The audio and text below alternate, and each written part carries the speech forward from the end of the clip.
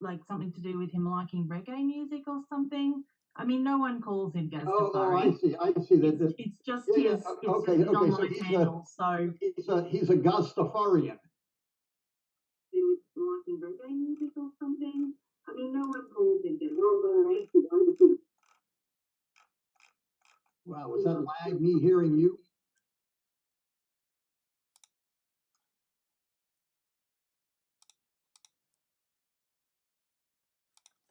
Merrin, you've gone silent.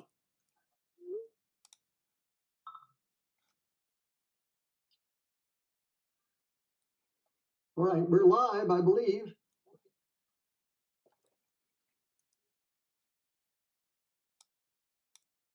Okay, welcome everybody to the Magriel Cup 2025. I'm Erin Rose, and I'm joined by the esteemed Kent Goudling from the US. Good evening, good morning. How are you, Kent? Afternoon here. We've got quite the lineup all weekend long for what is an extraordinarily enjoyable backgammon competition. I'm not sure the exact origins. It's been going on for some years, but it seems to be growing in popularity and in strength and in importance. We take it more and more seriously, or very seriously, and both the UK and the US are fielding exceptionally strong teams. There are no sort of honorary players or placeholders that I tried to be one on both teams, but neither would have me. Honorary players or placeholders here playing. Everybody playing is extraordinarily strong. We're going to start out with doubles. So what we'll be watching for this first set is doubles team. Two players play against two players. Is that how do you view doubles as functioning, Merrin? You've played doubles? I have. I've only played doubles a few times. But, you know, the way that generally it works, you know, a lot of the time it's actually live. You don't often play doubles online, but it can function the same way. All the four players are all actually going to be on a video call together on Studio Heroes. So there's going to be one player in the team who's going to be moving the checkers and actually playing the match, so to speak. But every single, you know, move they'll be discussing with their partner what they agree the best move is going to be.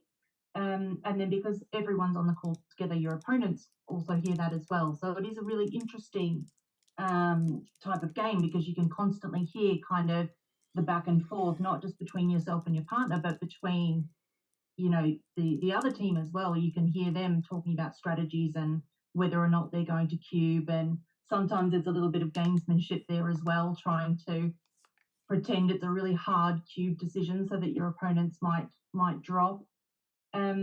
But it should be a fantastic competition. We've got doubles first up, as you said.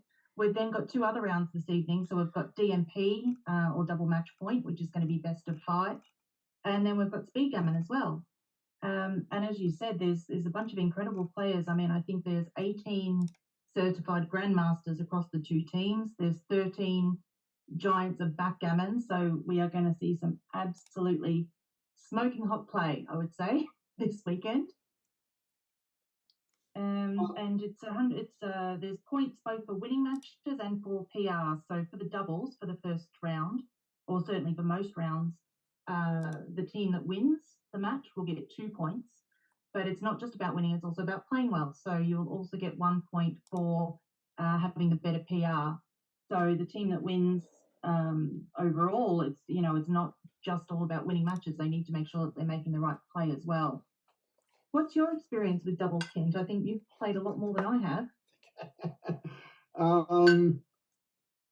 Tons. I cannot count the number of doubles tournaments I played in. Going back into the 1970s, doubles tournaments were, you know, a bit of a sideshow. Not terribly high entry fees, and were often a way for teachers to bring students in to play in a tournament where they would otherwise have no chance of winning. They're basically playing with their teacher, or husbands and wives, or boyfriends and girlfriends, or whatever friends and whatever friends could play together, as long as one of them, you know, was competent enough to hold their own in the competition.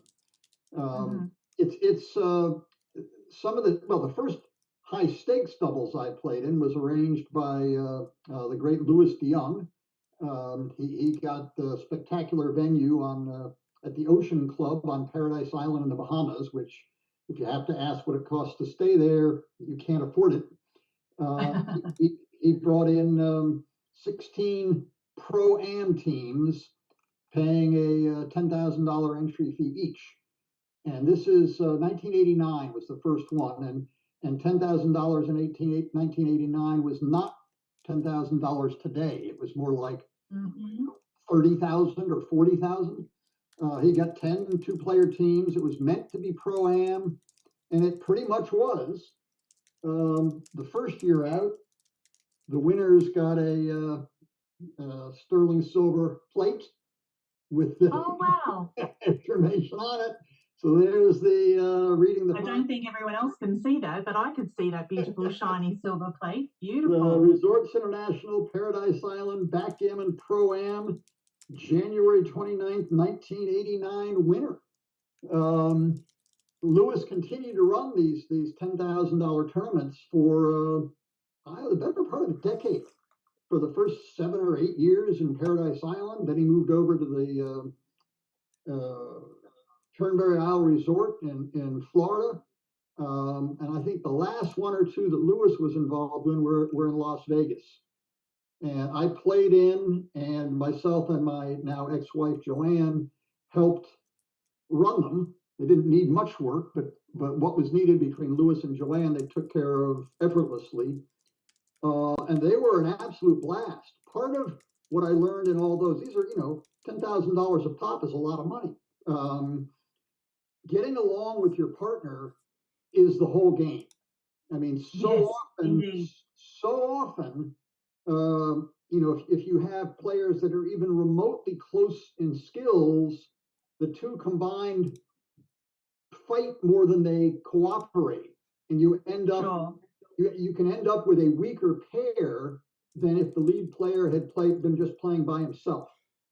And that's something to watch for. I mean, I don't know the UK players well enough to make judgments. I know that both of the US players pretty well, and how they get along, and how they talk to each other, and who actually decides the right play can be very, very tricky. I mean, the best way for a doubles team to play really is to have them agree, maybe it's game to game or maybe match to match, that one player will be in charge and will be assisted by the other player, and not argued with or fought with, but sort of double checked. I mean, I could have a beginner playing with me, as long as I hesitated and the beginner would say from time to time, "Did you see you could hit that block?" Just catch an error. And of course, the higher up you get in the skill level, the more you want your partner to say, "Have you considered plan B?" But the goal is to make it a collaborative effort, which makes the whole greater than either part. And that is not easy to do. Not easy to do. No, I mean, that's certainly been something that I've noticed when I've been watching doubles at tournaments. You have some pretty fiery pairs. I've always been quite, I don't necessarily always play doubles. I've started to a little bit now that when I first started going to tournaments, I was too tired, honestly, just doing the main and the consolation and things like that. And now that I've really got my tournament legs, it's much easier to add on all the side events and things. But ultimately it is meant to be fun, so you don't want to be sitting there arguing with your partner the whole time. But since we're talking about the players, should we introduce who's going to be playing? So on the UK side, we've got Gaz Owen and Ian Gwynne. So Gaz Owen, I think most people will probably know. He's a Grandmaster, G1 level, so kind of, top 15, 20 players in the world, according to BMAP. His most notable win, I think that many would know him for, he won the Merrin Open in Cyprus in 2015. He goes to the World Championships, I think, most years. He came runner-up in the consolation there in around 2013. Ian Gwynne, maybe less people will know Ian, but certainly everyone on the UK tour, I think, knows Ian. He's Welsh, and he has captained the Welsh backgammon team on occasions. Now local to Worcester, I think, which is a really strong kind of backgammon club in the UK.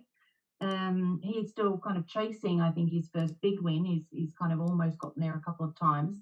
There is actually a really funny story with these two players, which is that last year, for the first year, we ran a number of qualifying satellite tournaments in regards to the World Championships. So I think there was 32 players per tournament.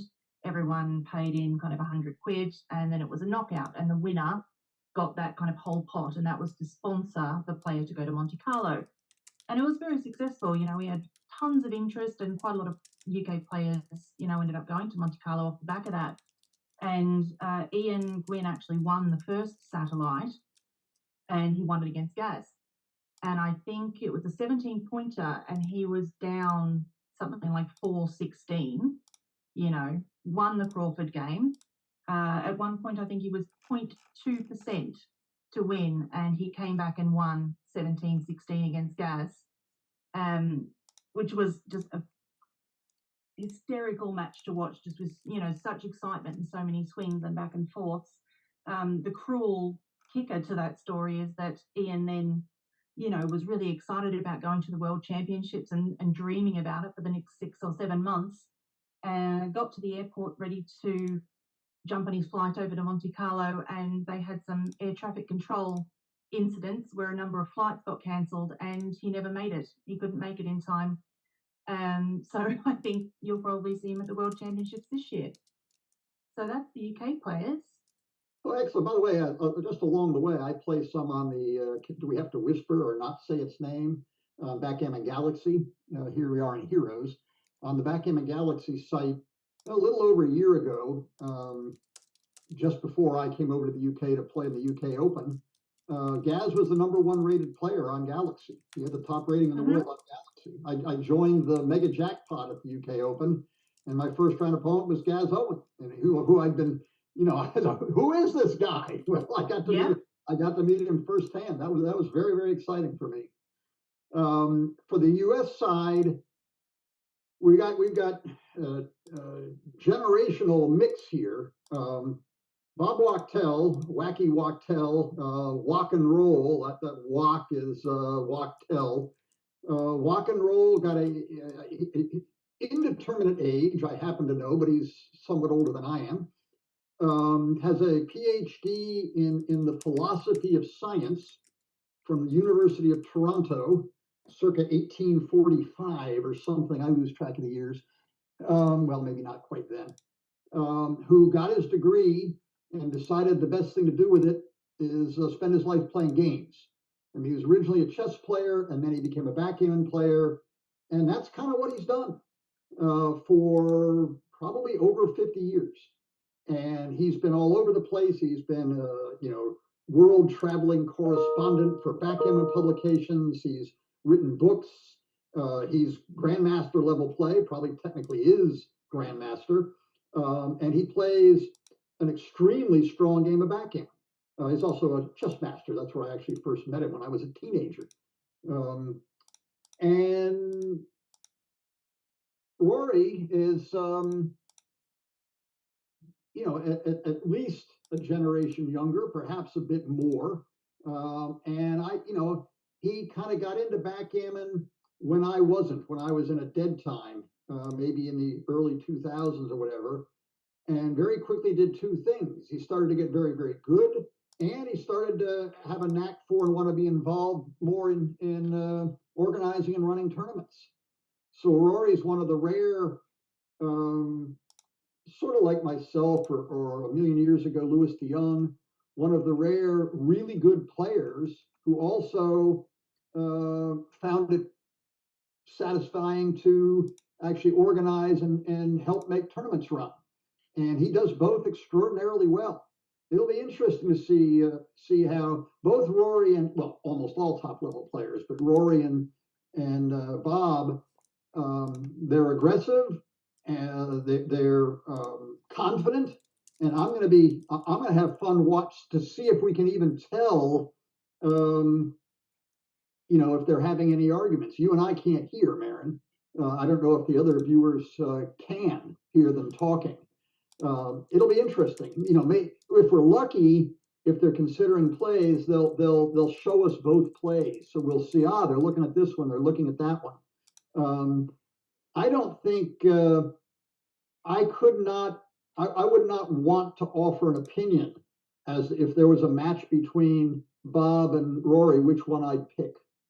Not too many years ago, I would have picked Bob for sure, because despite his advancing age, he's getting better, not weaker. He's certainly adapted to, I mean, up until very recently, I had never heard of XG. So back in the 20th century, when I did the vast bulk of my backgammon successes in playing, there was no such thing. So we taught ourselves. Now, I think Rory is young enough and came into backgammon late enough that he didn't have to unlearn things by studying with XG. He learned them the first time around.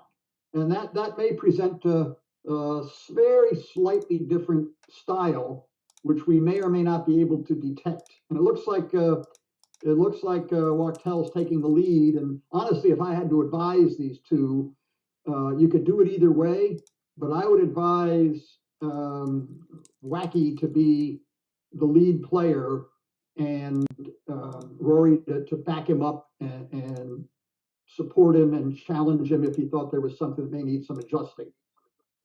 Sure. And it looks like that's what they've chosen. So rock and roll is Bob Wachtel, as you've said, and Gaz Tafari is Gaz. So they're kind of the lead players here. But certainly will be taking their partners' opinions into full consideration. So we've started. Off we go. What do you think of this double fours? How many plausible plays are there? Merrin? I mean, it's double fours are really interesting because there's so many different ways that you can play them. So obviously you can come up and make the 20 point. You can kind of do this and you can immediately make 2 points in board. You can bring 2 down to the 9. What would your play be here, Kent? Well, in 1974, I would have made both points, and now I would make the making both points might even be my third play. I'd make the 20. I'd make the 20 and the 9. I agree. Cannot tell you what XG will say. They're all plausible. You know, the trick here is if your opponent dances, do you have a double and can he take? That's the underpinning of this very first play. If this is a difficult take, then this is probably the best play. If you're not sure how strong your opponents are, you could, if you knew this was a take, but we're playing weaker opponents, you could confidently double, even if it wasn't a double, hoping to get a pass. Absolutely. You know, and I was actually talking to, we're doing some women's coaching here in the UK to try and encourage more female players. And I was literally kind of talking to them about that concept today in my peer coaching group about in the very first game, you're playing someone that you don't really know, you know, you're in a position where it feels strong, you know that it's not even a cube, but let's see what they do, just throw one out there. And if they immediately drop it, you go, aha, you know, and you know that you can be super aggressive with the cube. So, you know, kind of testing the waters in the first couple of games to see what they do. Right. It would have been absolutely correct. It would have been delightful to hear what the conversation was, because it took them a long time to double and it was an insta take. And now if as soon as the Americans enter, they're in the game, but the Brits are going to want to put them out of their misery quickly. Sure. Like that. I mean, I think for me, go on. Yeah, I was going to say for me, that was a relatively easy take. I mean, you know, they made three points in board pretty quickly, but it was still only 8 in the zone. It's very early in the game. Right. What they've done is they've achieved a strong, lasting initiative here, which could lead to a gammon. So there's danger. Also, you know, getting in and anchoring on the 24 point is a good thing, but getting in and anchoring on the 20 point would have been a much, much better thing. Absolutely. The overall game plan here, well, it's easy. What the Americans want to do is try to build up a counter prime. They're currently massively far behind, but a double ones or a double threes or a, well-timed 2-1 or 3-1, hit loose and cover one way or the other here and then not get hit back. And you can get into a priming blocking game where, because you're so far behind in the race, you actually have better timing for it. It's improbable, but that's the best way to win. This is not going to turn into a well-timed ace point game in all likelihood. That would get the Americans gammoned.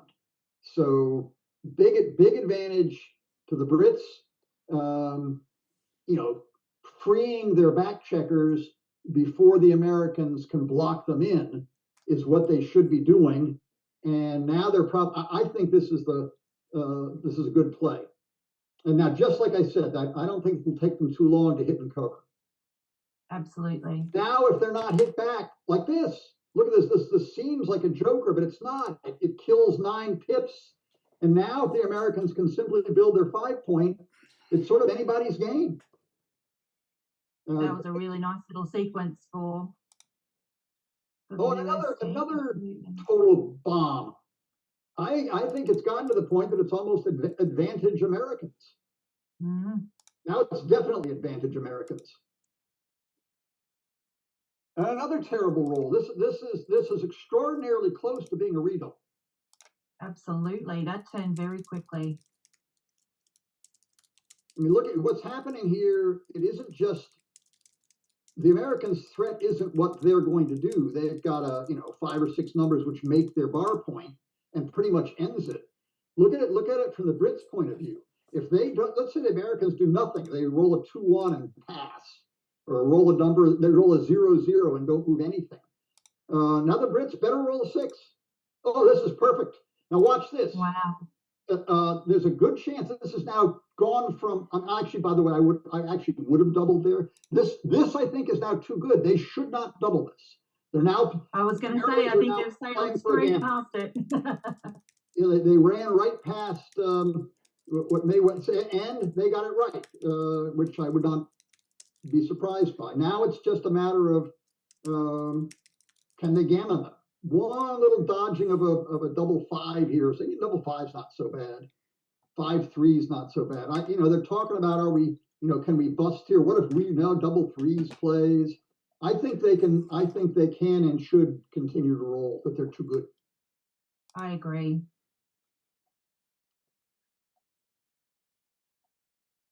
I mean, and there's just, as a side, there's no possible way the Brits can take this. By the way, are we seeing, I guess we're all seeing the same screens. So the Americans have the black checkers and the Brits have the white checkers. Yes, that's right. Yeah. And now look at this. There's numbers that leave extra blots for a good play, by the way. I think they want to snuggle on up and make the 2-point. There's no reason leaving that open. Absolutely. Very difficult for the Brits to, unless they roll double aces, it'd be very difficult for them to split their anchor. The bigger danger is they roll something which forces 6-5, which forces them to leave multiple blots in their home board. White can run off this gammon fairly easily with 2 checkers back, but it gets much harder with 3 checkers back or more. And here I don't think there's any reason to force the issue. I mean, you could hit loose on the ace point. At double match point, it might be right to hit loose on the ace point. Hope you get hit back and maybe flunk for 5 turns in a row or something. But I think where gammons count, and they certainly count here, I think the play that they're looking at here, this ace is more flexible and is the right idea. So we've got, I'm just keeping an eye on the chat. And this is streaming on both the USBGF and the UKBGF channels, by the way. So we're keeping an eye on both of the stream and the chats. But Gigi has just dropped a comment, and she's, that sometimes the definition of too good is confusing. And for anyone else who might be confused, when we're talking about too good, it generally means that the gammon chances are so high that that it's worth playing on for a gammon, rather than, giving them the really easy decision of table cube you, and they'll just drop. So you want to play on for a gammon to get the extra points.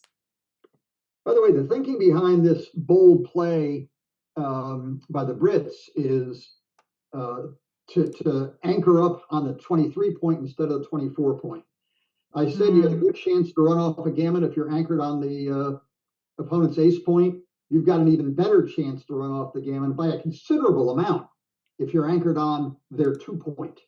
And that's what the Brits are trying to do. And I'm sure the Americans right now are saying, should we hit both? And the answer is yes. It was 6-1. They should hit and hit. I'll be surprised if they don't do that. The risk of as Mike Senkowitz likes to say, of white turning the sock inside out. They get double. They come in with double twos and they roll double sixes and they run away with their opponent never even starting to bear off. Win going forward from a back game is turning the sock inside out. I don't see I think letting them play is of no value to black. I think hitting both is clear. And I'd really be surprised if they didn't do it. And now they can't. And that's very interesting because I think a lot of players wouldn't want to break the 6 prime. They just think that's their path forward to winning. So it's these intricacies sometimes which are quite difficult. Right. You're no longer, you're trying to block your opponent, but you're trying to block him on the bar. If you close out 2, some modern people will know the odds, but you're very measurable gammon chances. Look, there was a thoughtful play with the 4 there. They're looking at, well, what can go wrong here? Now that the 2 points open and the prime is broken, they got to be worried about what happens if our opponent rolls their joker double twos. And they did not. Right. Ace point, even if it meant hitting loose. Here the choice is, do they do the nifty shifty and shift from 6 to 2, or do they just bring checkers around? Nifty shifty it is. That's what they're looking at. And I think they've got enough builders in position that, to win, well, they're going to back up and look. They probably lose the game a little more often with the nifty shifty than they do by standing pat. The question is, do they win more gammons? And maybe even if the Brits anchor, the Americans can just let them go and separate them again that way. So maybe the fear of double sixes or 2 or 3 sixes in a row is enough to make them take the positional play rather than the sledgehammer to the head play. I actually didn't see the making of the 8 point until they just put it on the board there, and I much prefer that to shifting, I think. Well, it's the part of the answer has to do with, how well do we do if we make the 8 point and they anchor, and how badly do we do if we make the 2 point and they come into the 6? I think they're going back and forth. If anybody at home is looking at a XG, whatever, don't trust anything until it's been rolled out. Okay. Did a turn go by? Yeah, I guess they. Yeah, I think it skipped a little bit. They did make the 8 and play 7 to 3. Right. Now it's now it's everybody's closed out, and we'll see if they can win a game. Losing the game is virtually impossible. If things start to go wrong, they can just turn to cube. And the question, here we speed things up a bit. 1, 2, you have to take 2 off, otherwise you leave a shot. You got to get several more rolls in without white entering. Yeah, okay, now those 2 are forced. Good for them to play it. If you sort out all the ways to play 4 4s here, the first 2 are forced, and then either they're going to do this or they're going to take 2 checkers off. And show us the 2 off. Yeah, well, now that they dance, they want to make, more choices again. Do we play more for safety, or do we start picking more checkers off? A little bit of both. I like a little bit of both, I think. You can also go back. If you play 6 to 4 twice, you're still odd on the outside anyway. If they roll a big double, they're still leaving a block regardless. I mean, normally keeping more points closed is better.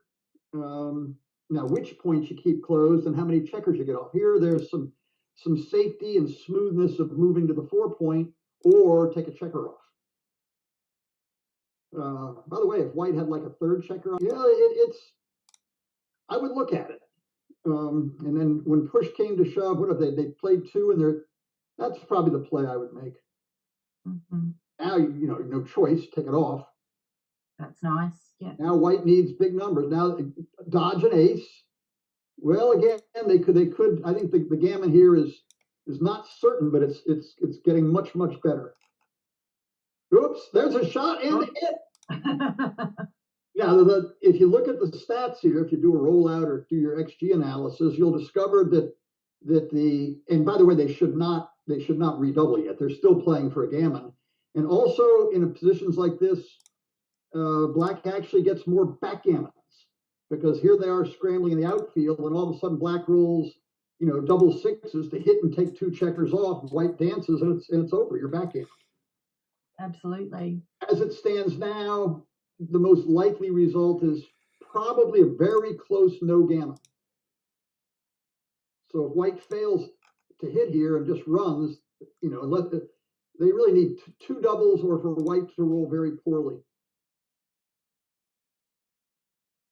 Brits do have all of this. That's very poorly. Now a single doubles gets them gammon. Any doubles gets them gammon, or the Brits roll another 2-1, and that hole on their ace point is a big. I think they're going to fill the hole on the ace point. Yeah, that little thing there is very annoying when you're fine. You don't get an extra crossover if you play the ace closer, and that ace kills you in a lot of situations. Well, that's obviously what they're talking about. Do they come all the way to the 13 point, or do they waste, quote unquote, waste 1 ace by slotting their ace point? And if you got all the time in the world, you can look at it, take out a pencil and paper and count the 2 roll sequences, which get you off or don't get you off. But my instincts are that this is right. And in situations like this, they're often thinking about, okay, so I might need a double to save the gammon. So what doubles work? What doubles get me into my home board and take 1 off? And actually, between the 14 and the 13 point, I don't think it makes a difference. Because double 3s, double 4s, obviously double 5s and double 6s will play exactly the same. You'll still get into your home board and take 1 off. Look at this. They rolled badly again. Oh, but they saved it. They still had misses. By the way, look, if they hadn't slotted the ace point in that end position or out of line, then any ace would have gammoned them, whereas it was only 3-1 and 2-1 and double ones gammoned them. All right, a very exciting, close, no gammon. Okay, so 2-0. And 6-3 is normally just out and down. So, by the way, obviously, we've got a whole bunch of doubles matches happening simultaneously at the moment. So we've got 7 matches.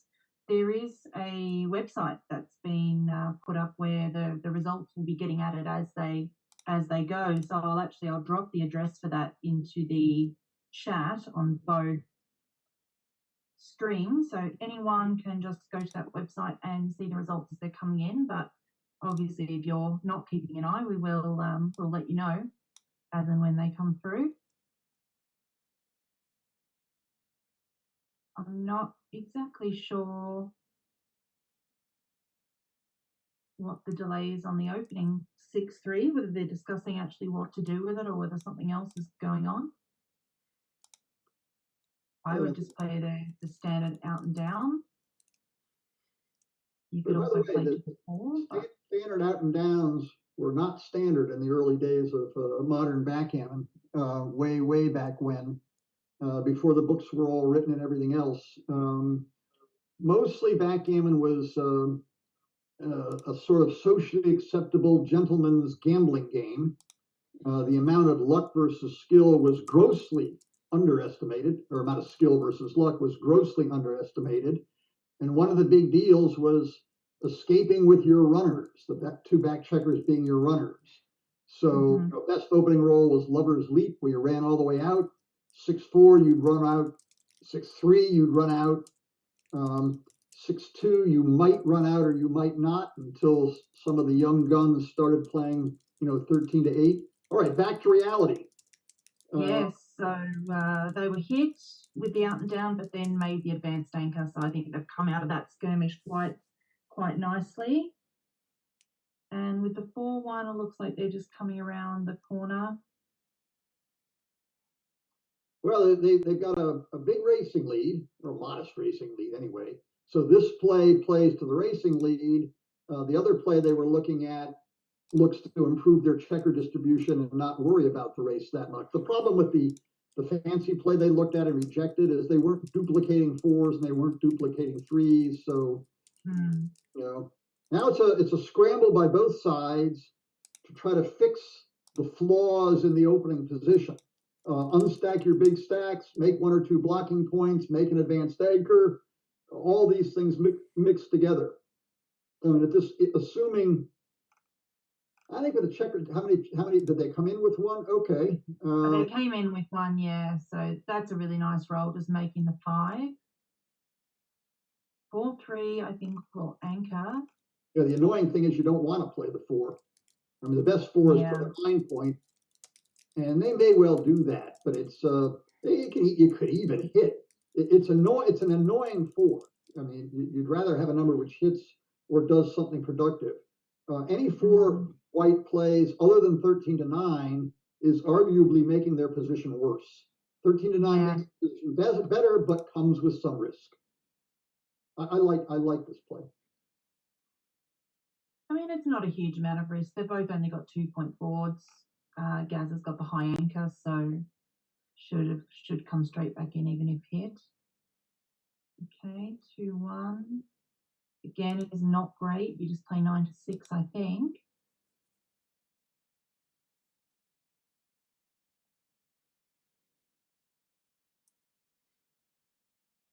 Okay. Well, the big question now is, do we just put it on the line and run off the 18 point? And if we don't, boy, this looks, White's position is going to get better. Rather than this, I think I'd rather play 8-3, 6-2. So, it's at least making another point in board. Well, they did it. They did not let go of the 18. They did not let go of the 18 point. So.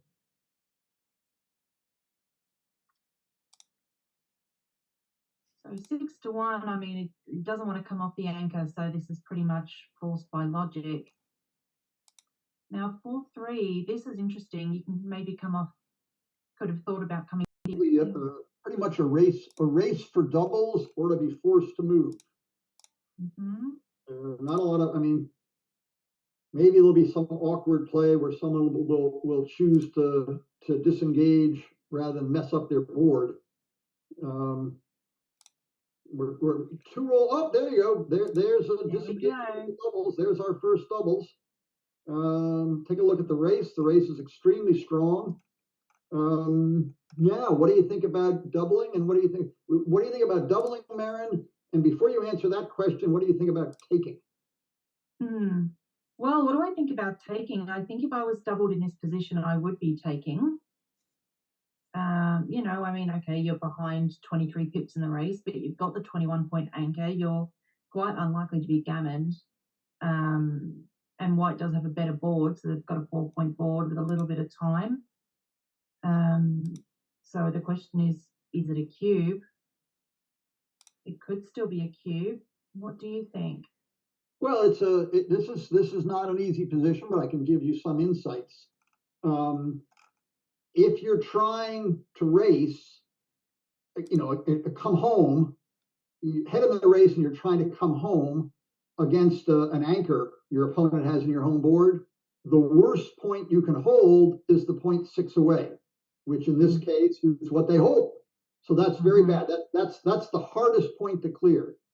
As an aside, if you move the 2 black checkers from their 10-point to their 9-point, which on the board says 15 and 16, then you got a lot more ways just to run home safely, and I would double. I mean, this is a little bit of what Kit Woolsey used to call a good, bad, and ugly position.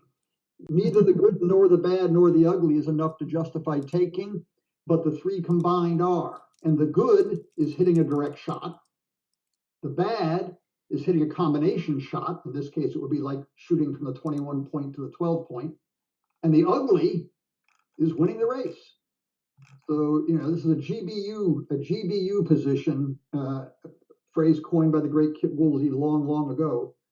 And it probably applies. So is this good enough to double? Well, you're ahead 2-0. That's non-trivial. If I were behind 2-0, I might actually have doubled them and said to my partner, I don't see this as our problem, it's their problem. Let them figure out if they can take this or not. There you go. Okay. They just gained decided to queue. no change in the position other than just a few pips were gained. Bingo. And now, if you're playing doubles, you say to your partner, which I've done many, many times, this isn't our problem, it's their problem. And they took it, which is probably correct. And look, this is advanced backgammon right in front of your eyes. They're considering getting off of that 0.6 away. The trick there, and again, there are fine details where this is where Wachtel's PhD comes in of silly little points. You're much safer from leaving a shot 6 away here, but there's higher danger of leaving a shot 7 away here. You know, how much time do you have to roll some combination of 6s, 5s, and 3s to bring those 2 checkers off the 11-point home safely? And you don't need too many rolls before the odds are you'll do it. I don't think they'll do it now unless they're forced to. I think they'll try to get home completely safe and only break the, well, they could. They could. Okay, so 4s are a little uncomfortable. Yeah, they are. Yeah, here we go. Now. A 7, and then there'll be a bunch of rehits. No 7. Our ugly variation is getting a little bit better. Well, here we are again. Do you want to? Gosh, they really wish they had one more 1, hey? Well, yeah. And they could leave the 5-2 and 6-1 out there, but now the ugly part is here. You know, double 5s or double 6s, it's a game. No, that's not big enough. Now 2 4s in a row, 6-4, 6-4. Americans have exactly 1 spare 4 to play with, so they got to be a little bit careful. Well, right. Roll well. You don't have any control over it. Certainly a couple double of 2s 4s, by the way. Double go 4s astray to put some spare. There we go, 2-3. That's great perfect. shot. That gives them a couple of spares to avoid those 4s, as you just right. said. Double 4s, by the way, last roll would have left a direct shot. Okay. Yeah, now you want to be a little bit ready for what if they leave with 1, dare we attack them again? And there's another subcontext of advanced backgammon. Let's say well, I think the play they were looking at is surely right. Now, what happens if white runs away with 1 and you can point on the 1 that's left behind? Do you point leaving a direct shot on the ace point, but ensuring the win and possibly getting a gammon? Or do you not point and go place? Oh, there it is, 4-1. Oh, boy. Wow. Let me tell you something. They're going to talk about this for a few minutes. Yeah. You know, it's okay. This is the play. Keep them contained, but get them next turn. And yeah. Now I think they're supposed to. Well, they didn't even think about it. They're sticking tight to their defensive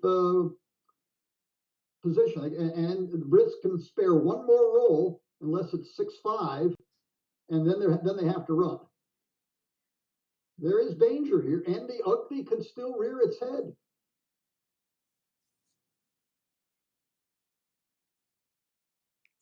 It's a little uncomfortable. I think I just place, this play 6-1, 8-5.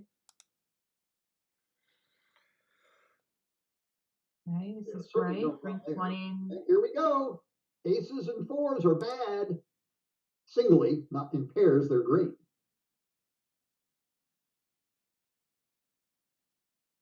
I mean, half the numbers are unpaired aces and 4s. Okay, 2-1 can pick and pass. Easy pick and pass. Yeah, nothing else to do.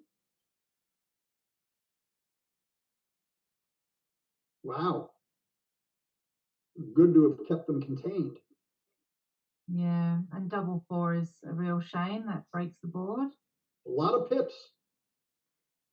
We're well within ugly range here. It doesn't even need to be a set, just a big number. 3-2 is not a big number. 4-2 is poopy. It leaves that hole in the 4-point. Big number to get home and make it exciting. Get home. That's pretty big. And they're on the right parity, so in and off next turn. This is a much closer race than it may look like. And black has a gap on the 4 with 6 checkers on the other side of it, which isn't great. Right here, they wasted a pip probably correctly. Double 6 was very useful in that situation. Yes, indeed. Yeah. That solved the problem about the gap on the 4. Took all the fun out of it. Well, they're not quite out of the woods, but they're close. Okay, now no doubles. Oh, that's doubles. That's the end of it. Well, we got some excitement for our good, bad, and ugly. They got right in it with the ugly part. Yeah, they did. Okay, 4-0 start to the US.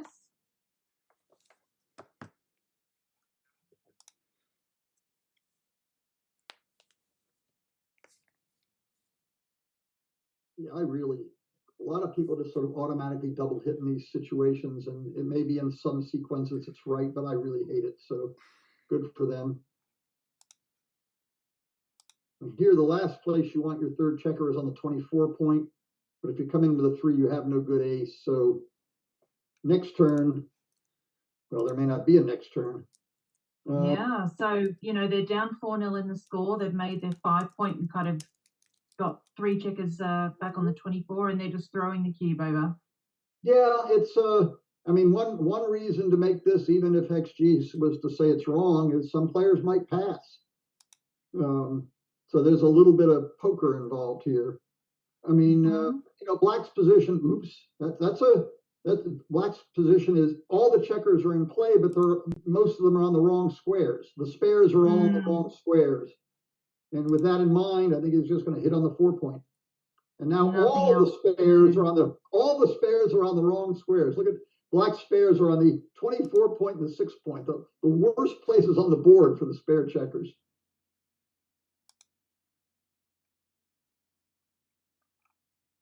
The black has to get a second anchor or get some of those checkers out.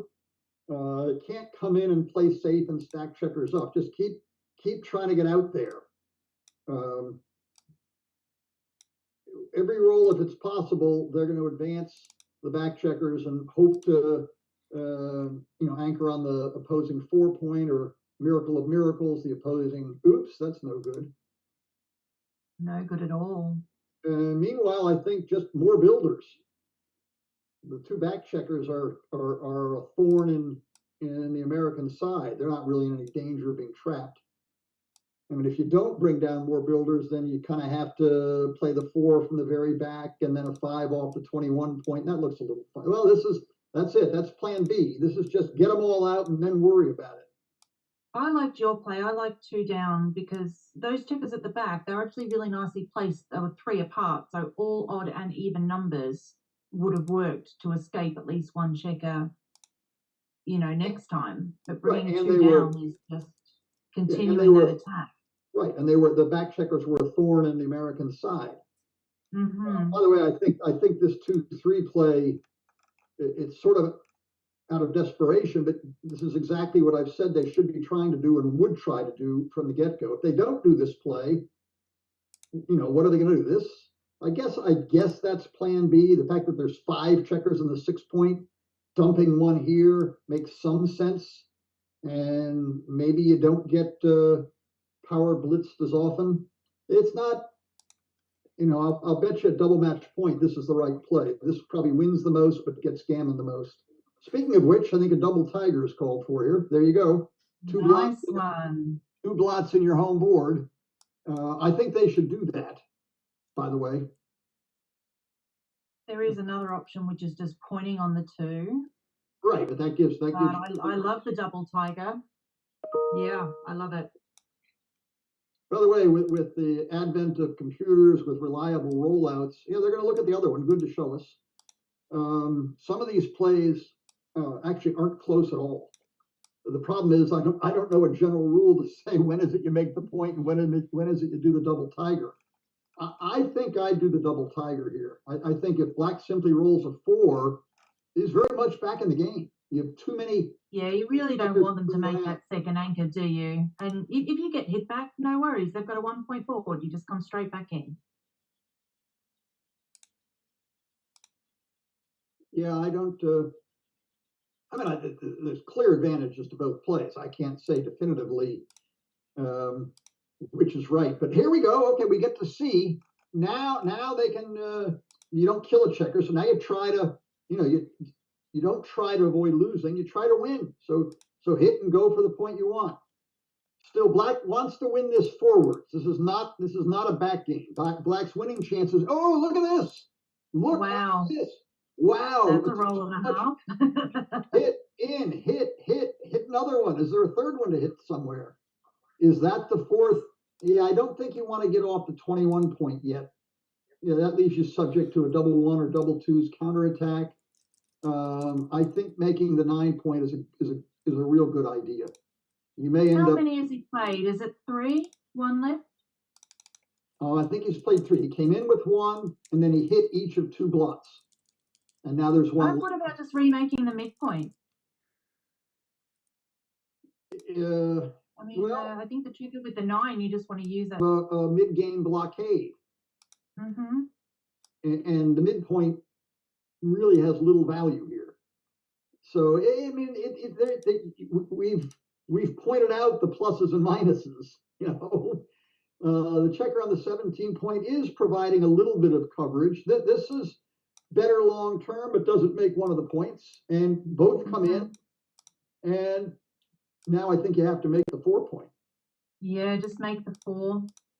Make an asset. Look at the difference, by the way, if they'd made the 9 point. Now they've got a better blockade there. There'd be blots out in the outfield, but they'd have a better blockade to play with.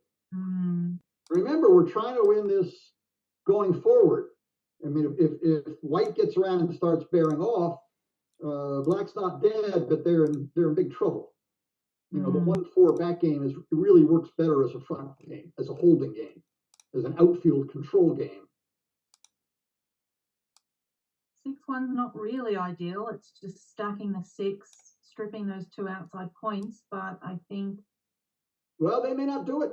The Americans' home board is still piecemeal. Plus, they've only they got 5 checkers back. They've only got 11 checkers to play with over here. It might be right to give up the 16 point. That's what they're talking about. And it looks like they're leaning toward not doing it. But giving up the 16 points not crazy. That's plan B, by the way. That's what they're looking at. Sure. Yeah, they can't duplicate anything by doing that, unfortunately, or I think it would be more of a consideration, but well, that's what they're talking about. How does this play forward? One question is, do we need to break the contact because black may be breaking the contact for us?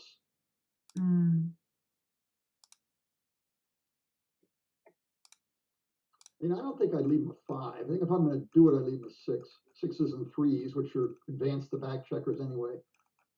I'm not sure why they'd play this 6-1 versus. Show us the other. Yes, show us the other one. Play the ace. Oh, they played the ace over there. There's that 6-1. That's another interesting thought. Although 4s are generally poopy numbers for black. And there's a third 6-1, which is to play 16 to. Yeah, all right. They've given up on all the blots. They think maybe they've got enough contact that they're holding the black checkers more than the black checkers are holding them. It's not easy. It's not. Look at this. There's still one more play, 16 to 15 with the ace. They haven't shown us that one yet. That would actually be, if I was going to break the anchor, I think I might play the ace 16 to 15 here. It's really difficult. They're so far ahead in the race. They do really just want to break contact, but do they leave shots now? So if they just play the safe play, which is like 13 to 6, The problem is that black can still hold the midpoint for another roll, probably. Oh, So, here they've done this, and they've dodged the hit. wow. Okay. 5-3 is great. Just pops the spare out to the midpoint, I think. Well, plan B You is can also make the 3, but I and like again, having a spare there. It's not easy. Okay, so 5-4 is great. You can come around the corner and then, yes, bring it in. So that's just leaving 7 and 10 as indirect shots. There's a 7. Well, do you or don't you? And then not. They played to back it up and notice you can hit. Partner, did you notice we could hit? Oh, I didn't. Yes, that's what just happened. You know, the thematic play is the one that Wachtel made, 4 down, slot the 5 point. When you're playing with very limited checkers, and 11 is very limited, you want to make your points in order. You want to be very pure, if you can be. Well, they can't be totally pure. Yeah, and obviously hitting just leaves so many return shots. They're concerned about the gammons, I think. Yeah, it wasn't not an easy play.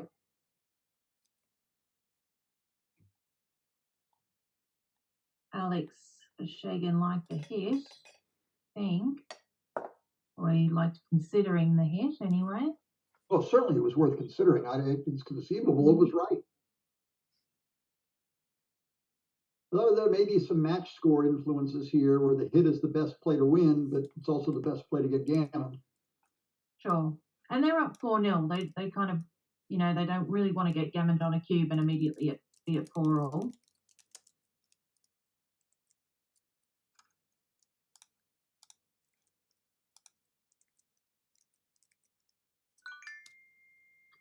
So they really want to stay back on the mid, I think, to kind of put pressure on the opponent's midpoint, make it harder for them to come home safely.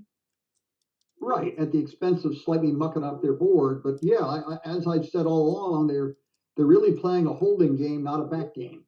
So you want to try to hit a checker before white starts bearing off. Problem here is the checkers on the 24 point are really hemmed in.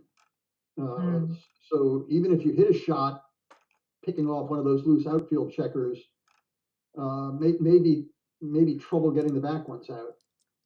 I mean, yeah, the structure is not too bad. They're still maintaining a 4.4. They can easily remake the 6. Right, there's another Woolseyism. A fool and his 6-pointer soon parted. Oh, they're showing us everything they're thinking about, which I like. You know, well, there's just make our blockade and you know, hope we can roll a lot of 9s if that comes. And look at 5-4 kind of blows it up for white. Don't roll 5-4. That forces them to lose their landing spot on their midpoint and be subject to all kinds of nightmares next turn. Gosh, I really don't know what I would play here. I think I quite like these, yeah, and then this one. I like this play. Well, here we go. What do we or don't we? You can leave them aces and 9s right away, or you can give up and leave them the darn shots. At least you got a lot of life. Yeah, it could be the right opportunity with the 6-point kind of open. I think I'd actually do it. Now you can lose more easily, but I think you win a lot more easily. Oh, they did it. Not afraid of trying. There's our 9. Now look at this. This is how the 9. This is how you get gammoned. Also, oh no! Now we got to see. Remember, I talked about. Oh, can't do anything. Oh yeah. You know, maybe that is awful. I'd have been actually right to block 6-5 instead of they played a little too quickly there. It's probably right to make the 14 point or whatever it was. Now can we clean up? Still no. All right, now there's more debate. They gotta. That's no, they can't really do that. So the question really is, that was huge. That was huge. Do they run from the just hang? I think this I like the idea that they're leaving the 6 point slotted. Now that can get them gammoned. That gets them off. That's far fewer gammons, but then they're not going to get to make the 6 point next turn. Again, it's risk versus reward. There's high risk for leaving the blot there, maybe too high, but there's huge reward if it's not hit. Now you just got to run into the breach. I think I did like lifting it as much as you really wanted to make the 6 point. You know, you've still got so much outfield coverage that, you know, if he does roll the 5, you're letting him almost run for free if you've left the blot there. Whereas now he's had to come out and you've got tons of shots on him, which unfortunately he has not been able to hit.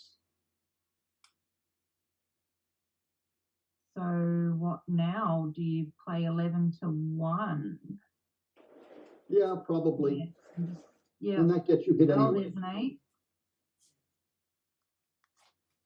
All right, well, here we are on our ace point with 3 checkers instead of 2, always dangerous, as I've said. Oh, here's some quick action. Now it's a great big mess. We want to get our 6 point back as soon as possible. You really can't win without your 6 point here. Well, might as well make the 1 while we're at it. Yeah, 5 point board, nothing to sniff at. I mean, in the ancient past, we would have ignored the 1 and split. All right, now it hit. Look at this. Easy Double winner. shot. Easy winner. Now, do we slot or keep going? I would just keep going. Slot not crazy here. No, it's not crazy, but I think I would just keep going. Double 6 obviously is no good for them, and 6 anything else, you've got shots. If you keep it going, you've got a lot of double shots. Yeah, you're gonna have to close the 6 point eventually. It's again there's the stupid match score situation about getting yourself gammoned. You know, at double match point, I will wager slotting the 6 point is right by a fair margin. The problem is it also gets you gammoned by more often than not. When it goes wrong. They're looking for a 4 to pick up that second checker. Well, they're thinking about the cube, but I think the match score argues against it. There's a 4. So that's 1. I think 13-9 has got to be the second one. As you said, they've got to try and make the 6 point now. Right, I agree. You want to keep double 6s blocked, I think. Yep. If they roll double 6s, they're just going to be spread out next turn. So don't make it a game-winning roll. Probably just 13-9 and then maybe 20-12, something like that. Yeah, I wouldn't put 3 in the 12 point. If you play 13-9, I'd actually run off with the back checker all the way. Just keep them all spread out. Yeah, I'm not partial about the other 2 really, but I think 13-9 has to be. Yeah, you know what? This is not bad. Yeah, this gives double 2s. 13-9 would give double 3s. Probably much of a muchness. Yeah, they've got 4 checkers collectively a pip closer. Is that all it is? 1 pip closer. This is fine tuning, splitting hairs. I'm not sure it's worth the amount of time that they're looking at the different iterations. Step away. I need to step away for 10 seconds. Yep.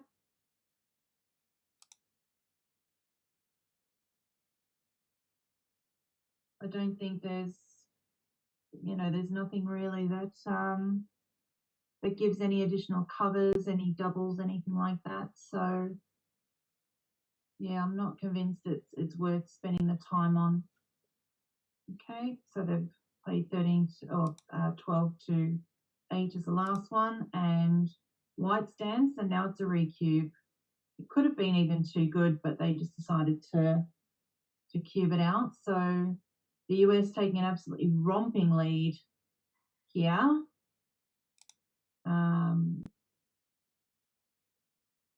Someone's mentioned on the chat they can't see the board. It's just showing the brackets. I can see the board on my stream.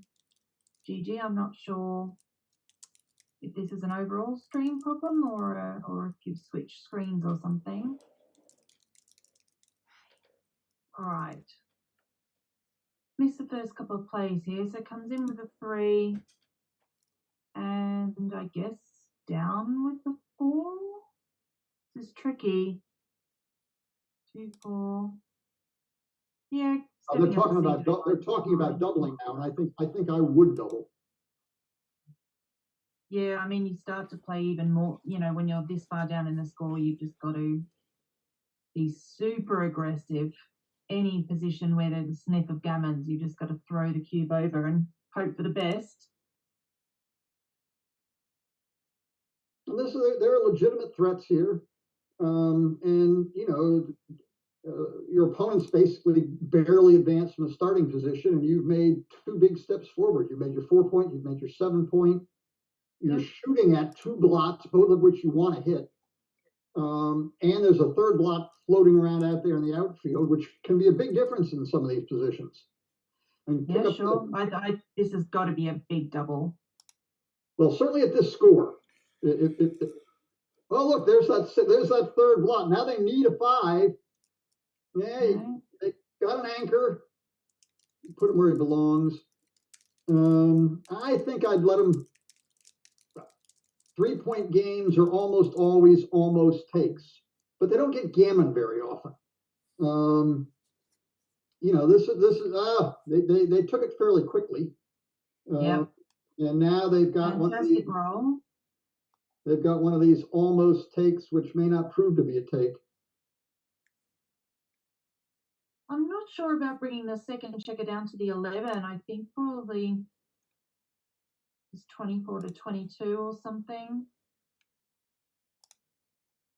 Does block double 4s, I guess, but okay. So 6-4 will just make the bar. I think they'll just leave the.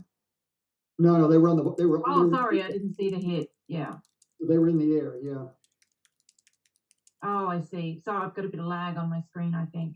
Yeah. I think their first. Well, there's a 3rd play, and that is coming in with the 4 and playing to their 6-point. But now maybe just flood the. Well, you could just make the 5-point and play the holding game, or you can hit and come off the 22-point. I think that's my play. I mean, they're quite far down in the race. They need to try and jockey for some position a bit here. And, you know, White's midpoint is stripped. So if you're coming out from the back, if they want to hit you with a 4, they've got to break the midpoint, which is not ideal. All of this is easier for Black if they have their 5-point already made. So the trick is, do we get into the mad outfield scramble but not have our 5-point, or do we take our 5-point and skip our chances of an outfield scramble? Not an easy decision. Oh. Mm.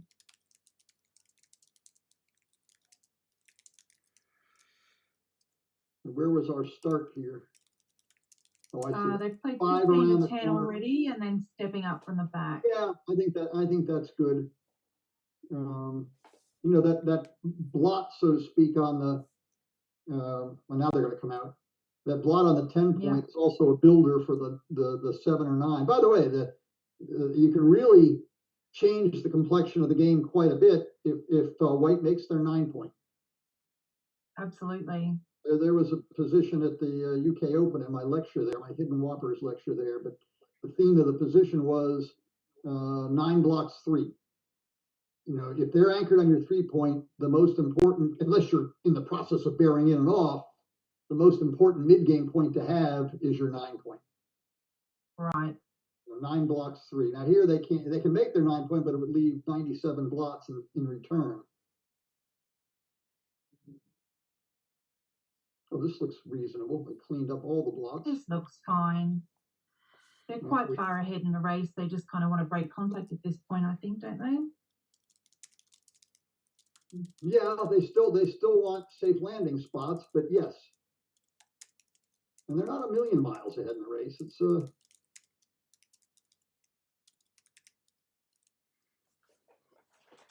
So 5-4, I think, yeah, you just play from the midpoint, you leave the 6-4 only.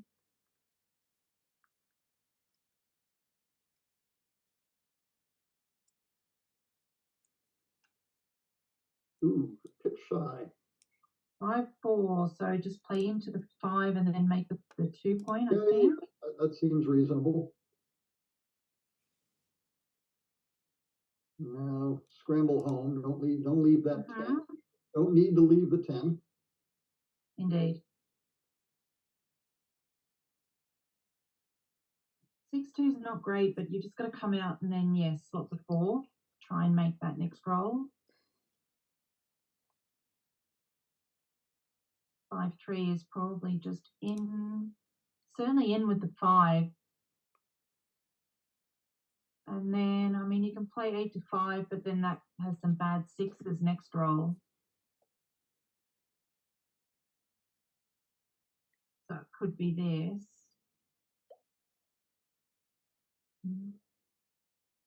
All right, double 6, or at least one of those is going in the back. How was this race? And it's great. Wow. Oh, and a double 5.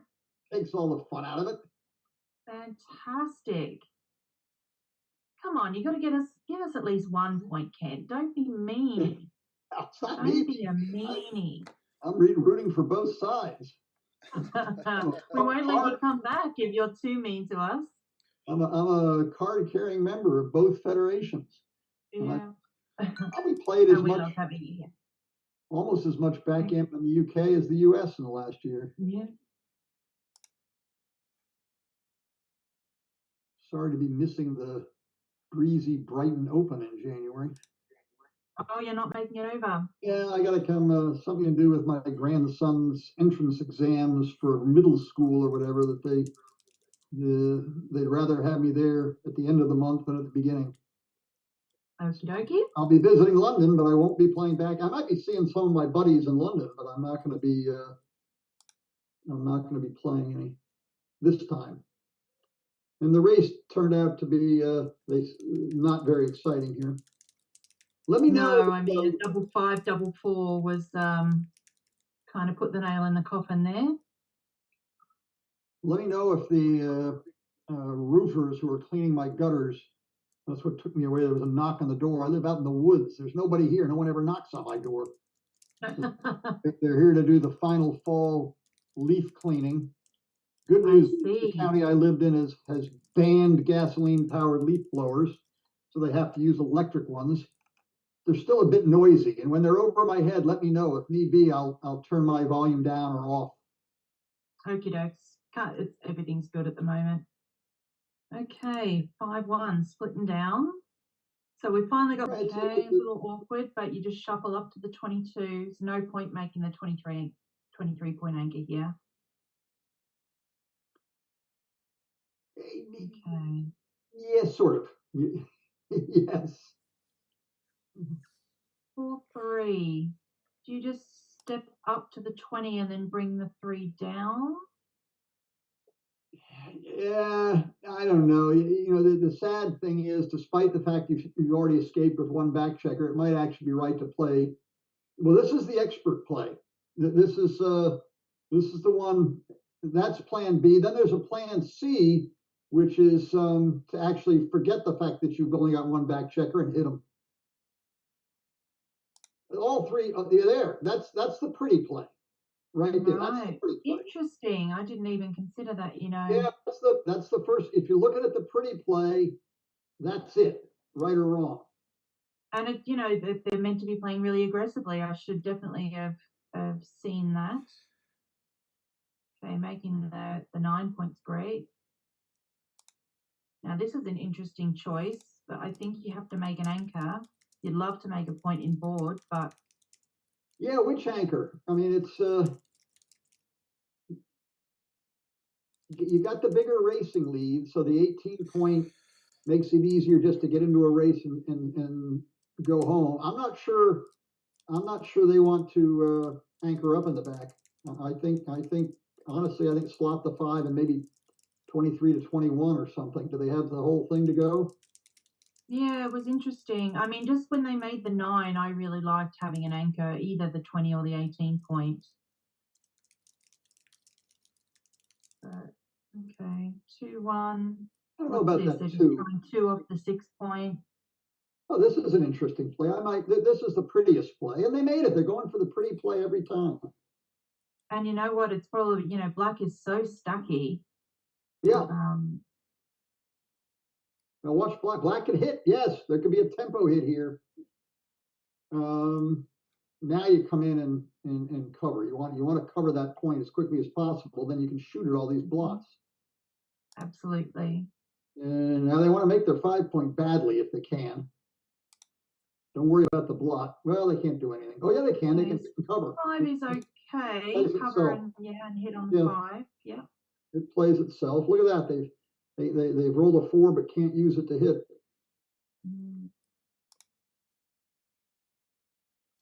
Yeah, the question is that a point too many? They could have played the 2. Yeah, I didn't love it. I might have just played that to the 9. That's all very stripped now. So they didn't think about it for long. No. So they're definitely hitting with the 4, and then they're considering whether to make the 5 or the 4 point. Yeah, it's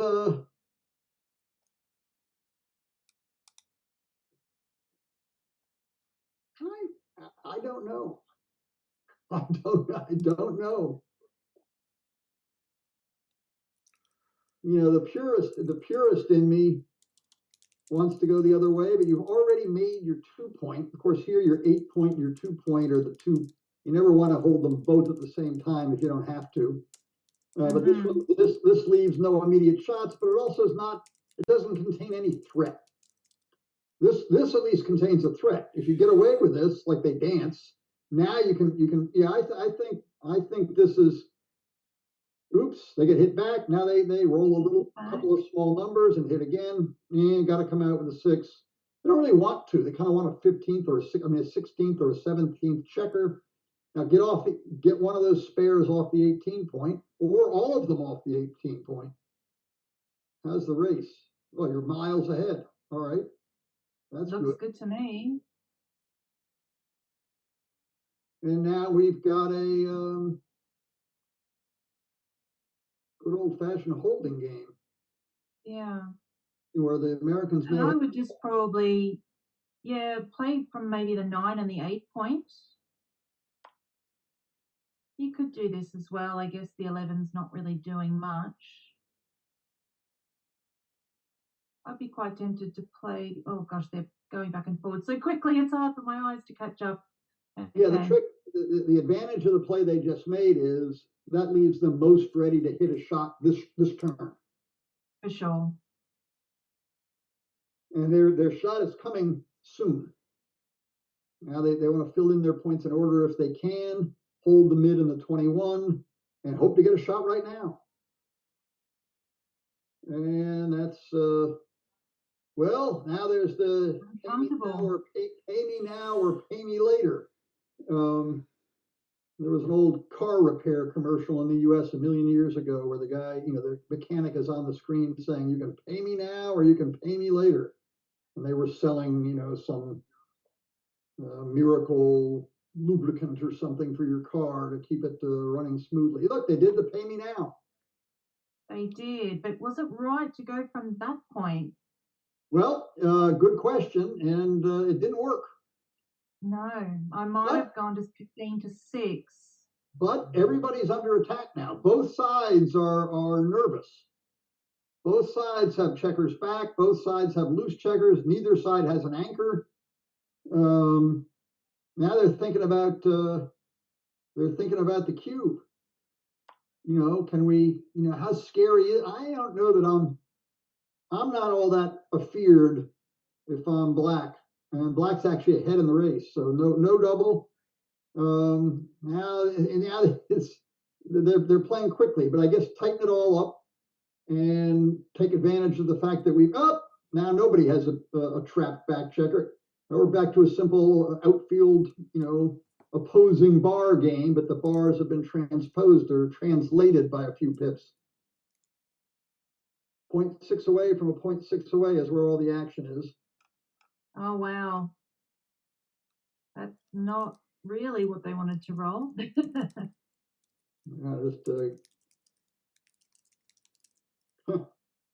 trick down, and it just almost, I was about to say they almost want a small number because this is too big. And so they gotta, well, they don't have to do that, but do you break you're behind in the race, so I guess you can't really break your board. Well, you can. Yeah, they can. They're not gonna break their board. They've given up on that idea. So this is gonna be the play. And a hit doesn't even win, so there's no, and the match score is such, there's nothing to mess with here. Now we got a blot in our home. Which it's they're thinking about. They're far enough ahead in the race that leaving the mess over there works. That's what they're talking about. All right, no blot in the home board. Now that's going to entice the Brits to get that, maybe move that blot to safety rather than leave it there. Yeah, that's nice. That brings the blot down, slots the two. They're ready Doubles. to close out the board. This is definitely helpful. Never have too many men on your 2 point when preparing to barrel off. Yeah, better reinforce that too, just in case. Now be very careful what we roll here. Oh, where's the cube? Well, where's the score? Where's the cube? What's the race? Race is not as close. It's not as big as it looks because of those 6 checkers on the 2 point. There's a bunch more wastage here than you might think. I know the question number one in these positions is, well, how do you feel about taking if you're on the other side? So what do you think, Merrin? Are you excited to take? I think at the score, I'd definitely be tempted. There's obviously 6 immediately bad rolls, which is 6-1, 6-2, 6-3. As you said, Black's got a lot of wastage. White is 5 away. Black a good roll or a bad roll? Score for cubing. I might take this. So the question is, if you're pretty sure they're taking, do you double or don't you? And I'm not 100% sure I'd take, but I think I probably would. There's just more here than there appears to be. It'll be interesting to see. There, take. Yeah. Okay, now there goes all the contact. Oh no, they keep a little contact. That was an observant play and smooths out the board a little bit. You don't want to keep that little, hit him with a 6-1, leave a direct shot with a 6-1 and freeze him with every other one. I think the little nifty shifty is not a terrible play. So for anyone who missed it at the beginning, we've got a question on the chat. How are the teammates communicating?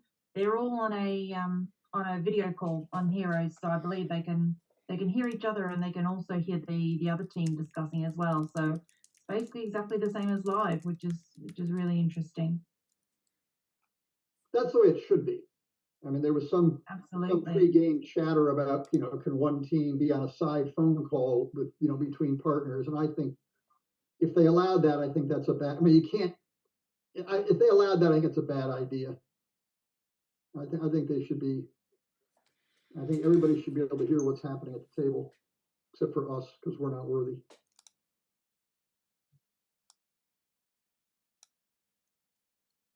Well, the whole assessment here is how big is our lead? Is the contact favoring us or hurting us? That's the entire idea. And certainly they're going to play these first 2 twos. Certainly you can see they're 20 pips ahead in the race with a couple left to play. But if they're trying to squeeze the most out of this, there's a lot of wasted pips. So even though it says 20, it isn't really 20. All right, they're going with the 24 pips or whatever this is. I can't say that I blame them. 6-5 is pretty good. This is going to be great roll. 4-3 is also great. That's filling that gap there on the 4 point, which is good. Right. It doesn't take much for the Brits to catch up here. They've got to pick up, 2 or 3 pips several rolls in a row, and it could get interesting quickly. And they're starting to do it. Oops! That gap on the ace could really start to hurt as well. Ruins absolutely everything. And it's only 8 pips, but it's 4 checkers, and now the difference in pips is real. They're both behind in pips and in checkers. Double fours doesn't get enough checkers off. How we stand? No. 2-1 only gets 2 off. They've got exactly 8 left. They need to get 4 off in one lump. They need some big rolls here.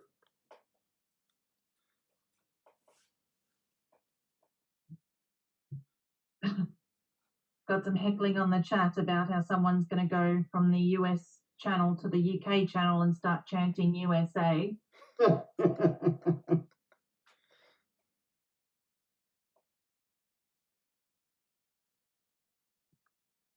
I suppose I'm rooting for the US team, but I'm like a quarter British or whatever by now, so it doesn't really, it's not really a big deal.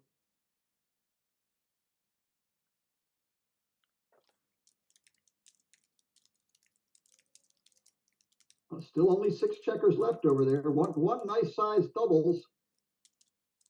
Well, bring it into double threes. Yeah, absolutely. There's no monkeying around. I don't. That's silly. Bring it into double threes. You wake up. That's it. Now double threes get you off. So 3s, 4s, 5s, and 6s not there. All right, now the annoying thing is when your opponents are now 4 or fewer away, which means a doubled gammon ends the match, or a redoubled cube ends the match, but a single gammon. 9 away, 3 away. So let's see if the UK can rustle up anything here. Just having a look at the results, it doesn't look as if any results have come in yet. Everyone's still, which is what we would generally expect. How long have we been going? Just over an hour. Doubles is generally slower than individual play for the reasons that you might think. They're discussing plays with each other, and that obviously takes more time.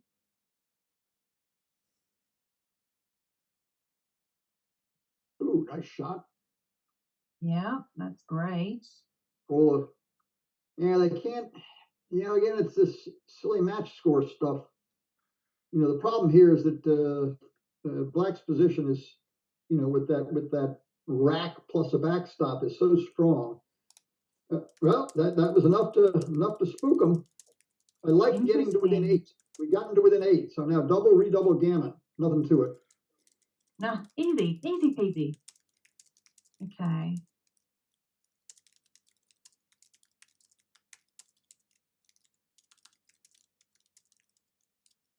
Oh, here we are with these silly double 4s all over again. Double 4s is one of the most annoying numbers in backgammon because it's almost always a joker and you almost always have no idea how to play it. There's too many choices. This grab all the points without leaving any blots. Oh, this is better still. Now we've got prime versus prime. Mm-hmm. Yeah, I think you got to step up to the edge. And now, do we have enough to make one of these frisky spin and win? Here's the match score doubles. We did not, but we will this turn. You bring 1 down and maybe bring 2 here, just 2 down probably, yeah. Now, sort of double anything they roll. I mean, he's looking at slotting the 7, but I don't think they should because it would have gotten hit. And now, however they play it, I think you have at this match score. I think you gotta stick it to them.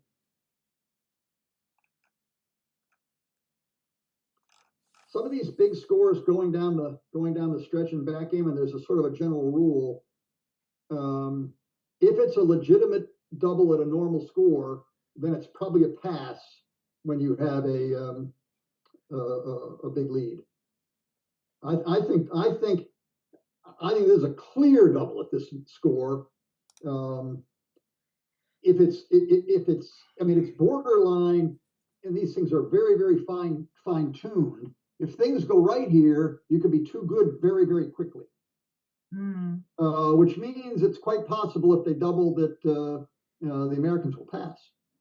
And my guess is, if they didn't double here, it's because they were hoping to roll a good number and try to win a gammon. Now I think just hold everything and break the 10 point. That looks reasonable. I think so. Yeah, the 10's not really doing as much as you need it to. This looks just silly. A quick a question on the chats about normally when you're watching a match in Heroes, you can see the PRs of the people that you're watching, and there's a query I think around whether the partner can see the PRs in Heroes. That's actually being turned off for this Heroes tournament room specifically for that reason. So nobody who's watching it, whether it's the player, the partner, or indeed anyone else, we can't see the PRs either. So they've turned that off specifically, so they can't see how they're playing. Because obviously the PR is worth something, so the win is going to be worth 2 points, but the better PR is going to be 1 point. So they're still definitely trying to play as best they can and not just do anything to win. Take a look at this too, man. I'm not sure they weren't supposed to split with the 2 there and just leave lots of blots. And we've been going back and forth about is it a double or isn't it, sort of every roll. And so far, the Americans aren't going to be doubling anytime soon.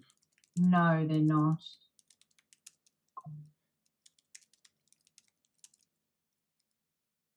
Well, I think the Brits should double.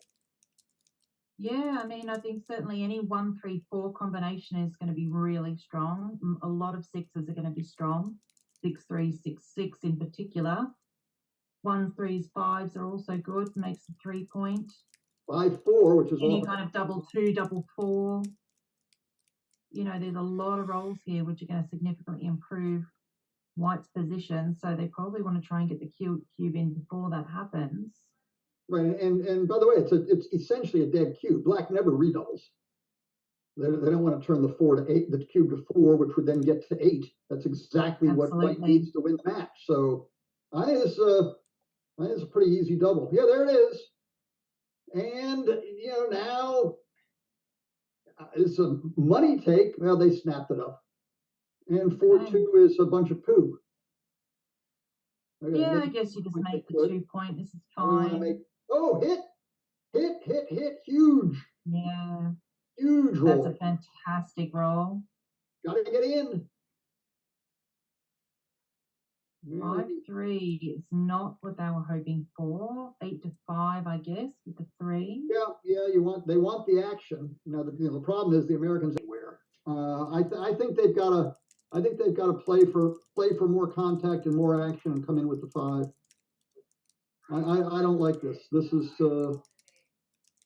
I don't think this does anything. It could be okay. I mean, it gives them productive 4s and 6s, which they can't use on their own side of the board. So they got 3 checkers back compared to 1.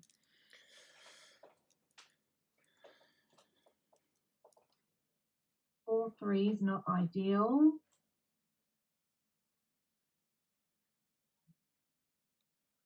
Yeah, they're going to play that 3 under any circumstance. And now the question is, do they step out to the 18? Do they hit? Hit seems right to me. I mean, there's a very obvious upside here. Plus numbers like ace 6 plays great. Ace 5 was awkward. Now we need to all right. There's no sense in waiting back there. I think charging into the breach is a good idea. And look at this. They can hit, but do they want to? Answer is no.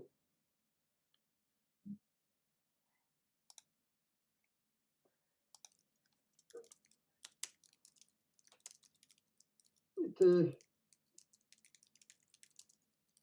assume they're not considering hitting. So I guess it's, which ace do you play? So they leave the 8s. They leave 9s and shuffle that checker a pip closer. The funny thing is here, sort of in the long run, they may want to get off the 9 point because it's 6 away from the 3 point. So putting a 3rd checker on there makes it harder to clean up. But that's a bit of a fine point. Yeah, it's not 100% clear that They want to be there. I guess they do. I mean, they're really far behind in the race, but if they don't make that point, what are they doing? Something like this. They're gonna just hang back and try to play with 12 front checkers and the 3 back. But none of them look good. I think I would just be making the 18th point, I think. It is going to make it much harder for Black to come home. Yeah, and they have to, now they've made it. They're also going to have to get off of it fairly quickly. But for a few, 5-4 is one of the worst. Look at 5-4, that's so uncomfortable. Yeah, no, that's one of the worst. So, I mean, there's only one so-called safe play, but it starts stripping your position enormously. I'm not sure they have a better choice. Now a 9 is, oh, it's a 9. Now be very careful what you come in with, because Black, there's a lot of enter plus crack. Oh, wow. Those lucky so-and-sos. Trade that in for a 3-5 and see how you feel. So 4-1. So they're obviously coming in with the 1. Do they upgrade to the 18-point anchor? No, I don't think they want to leave the 3. They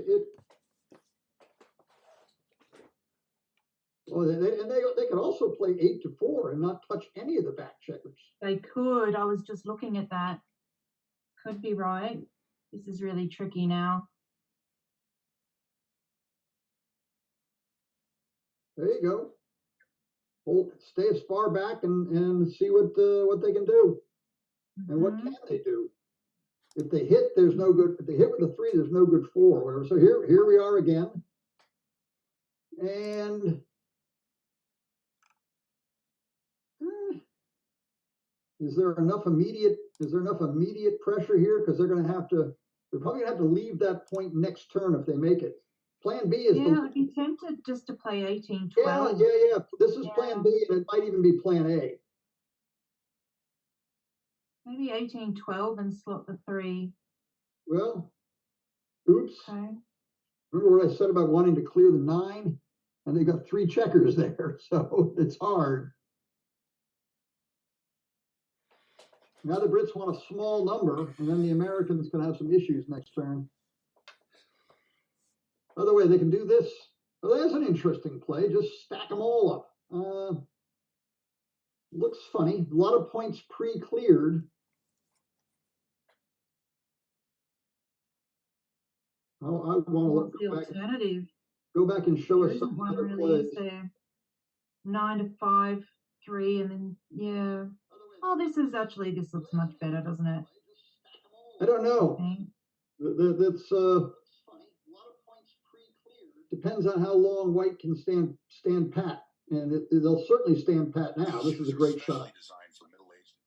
Don't move anybody. Now beware of 3s and what? Now that's safe. Now, little teeny number. Nope. So we forced. Yeah, I guess that's right. You want to stay within direct contact. Running with both sometimes leaves you 7s. Oh, 3 ace. I think they want to hit. That still leaves a 3-4 back, but only a 3-4. Winning chances are diminishing rapidly. This looks like don't leave any combo shots, so that's the play. Yeah. There's one of the combo shots. Yeah, you definitely didn't want to make the 7-point there because you just got to break it immediately and you might roll a 4 and get into trouble. So you just bring it in.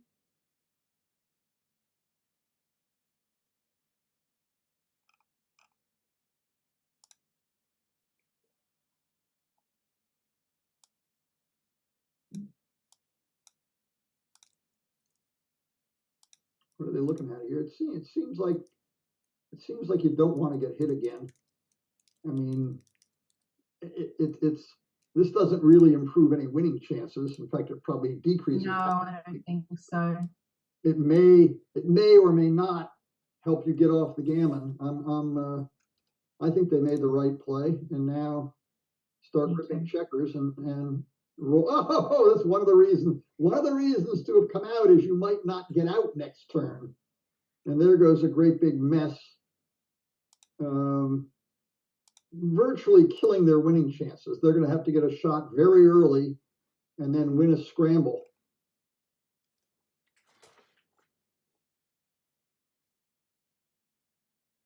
Back the other way, does nothing.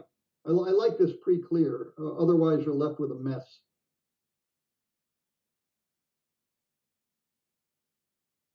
Okay, that gets one going. 6-5's a shot. 6-5 is a shot. The only shot, I think. Oh, they were briefly talking about when do we redouble. I mean, at this match score, it's almost impossible. It's just they've got to kind of be dead with no contact to have a redouble. Right.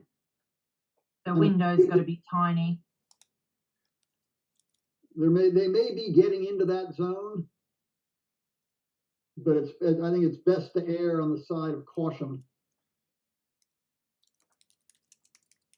But I better be darn sure. He's asking what match is next. Basically, as soon as this match is finished, we'll just look for another doubles match that's ongoing and we'll switch to that. So it depends what's happening with everything else. The next round start time, which will be the DMP best of 5, is 8:30 p.m. GMT or 12:30 Pacific time. But we'll stick with the doubles until the end. 3 of us, 3:30 for those of us in the in-between time zone.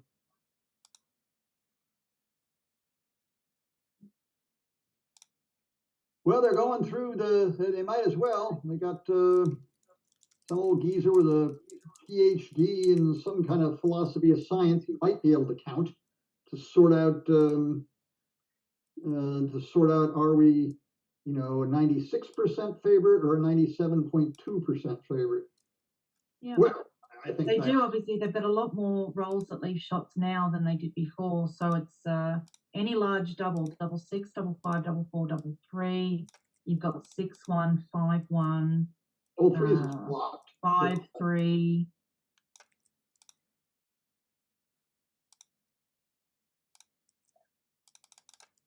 There's no reason to double this position because they might win a gammon and there's no number that leaves a shot.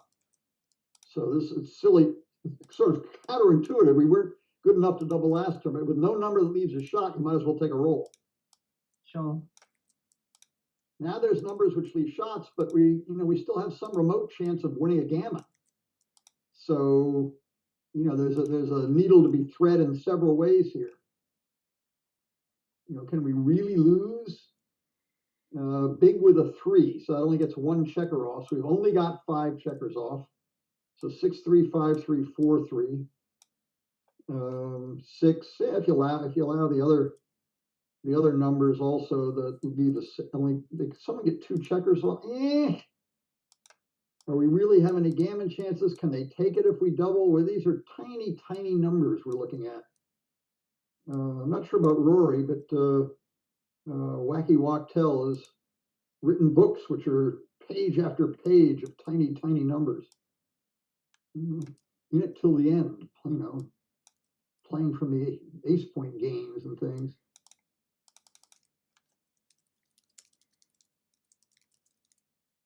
Having a really good think about it, there's 12 rolls that will leave a shot, but then of course white has got to hit the shot and then somehow kind of put their board back together. So like a 1-6 or a 1-2 or a double 1 after hitting would be fantastic. But by the way, white, we're talking about tiny numbers, but the easiest way for white to get gammon is to hit a shot and then get hit back.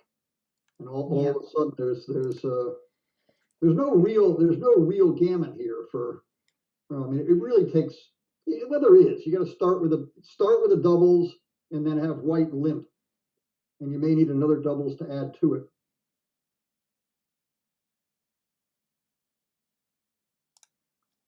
So anyhow, the gammon. All right, they rolled, left a shot, got missed. And now again, they can't lose, so you might as well see if we can win a fluke gammon. Absolutely. Here comes the fluke Not gammon. necessarily a fluke when they Oh, roll there we like go. That saved it, just barely. That saved it. All right, but what have we saved?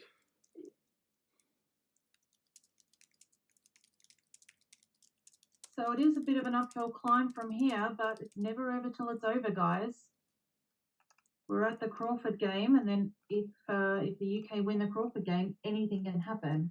I actually quite love playing post Crawford as the trailer because you can just be so aggressive and throw everything you have at it. And if you start getting traction, you've got the momentum with you. What's the first thing on one's mind, or what should be the first thing on one's mind when we're going into the Crawford game? And it applies to both the trailer and the leader. And that's our Gammon's live or our Gammon's dead. Absolutely. Sorry, you go ahead, Ken. You know, by our Gammon's live or our Gammon's dead, with the cube stuck on one, if your opponent has an odd number of points to go, then gammons don't really matter because they're still going to have an odd number. If they win a single game or a double game, it's going to be the same number of doubled games left to win because every game after that will be doubled, ignoring the small free drops that crop up. At this score, a gammon basically in the long haul to try to get lucky and win. If you win a gammon, that's a full extra game you don't have to win. So there's a big premium on gammons for the Brits here for the trailing side, and the Americans meanwhile want to do whatever they can to play games that don't get them gammoned. They'll give up some winning chances to save on losing gammons, and the opposite is true for the Brits. They'll more readily give up on some winning chances to get more gammons. The trade-offs aren't. Americans don't want to get gammon. They want, advanced anchor, basically. Advanced anchor, get in a race. The Brits want primes, back game things for the other side, things where gammons can crop up. And, everything's going in both directions here. How much of this number is left to play?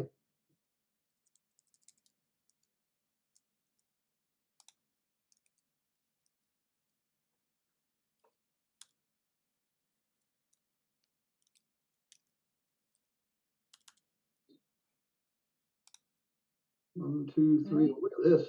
Wow. That's pretty optimal. Wow. Yeah. Well, the easiest way to win is to win again and down. Yeah. So now it's just cruise home. Watch out. Don't walk into some horrible doubles or something that crunch your board, but I'm not sure any such thing exists. If they stand pat and come home, double fours work.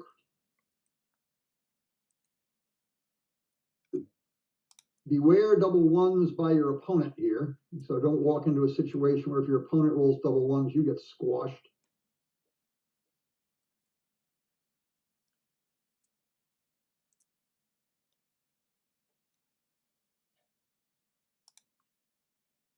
You also want to, conflicting things. You want to release at least one of your back checkers, or you want to bring in. If you can close your ace point. Your back checkers can wander around at will, provided they don't get stuck. Look at this, 2-1. They can't. I guess you can take the guy from the 24 to the 21. Yeah, may as well. Now we're setting up double twos to crunch. Oh, double ones. Stop jinxing them, Ken. Torture. It's torture. Don't put them both on the same point in the back. No. Don't put all three on the same point. That walks right into double fours. There we go. Get something out. Maybe get everybody out. Right. Spread them all around. Surely nothing is blocked here. Yeah, I mean, certainly if you played them both to the 16, then double four just blocks everything. So this looks good. That's leaving the double one, but it might be worth it to get the checker out. Yeah, maybe you can also 15 to 11 looks fine. Now I think you hit them if you can. One. Yeah. And Maybe you're all the way around to the 7 point. Good. Ooh. Double 4 is Yeah, fine. everything works.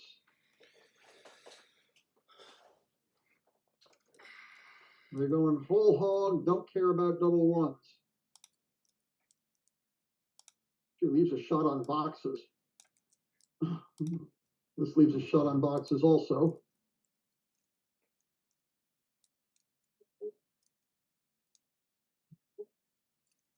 I don't think I'd bother making the 7 point. I would have just brought the last one into the, where is it? Into the 6, just the extra cover. Oh, we got the leaf cleaners. If you can, I can't tell how loud that is. If these leaf guys are making too much noise, I'll turn my volume down. It's all good for me. Yeah.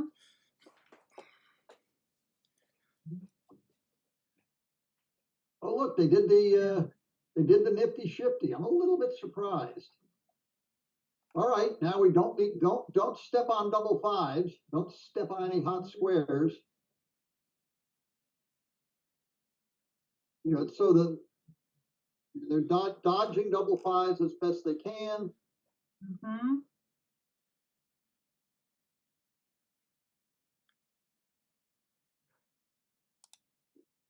I've had a report that there's another match. Oh, that's it. That's it. One shot. Wow. Wow. That was exciting. Okay, well, get off the 20. You don't want him to hit with an ace. If you get off with a 20 with a make the 11, I don't think so. I think maybe 6 out and then just 8 to 6. Stay back this turn. I'm not sure I'd put a checker there. No, I don't think so either. Got to get off 20. I believe you got to get off 20. So remember, so yeah, and now I think 8 to 6 is fixing the distribution. 8 to 6 looks good to me. I agree. So just to report, we do have another match just getting to the really exciting stages, which is 9-all. That's Chris Rogers and Connor Dickinson against Steve Sachs and Art Benjamin. So that one's going right down to the wire.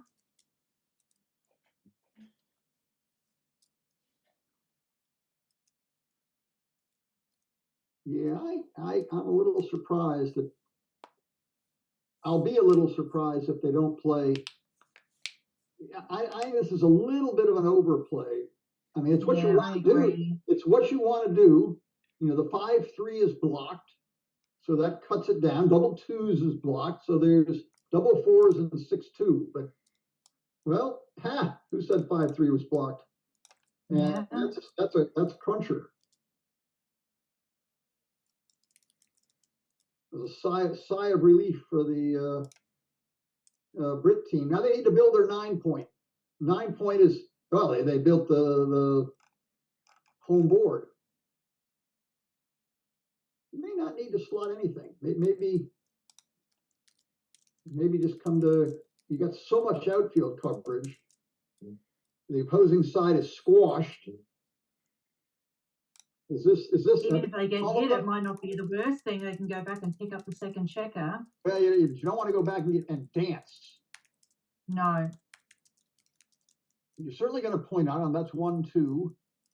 I think 17 to 12. Yeah, the really question is, do you play 14 to 9 or 13 to 8? Whoa, well. Oh.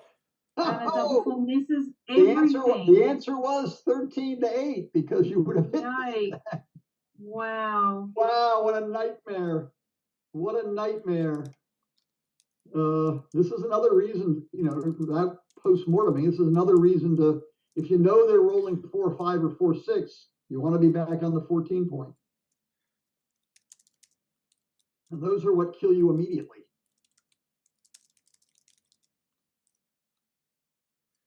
Good. Look, they left the block there, which forces them to be hit, which at least gives them. Yeah, it keeps them in the action. That was a great play. So we got our what are we down to? Our favorite 6-3s and 5-4s, or have they played everything here, or just two of them? I think they've played all of them. They've played 15-9, and then potentially have played one in board. I'm not sure, but certainly they've played 3. I don't know if they had one to go, why they wouldn't play the 9 point. I mean, the 7 point. I'm not quite sure. 7, yeah. Okay. This and is just clear grim. from the rear, nice That's and the safe. end, that's the end of it. That's the end of it. Well, very, very exciting. I'm curious. I mean, it's sort And of. we'll see the hang on, just don't exit the match just yet, Stu. I'm not sure if you're listening, but we'll see the provisional PRs if we wait to the end of the game. Be good to know what the provisional PRs are, even though we'll run it through XG afterwards. Oh, it's not going to come up. Yeah, oh, here we go. Right there. So looks Nicely like the UK. played. Well, I mean, XG might say differently, but that's some phenomenal backgammon right there. Not surprisingly, very nicely played match. All right, what do we get? Yeah. Do we get something else to chew on? Absolutely. Do we get double match point with steam sacks, or by the time we get there, is it going to be over? So this is the one that we were just talking about before. Yeah. And this is right at the end. So we need. And that's it. That's the end of this one. So that's another 2 points there for the US. We can see the PRs here. 3.66, 3.29. Steam sack size. That'll be close. That could flip based on XG analysis. We'll see. Look at all these great PRs. Well, you expect it to double. I mean, players of this level. Already got Joe Russell and Oliver Squire and whoever they're playing with. This is very exciting. Again, okay. Early on, we got a long way to go here. Yeah. So this is where's Oliver Squire? Where Oliver Squire with Selby. And Joe Russell, versus Joe Russell and Geoffrey Brunn. I don't know Geoffrey Brunn. He must have won a qualifier to get in here. I've never met the man. Don't know him. But I do know Joe Russell. I've known Joe Russell for 50 years or something ridiculous. Yeah. Previous world champion. I was there. Were you? Well, I don't remember for sure if I was there. I think I was. I was probably. In those years, for a number of years, working with Mac Ballard, the great Mac Ballard. We were the fixed odds book. We were the bookies in Monte Carlo. That was a hoot.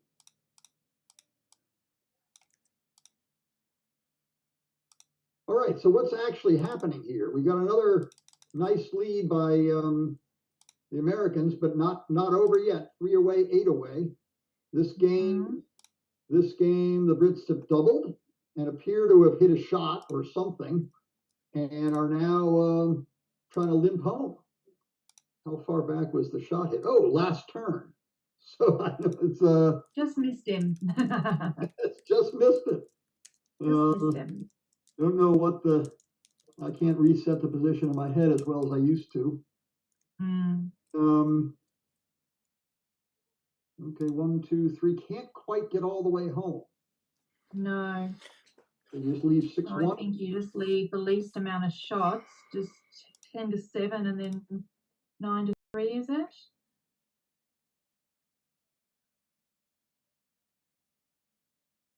They're staying back to try to pick them off if they come in. Okay. Whoa! Now we've got. Yeah, really no winning chances. Oh, I was about to say no gammon chances, but there are gammon chances.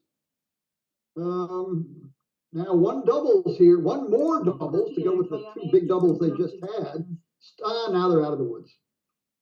They're staying back to try to pick them off if they come in. All right, but still tightens things up a bit. What are we, 3 away, 6 away? Yeah, and it sounds like another result has just come in, so the UK has got some points on the board. UK, Julian Fetterlein and Andrew Fottiatis have defeated Chris Trencher and Kit Woolsey. I'm not sure what the PRs were on that match. I'm sure we'll find out.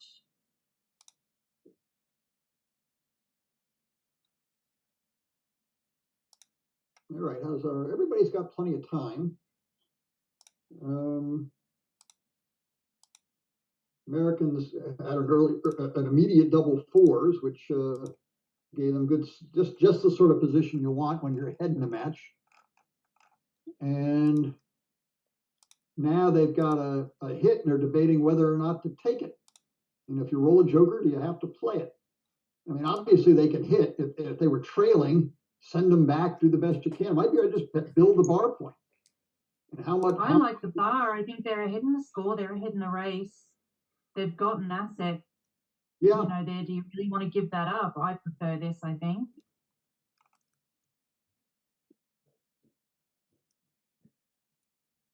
If you can do that, you probably go nuts and play 13 to 11. That's the pretty play, but it's also the more dangerous play. You know, how big is your lead? These are you know, you don't want to be overcautious. You know, this is the play I would have made, but I don't think it's you know, 100% clear. Like, oh, failed to do that would be a horrible blunder. Now here's a roll. I think if I could have hit and continued, then I might have done that. But because he couldn't continue after the hit, that was what I really didn't like about it. Certainly part of it. Now, what about this mess? I don't think you give up the midpoint, so you're sort of left with 8 to 7 with the ace and slotting the 4 with the 5. I don't know what plan B is. I guess plan B is 13 to 7, but I think I'd hang on to the midpoint. I agree. On the other side, if you release the midpoint and get hit, your opponent has not yet moved his back checkers. If you make this play and get hit, he has by definition moved his back checkers. But I still think this is right. I think you want control of the whole board here. Hang out of the midpoint's a big deal in that regard. We'll see. They're letting us see all the choices. If you get away with it, I'd rather make this play. Keep everything pure and build my nice little prime. You can even make the 9 point. And you got a zillion builders to make the 5 or the 4 point. You know, the play which keeps the midpoint, you know, you're slotting the 4, not the 5. It's not really the point you want immediately, and you get a little awkward in this next turn. So it's you got to go to second level considerations before you can reach a conclusion. And obviously they're having issues. Who's Joe playing with? Oh, the guy I'd never heard of. Well, I can't comment on that. So it looks like the PR has been run for the match, the first match we're watching in the UK. Gaz and Ian definitely took the PR point for that. So that was 2 points to the US, 1 point to the UK for that match. Okay, and on the stream we just got a little information about Geoffrey Brunn. Actually, he's from New York City, and he made the team through qualifiers, as you guessed, by going 5-0 against a bunch of really strong players. So good on you, Geoffrey. Well done. That says something. That says something. I didn't do my homework, or I could have found out more. I apologize. Oh, look at this awful 6-1. Who dreamed that up? It's sort of, the play is basically forced. There's not a second choice. It's just oh, there's a perfect. That's a great shot. Now we need in with a 3. Didn't get it. And you know, race. Black's still ahead in the race, but it's going to be a long time before anybody's racing.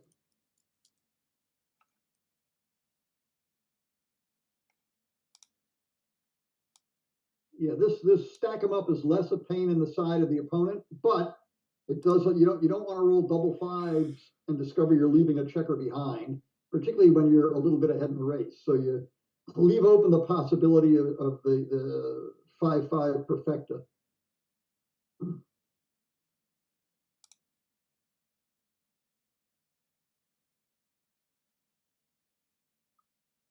Well, here we have a slight lead in the race and all of the blocking points. So the Americans roll in smoothly. The Brits, as long as the race is, you know, when do you have too many points? Well, no choice now. You got to just get off of there. And I don't know the answer. When do you start to break the back of your blockade, and when do you just hang on to it and try to contain the? Well, that's easy. Here, you've just taken a fairly measurable lead, although not That's a fantastic roll. Pop the spare out. Now, for money, I don't think this is quite a double, but at this match score, it probably is. I think they should double. I think even at money it might be. I mean, race-wise, what, 100 versus 109? I mean, your normal kind of race formula that I'd be using would give like the doubling window between like 108, 100 to 11. So even without that, certainly with the race deficit, I would just be throwing it across, I think. Yeah, there's obviously still contact. That's what. There you go. I think I agree with you. I mean, I think I said I would. It's time to try to get 2. Oh, look at that! You suckers, take that. Got that in just in time. Very nice. Well, hopefully. Now just a little bit of. Oh, hey KG, can you turn up the volume on your computer? You sound muffled. No one's ever told me to turn my volume up before. Go figure. No, I think there's quite a few people who are, I'm not sure what it is. I'm not sure. I can hear everything fine. Some people can hear fine. Some people are just hearing things a bit muffled. I think generally it's okay as long as we're not talking over each other, Kent, which is why I've suddenly just gone a little quiet. We both get so excited that sometimes we're talking at the same time. I'm trying to see. Oh, it looks like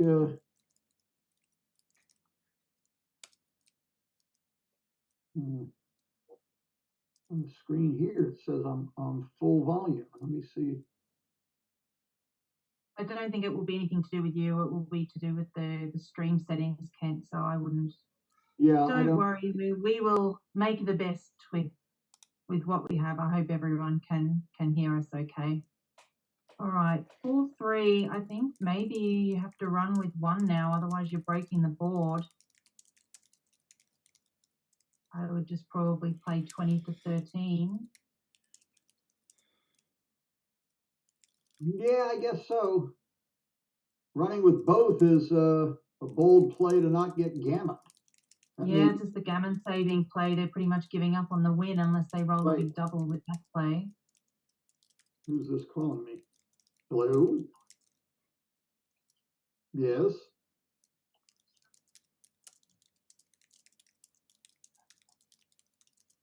Okay.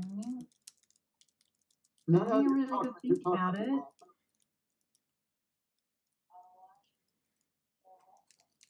Right. Yeah, that's live. All right, so Kent is. Well, you should. Sorry, I was just reading the comments there for a second, and I didn't realise that Kent was on the phone. So maybe he's trying to sort out his sound issues. I'm not quite sure. So I'm not sure about coming out with both. As far as I can tell, Antoinette, my volume is turned all the way up. So there's various stages in between. But I, as far as I can tell, my volume's all the way up.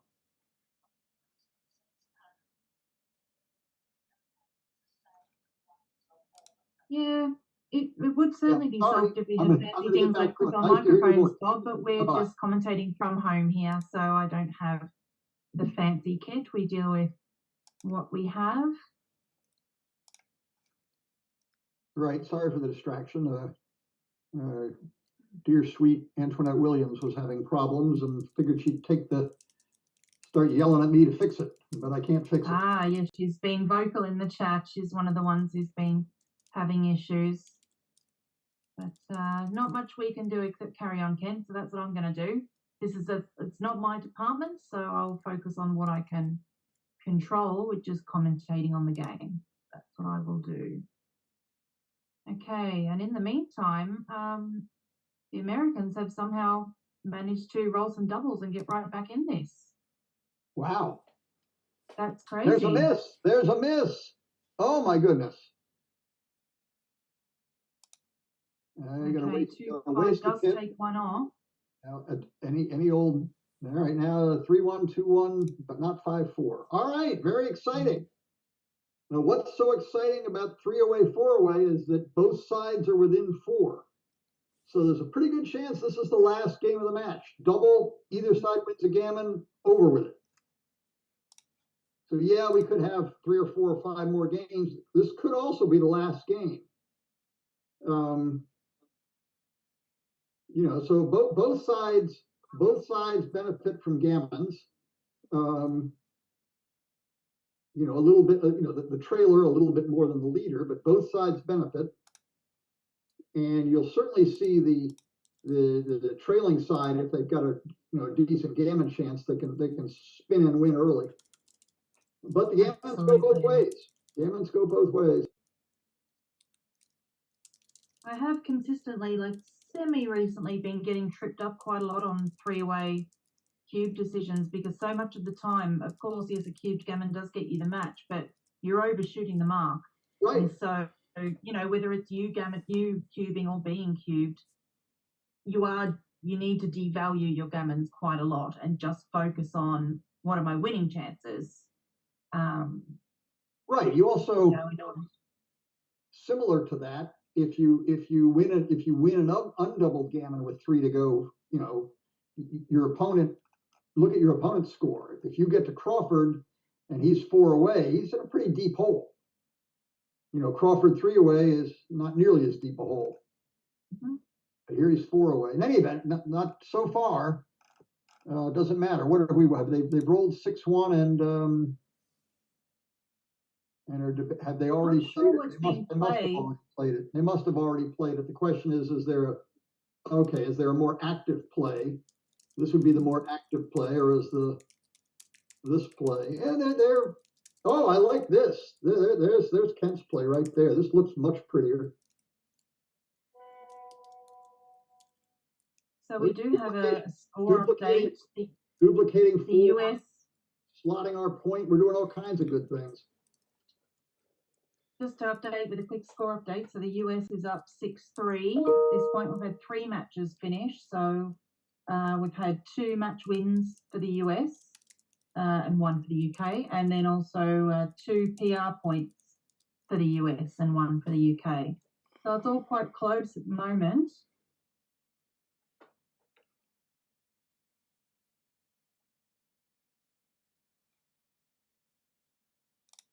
And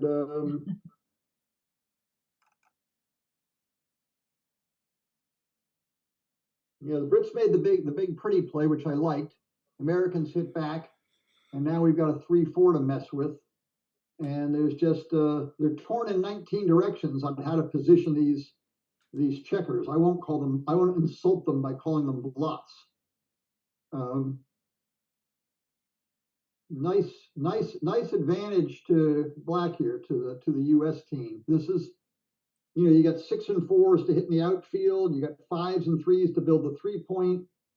You know, some combination, 1 odd, 1 even. You may be able to hit both. You only got 1 checker back against 3 checkers back.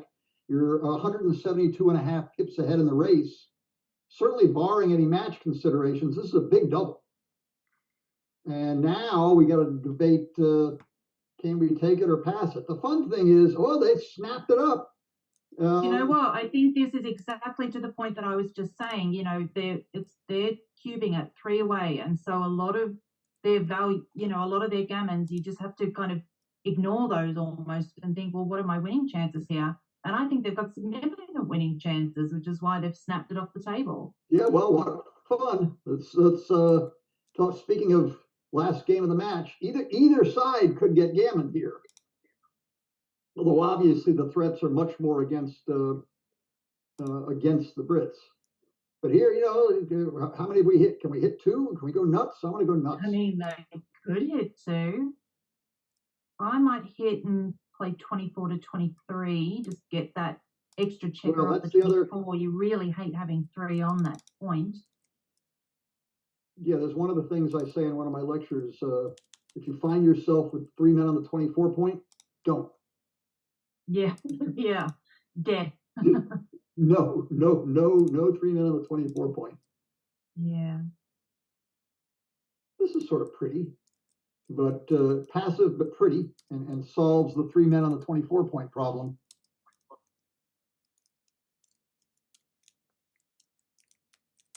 Are we at the start here? Where are we? Oh, they're looking at yet another play. Yeah, this is the ultra safe play. They've played 16 to 13 with the 3 to just tidy up. The problem is they are really far behind in the race, so I think they do need to provoke more contact here, even though they don't have as good a board. I just think this is, I mean, you're just leaving so many shots here. I know that duplicate. Oh, they've got to come in with the one. Let's see. Yeah. I didn't realise from the beginning they were on the bar. Oh, this is sort of fun. Oh, look at all the fun we can have.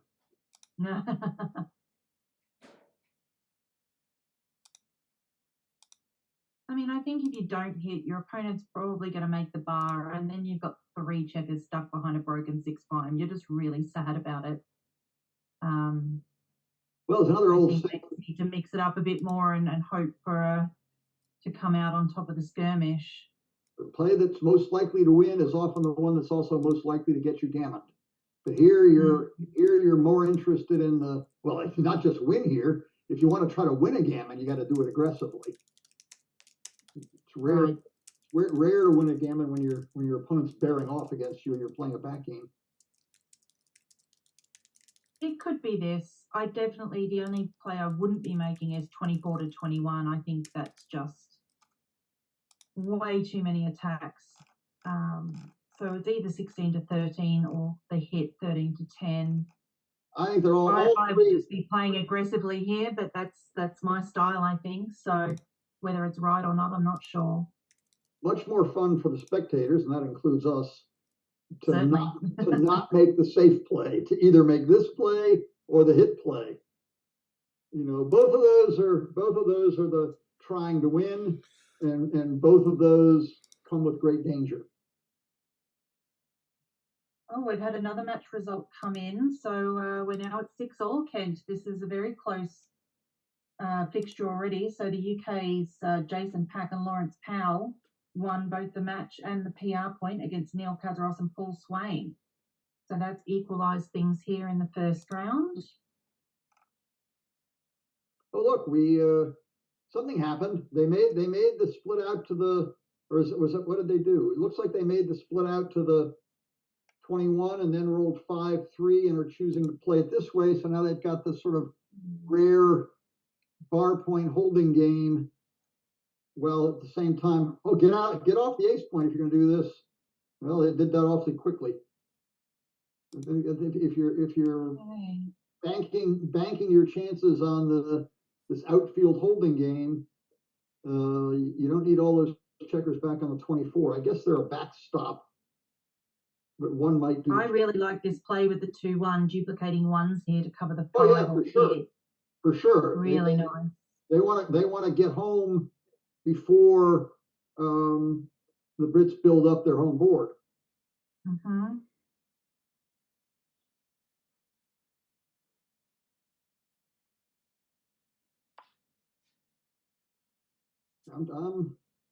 I'm still results coming in thick and fast now. Jerry Tansey and Jeremy Bagai for the US have defeated Pete Heskett and Kat Bucur. PR points still pending on that one.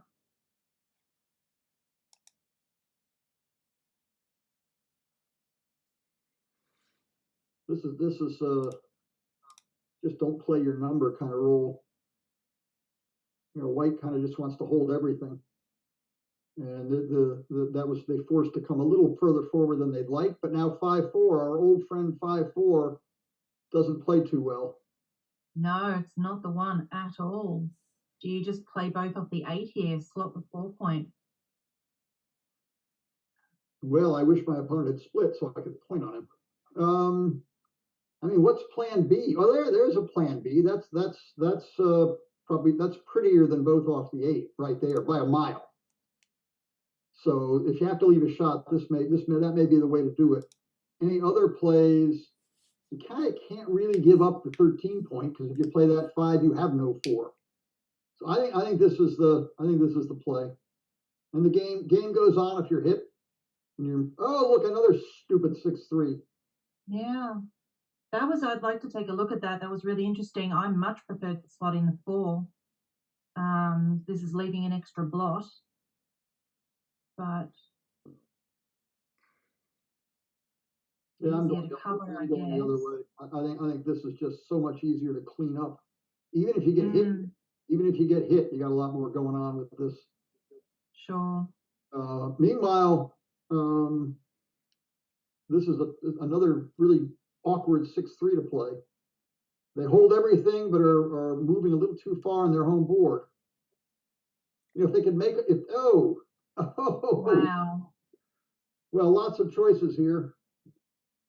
You want to be eaten by the bear or by the lion? You can hit and make your 4-point, but that leaves 107 blots. It's just a very nice position. You can hit and cover the 2, and then shuffle some checkers around. So what, if you hit and make the 4, that leaves 4 blots, but a very, oh, this is don't hit at all. There's another interesting choice. Well, I guess is thinking, you know, they're miles ahead in the race. Do they want to provoke more contact? I think I would make the 12 and slot the 7 here with the final 2, because even if you get hit back, you're still in pretty darn good shape. Yeah. This allows you a good chance to make your 7-point or your 4-point and really wrap the game up. I agree. And you still get some value out of the gammon. Yeah, I mean, this one could really be awkward next time. You know, if white then covers the 5, there's all sorts of awkwardness awaiting black on, you know, again 6-3, things like that. Basically, any 6 is going to be quite uncomfortable. Yeah, I think you're supposed to hit them. As pretty as this looks, I think you're supposed to hit them. And I would not build a 4-point. I'd build a 2 and slot the bar. But maybe, you know, what do I know? No, I'm in complete agreement. I think that looks like the play to me. At least 4-3 and 1-6, but then he can't hit you and cover. Right, and even if he does hit you, you got a pretty good game. I think you're right about this. I'm not sure the timing is as favorable. I'm not sure the timing is as favorable as it looks for the Americans here. Chris Trencher agrees with us. 13-12 twice, 8-7, 3-2. Hi, Mark. Oh, apparently Jason Packer and Lawrence Powell played a 1.2 in their match. Smoking PR.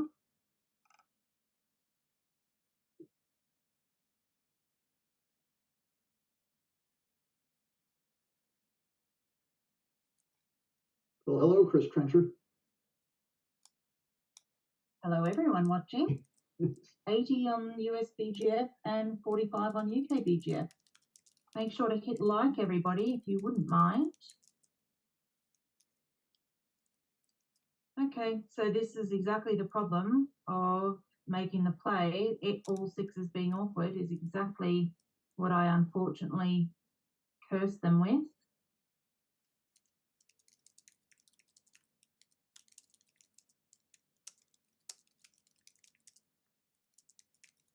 Yeah, well, there's some 4 duplication here. That's worth something. Yeah, but it's 6 duplication the other way, I think. If he wants to use 6s to come out. So duplicate right. 6, escaping 6s with hitting 6s. Easier to clean up, I think, if you run from the back. But it's also easier for white to attack. You're not, you know, there is duplication, and that matters, but it's slightly different duplication. Yes, indeed. It cuts both ways. I'm not certain. You know, knee-jerk reaction is make this play. This play just on the surface looks better. I'm not sure it is. I'd probably make this. It just it may be, you know, beauty is only skin deep. This one looks much uglier, but might actually play out better. So it's tough. These are where we get the computer roll out, and it'll tell us the answer. And maybe it's real close, and maybe it's not. You know, I get the 4 duplication. Oh, look at this! Wow. And then he missed the double shot. And he missed the double shot. Oh my goodness. Not only that, That's but he doesn't want to play. horrifying. He does not want to play the 3. I guess they've got to squash their board.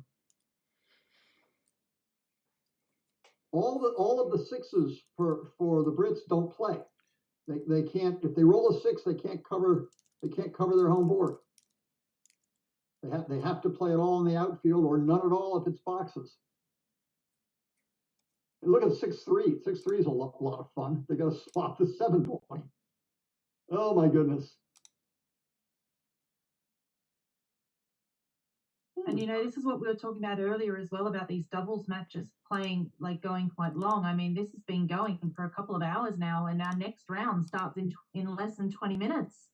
So we've got the DMP starting at 12:30 Pacific Standard Time, or if you're in the UK, it's 8:30 p.m. GMT. And that's going to be best of 5 DMP or 1-point matches, where they're going to get 2 points for a win. There'll be no PR points available for that round only. Every other round is going to follow the same format as this, which is 2 points for a win and 1 for the PR. Well, look, Meanwhile, we forgot about the cube. Fantastic. We forgot about the cube. Wow. Look at this. Look at this. My goodness. They must have been thinking about this for a bit if I was rabbiting on for a couple of minutes and they've only just re-cubed. So what have we got? Well, if you So what's really interesting here is not only do 6 play badly, but they're blocked, but even rolls like 6-4, 6-3, 6-2, 6-1, you would love to use that like 4-3-2-1 to cover, but you can't because you will have to play it from the back. So there's going to be a whole heap of rolls here that leave both plots in play. Yeah, 6-5 works. It covers the 5 points. 6-3 is not so good. It does. 6-4, 6-3, 6-2, 6-1 all play very badly. 6-6 even like double 5, I mean, you're probably going to point on him with a double 5, but that's still leaving both lots. What do we need to take this? We can take and play for the match, or pass and be behind 1-0 to 3, which is, what is that considered these days?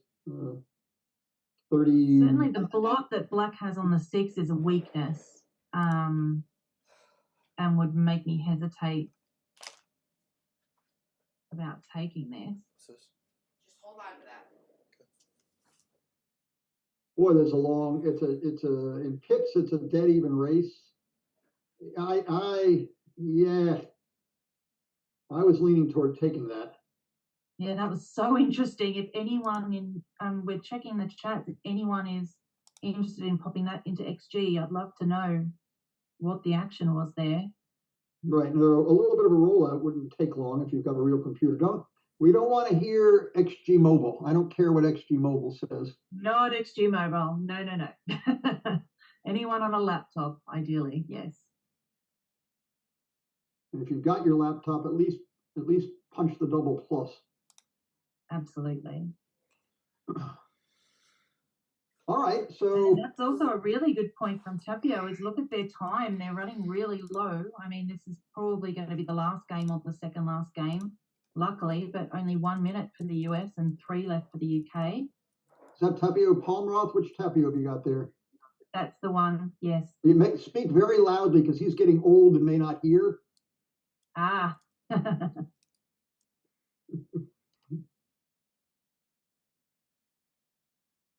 He just had a birthday, which pulls him only a couple of years younger than me. Old geezer. It does, and it looks like the other match is just as hard fought. There's still one other match going as well, which is Chris Bray and Tim Cross against Marty Storer and Alan Steffen. Oh, wow.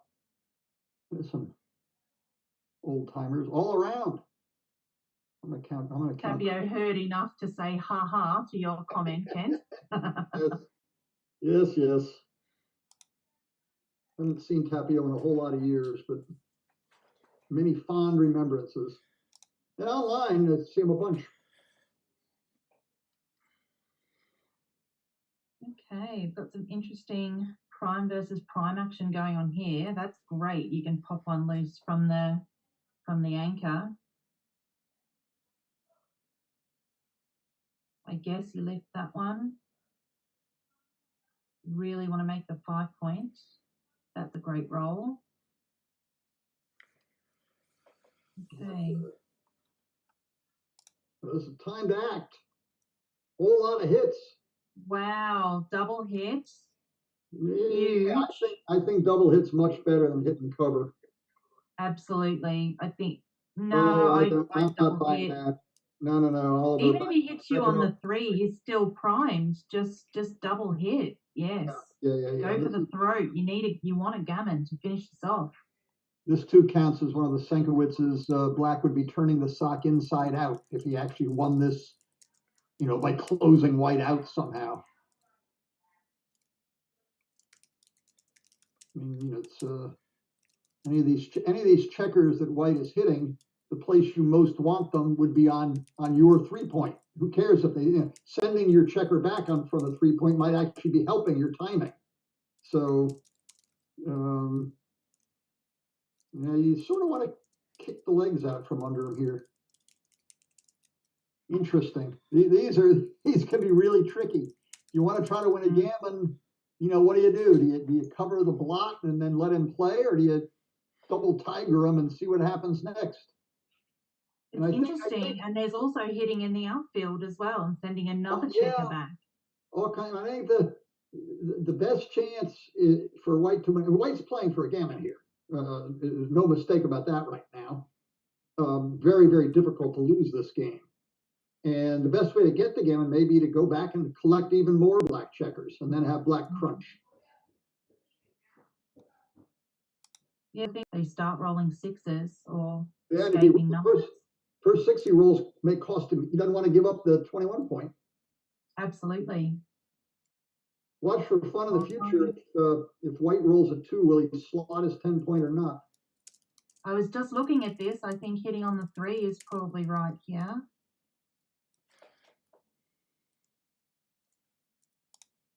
I don't know. I'm not 100% sure about that. I think there's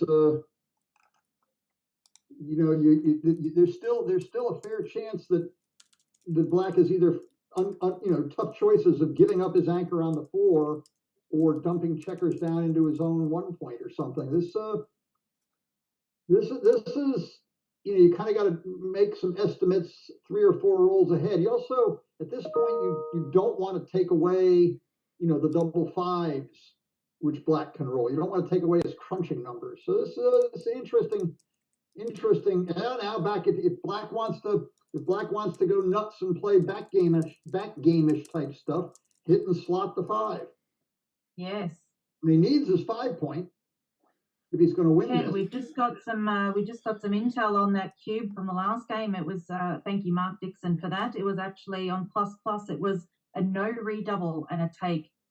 And I'm assuming it was probably a significant take if it was a no redouble. Oh, well, 524 take. There can be some 2 good things mixed in there at short match scores. Get the you want to take a look at the gammon chances and winning chances in there. If you take, you kill the gammons. So and if you don't double, your gammons are alive. Some of the very short match scores, that stuff can creep in. I don't remember the position, unfortunately. Yeah, and the problem is that's got a lot of potential to completely kill their PR. If it was a 524 take and they dropped it, I think they're probably quite unlikely to use a PR point in there. Oh, I remember the position now. Oh yeah. No, I was really surprised that they gave that up, and I was a little surprised that it got doubled. That's the one with the frozen 6s, right? That's right, and the 2 blocks that they No, and the equal race that looked. Well, I guess it was a bluff that worked. So who's the yes? This is, by the way, one of my problems with using PR. I mean, the side that doubled will get a big blot on their record there, but it was a brilliant play. If there's a chance of inducing an error by your opponent, then it shouldn't count as an error by you when they make that counter error. In any event, both PRs will suffer for that, but probably the one that dropped. Well, maybe it won't suffer more. I mean, don't know. Yeah, I mean, the no redouble was only by 0.05, looks like, so Okay. certainly much less impact on that side. Meanwhile, I turned my head and Joe Russell decided, how does he like his peanut butter? Is one of Ray Fogelin's ridiculous things. Crunchy. Crunchy. Crunchy. Crunchy.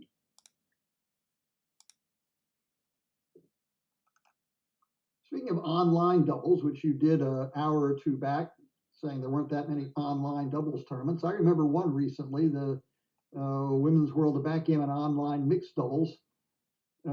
16 teams from 7 countries or something competed. Were you in that, Merrin? You must have played in that. Which one was that, sorry? The Women's World of Backgammon mixed doubles played online. I didn't, you know what, I got asked to play, but I had an insane amount of other tournaments that I was already playing in, and I have a bit of a problem with overcommitting myself to backgammon stuff because it all sounds really fun, and then I stress out because I don't have enough time to play everything. But definitely next year I want to get involved. It looks like a lot of fun. Yeah, I played in it, and it was a lot of fun. I played with Karen Davis, and we didn't lose any matches. Yeah, I did some commentary. I think I might have commentated on some I of your think matches you did. from memory. I think you did. There was a lot of good players in there. We pulled out, was it the final? Might have been the final. We pulled out a squeaker where we were all but dead, and then won the race to win the match. And that was one of the matches that we were actually outplayed on the PR, but that didn't count. We won. We're the champions, and it was a lot of fun.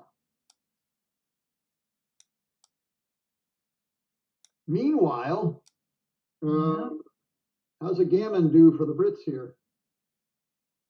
Pretty damn good, I reckon. Yeah, pretty damn good, I reckon also. By the way, bearing in against the 2 point, you want to clear your 7 point ahead of your 8 point. It's kind of a weird thing. Okay. You can see some of the tactics as it gets stretched down.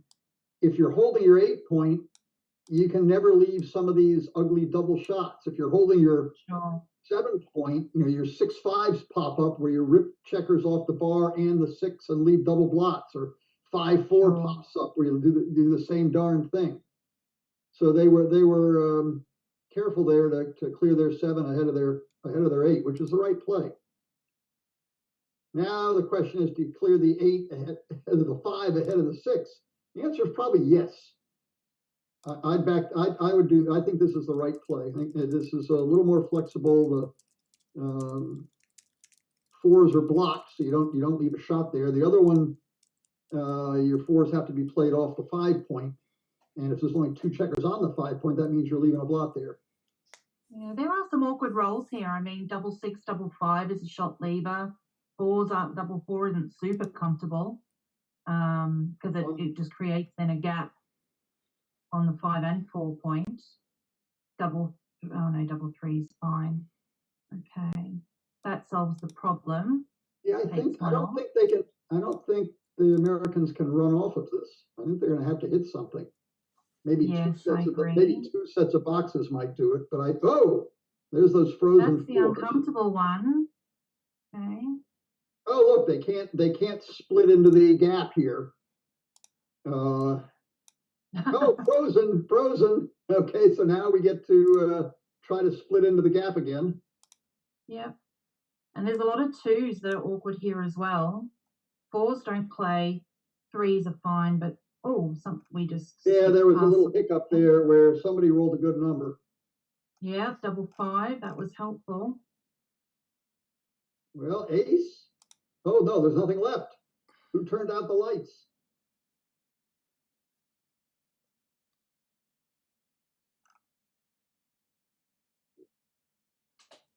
And both with now less than a minute left on their clock, so certainly the US can't spend long thinking about this, but I think it's going to be a gammon anyway, unless black rolls a big double pretty much now. Well, I guess they're Meanwhile, the final match is still going as well.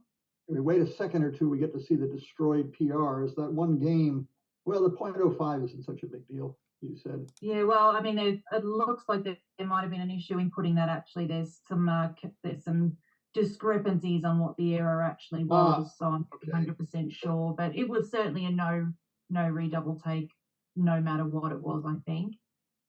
We might see some slightly. Wow, look at that! Look at that. Okay. Yep. So almost a 5. That's definitely going to be impacted by that pass there. So that's interesting. So that's going to be 3 points to the UK, and that's going to tie things up at 9-all. Looks like we've still got that one final match, which is still going. So we just pop over to that. And as I mentioned before, that's Chris Bray and Tim Cross, which is Enigma 52. And Marty Storer and Alan Steffen, which is MWS. I guess that's Marty, MS. Yeah.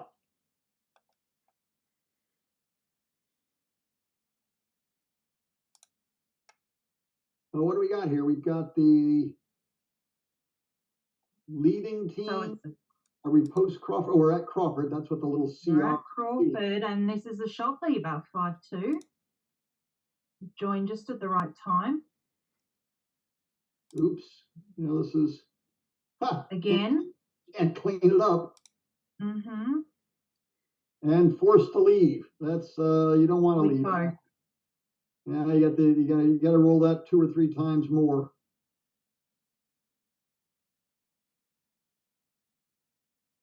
It says 2-1's not going to help. Yeah, creeping along.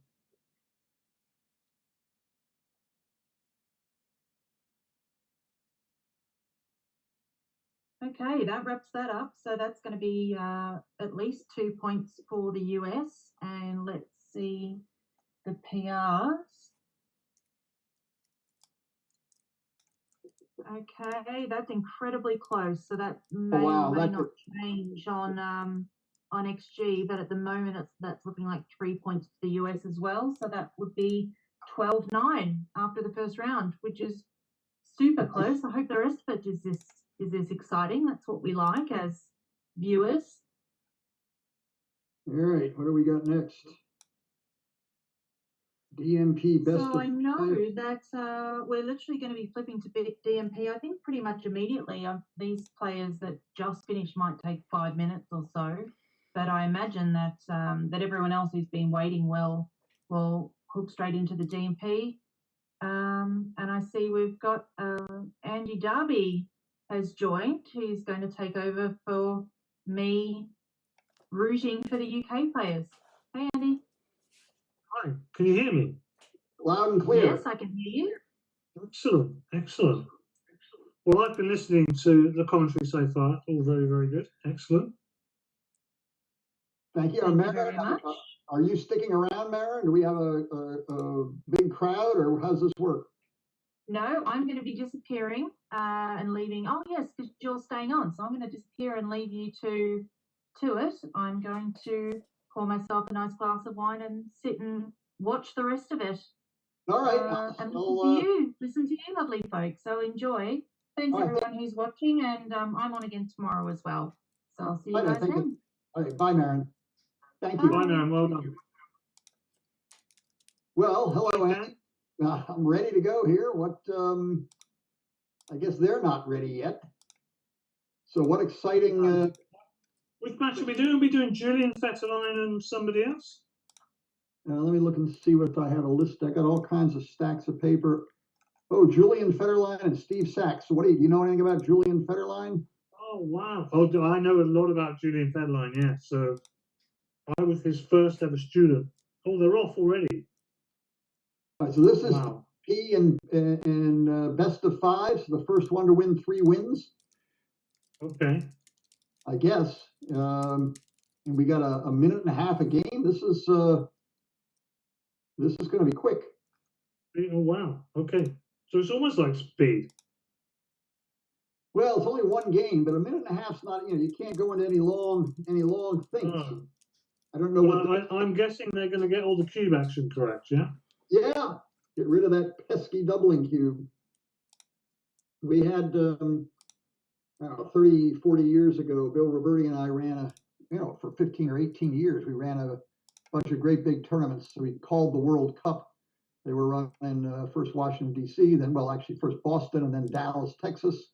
Big high entry fees. But one of the side events was the unlimited re-entry 1-point matches, which is DMP. Wow. And it cost $100 to enter back when $100 meant something. And we'd end up with a field of 128 players by the time it was all done. And we put the final match on closed circuit TV back when that was a big deal. It was a big expense to bring all that in prior to the main event final. Main event final would go on for 10 or 12 hours. But we put the Armadillo Chase, the 1-point match final on closed circuit TV and had a great time. Doesn't take long. And I guess the prize was quite big as well. Well, it was winner take all, and it turned out to be, I think every year we did it, it was $10,000. Wow. That's quite a bit of money for just one game. Yes, I was the tournament director of all these things and one of the organizers, and sort of like a carnival barker running around after the rounds are finished in the odd hours, trying to hustle people to play 1-point matches. Hey, give me $100. I'll find you an opponent for a 1-point match. Okay, here's 100. Well, if I couldn't find an opponent, I'd play them myself. And at the end of the week, I was in the final. Wow. I played Is that because you'd entered 100 times, Ken? Well, not quite 100. I entered several. And I could play pretty well, but it was 1-point matches. And I played a guy named Al Hodis, who's still out there running around and playing extremely well.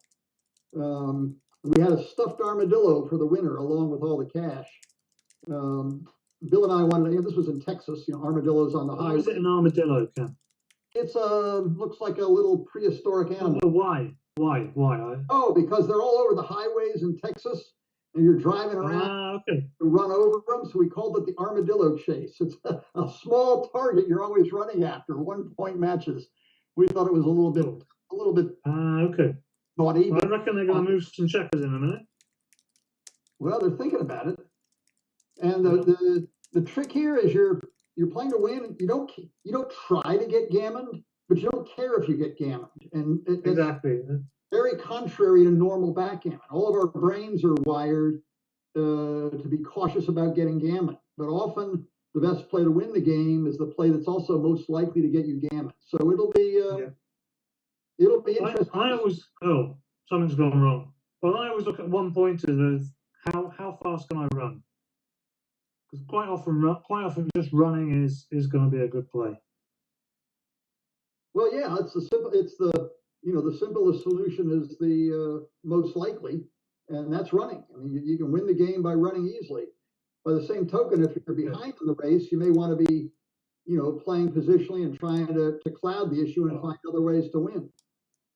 Is Stu here? Can Stu hear the commentary? Because it says return to lobby. Oh, he's hopefully. I mean, he's managing all. It's his screen we're watching. Okay. Where did they go? There's nothing we can do. Presume that he is. Yeah. So a little bit about Jules then, while we're waiting. So Jules was playing a lot, probably about 15, 20 years ago, and he had the highest win rate in the UK, and has probably won every tournament that was going in the UK. And they're off. I'll stop talking about Jules. Oh, we've got a different match. I'm going to make the anchor. We've got Art Benjamin and Andrew Selby. All right, so here we go. Why did we change match? Well, there must have been some problem there, or maybe they had already played it and we hadn't seen it. Okay. There could have that could have been that's possible. That may have been the scheduled match, but they may have already started because we used up all of our time on the doubles, and it doesn't take long for one game to be played. Okay. Apparently, Steve got disconnected, so that's why we moved to this match. Okay. Now I can't see all the screen. Nor can I. Maybe it's a drop down that will disappear. Yeah, it did for me. And then slot.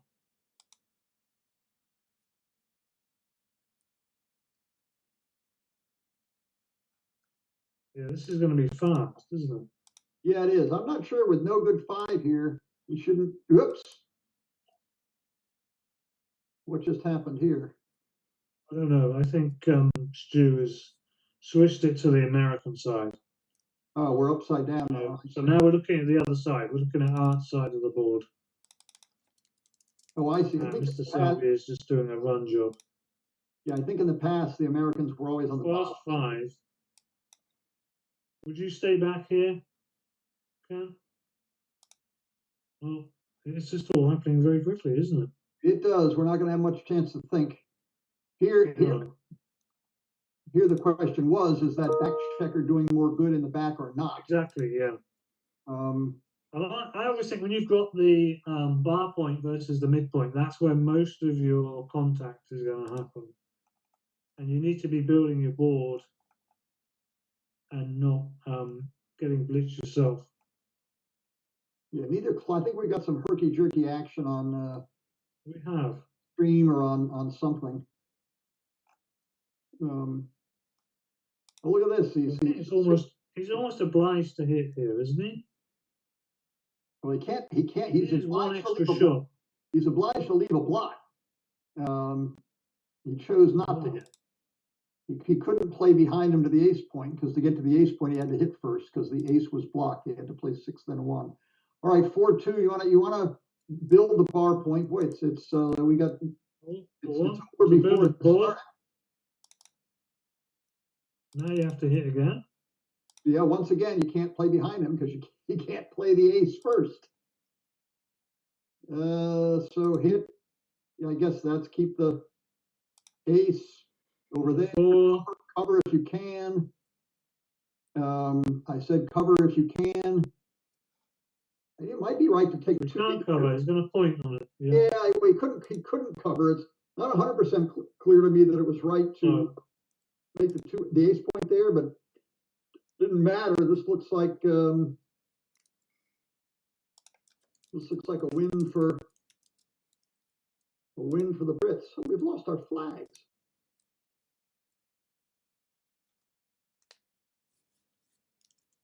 All right, zipping around. So you must have played Art a lot, okay? Oh, certainly. Art was. I've been playing him a bit on here recently. He's very kindly played me a few matches. Featured guest lecturer at the UK Open several years ago. I saw that. It was very impressive, very good. Yeah. I've seen his mathematics presentation. Well, you can see it on YouTube all the time, but it's more fun live.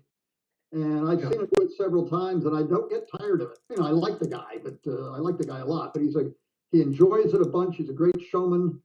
I mean, his lecture on advanced racing curves and formulas and calculus and quantum pit bearing, with colors and pictures and circles and arrows and a paragraph each one. I enjoyed it thoroughly and didn't have the foggiest idea what he was talking about. No. Okay. So now we have Rory. I'm not sure. Was he meant to move up then? And another thing is, I'm not sure this is supposed to be. Isn't this supposed to be best 3 out of 5? I'm not sure. But they're jumping around matches for whatever reason. So I don't think we should be dancing around matches. I think. The matches kick him out after every game. Well, that's annoying. All right, so that's what we're stuck with then. Well, we can take it. We can take it 1 point at a time here, but we don't know. We don't know which side has. There's no way to display the score. So we can't hit. I think Chris is just meant to try and build a board here. Yeah.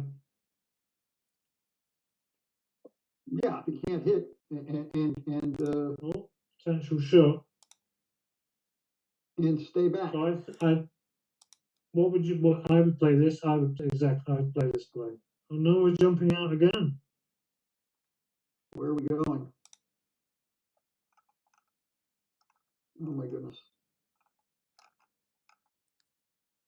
Where's Steve? Well, work in progress. Yeah.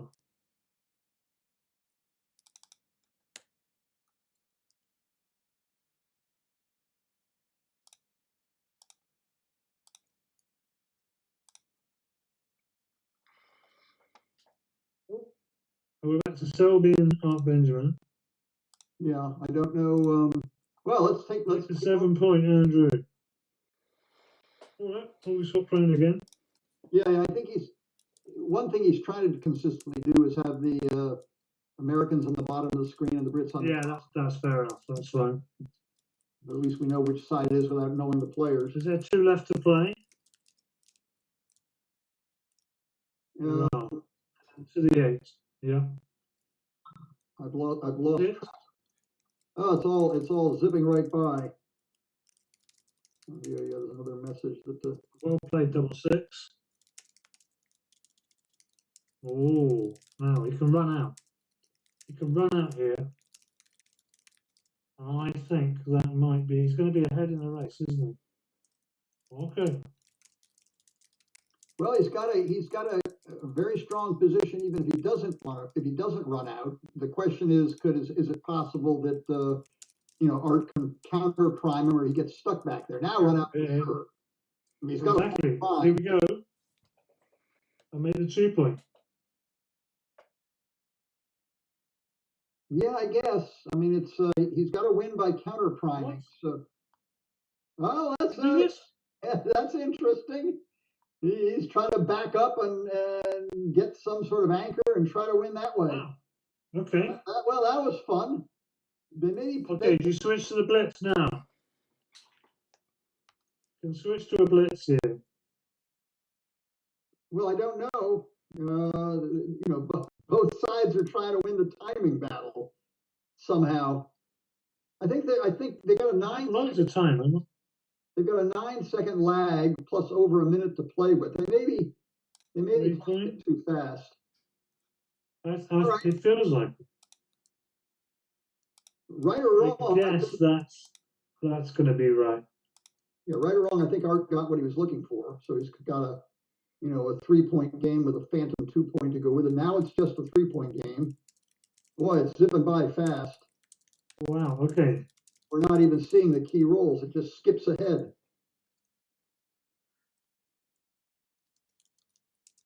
Yeah, we got to see that one. Well, another chance for a 3. Race is pretty much dead. So hang on for a shot as long as you can. And he may end up being forced to lead before the shot ever comes. Basically forced. Again, This is too big. save one. I think so. Maybe not. Save as many pips as you can. I'm not sure he has to here. Well, can I? He's really never going to get a shot there. Well, The shot's never really coming, is it? so if the shot's never really coming, then maybe you get out of there.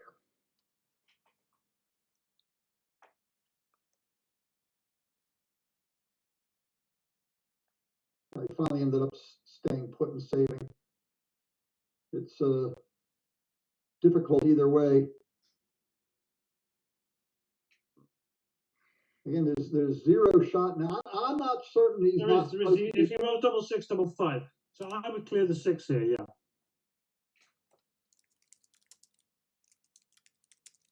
Now it's forced, isn't it? Right, and except for he Bye. can't stay. So that's that. Right, time for some grape juice. All the way from Chile. All right, what do we get? So are you spending lots of time in the UK, Ken, or you just come over occasionally? It depends on lots, but I would count it occasionally. My daughter and grandchildren live in London, so okay. I'm over for a roughly 2-week stay 3 times a year has sort of been the standard. Right, okay. And I have partly just because it works best with my family.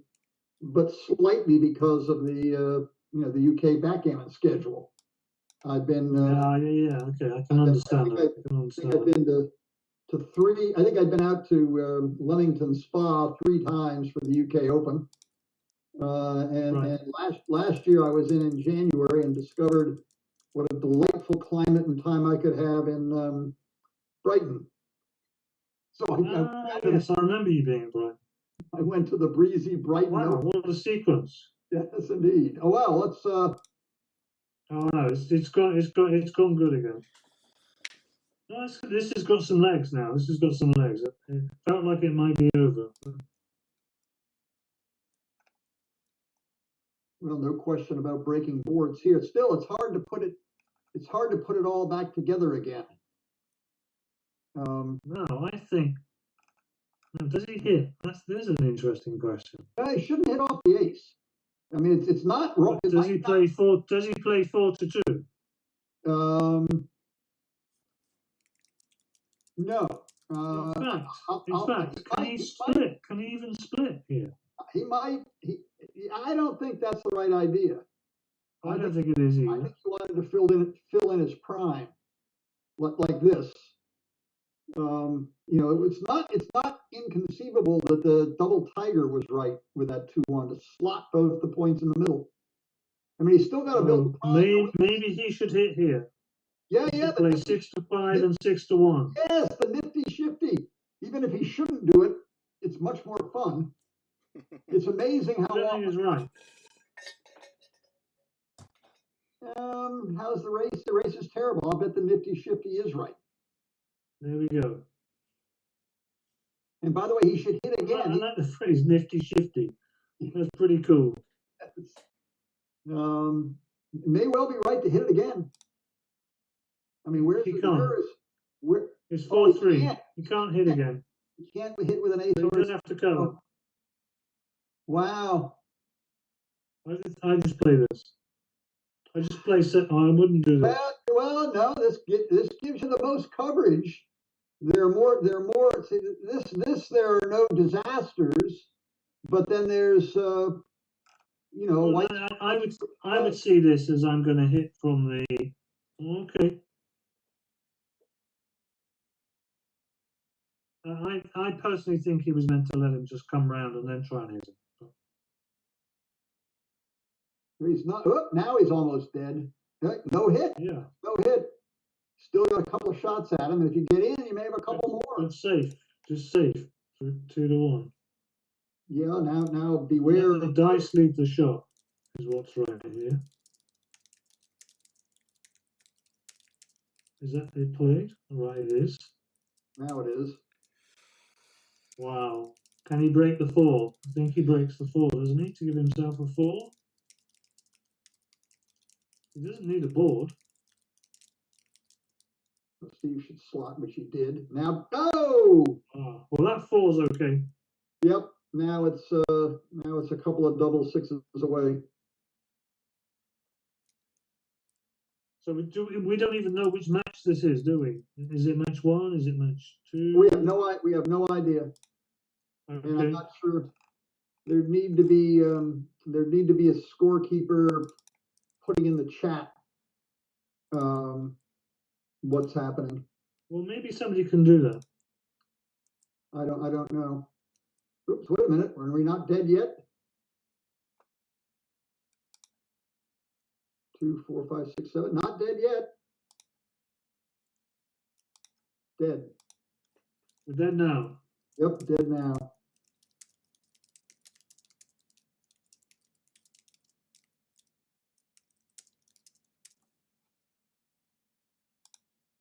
Yeah, we got to go back in again. Are they going to bring us? Is he going to bring us back into?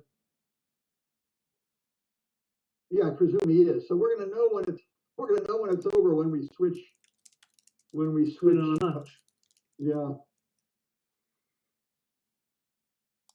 They don't count for the scoring in the tournament, but you can see the 1 point game PRs pop up. Hit the observe button. Right, we're off. We've got a whole game to concentrate on now.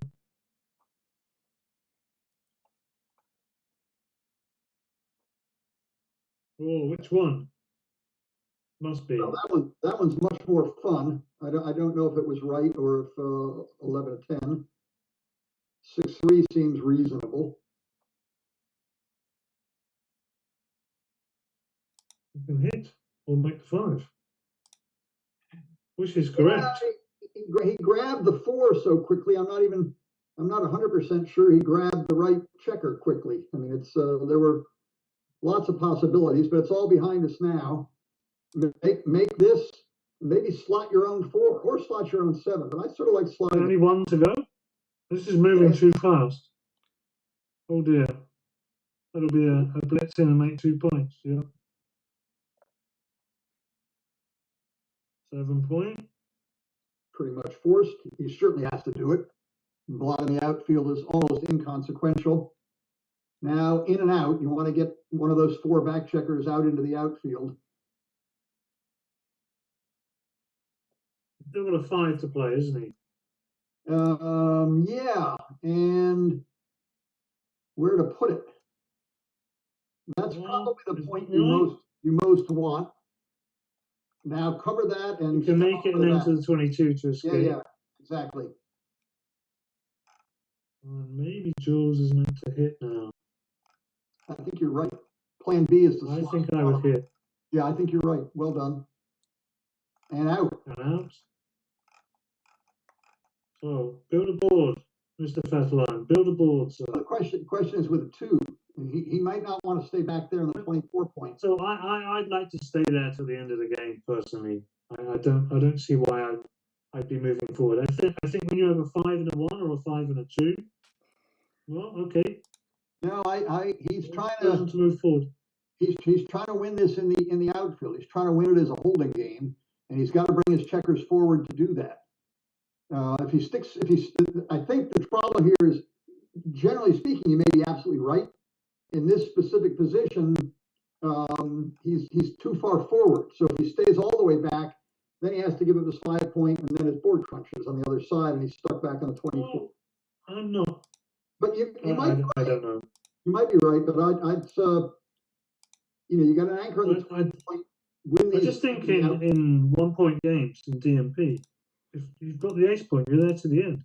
So it's because once he breaks that, if Black gets lucky and just closes him out, he's only got the 5 point anchor and he's miles behind. He's too far behind to just have a 5 point anchor.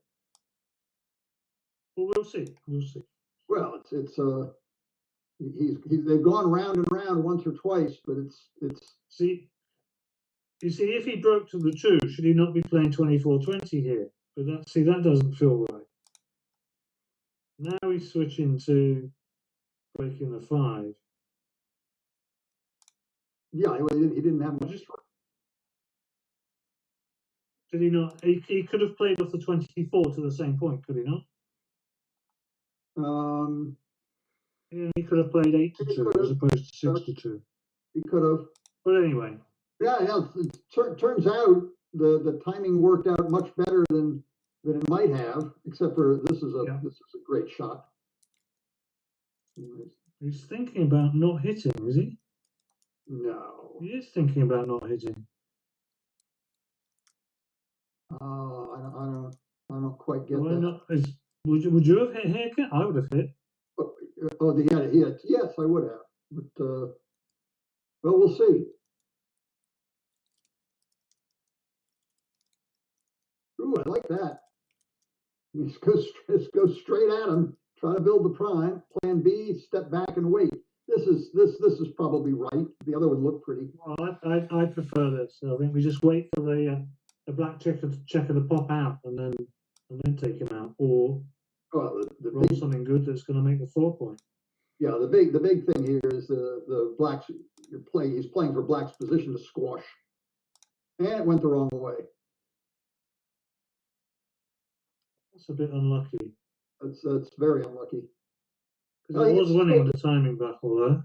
He can still win the scramble. Just a couple of even numbers, and he's on his way. That's a good start. And keep the 4-5 as an enter number, but it's a disaster. That's a nice 5 to have blocked here. Well, it's not really a disaster. You can hit loose on the ace, I suppose. I just keep the 4.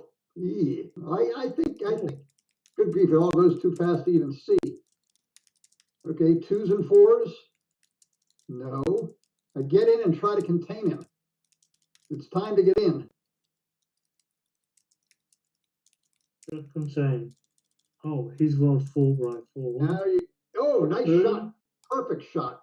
Still, get in there. You have a 3-4. We're still in. And hit him again. Ooh, here's the roll for the game right here.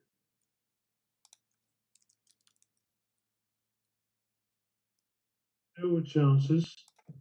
Almost. He needs a 1-6. He needs to play. Oh yeah, I suppose he does.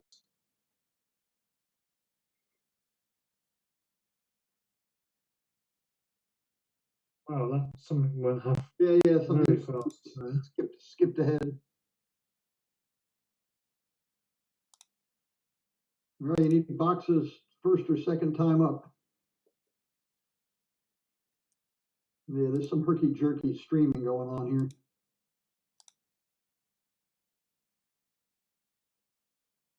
Still possible. Nothing a few double sixes wouldn't sort out. At least 2. And he needs Steve to slow down a little bit and wait. A few ones, Steve, yeah?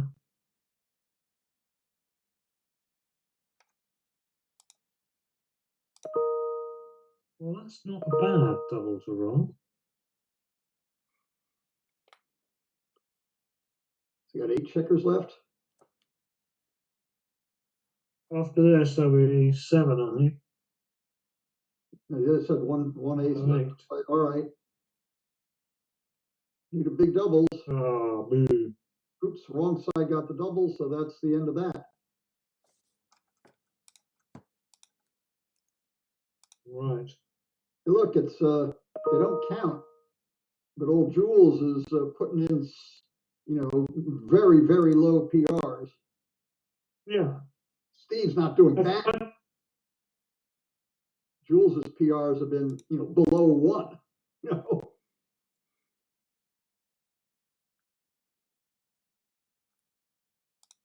I mean, one point is you should be getting really low PRs, shouldn't you? Well, certain games you can get zeros. Certain games. Yeah. I mean, I played a bunch of 3-point matches online, and I get my share of zeros. They're satisfying when they happen, but often there's not a whole lot of play to it. Sometimes there is. Oh, yeah. Well, play position or take the other guys. Does he hit twice? Looks like he does. And again. Blitzing with 8 checkers.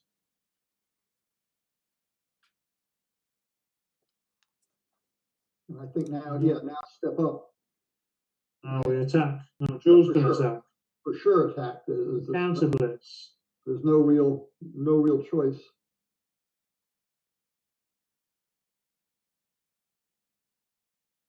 Gonna hit on the 3. Or is he? No.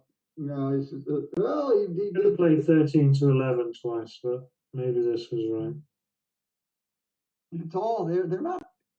They could at least take all of their delay time like this.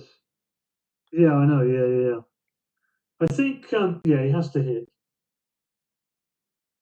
It's hard to find occasions when you don't hit in the outfield like this.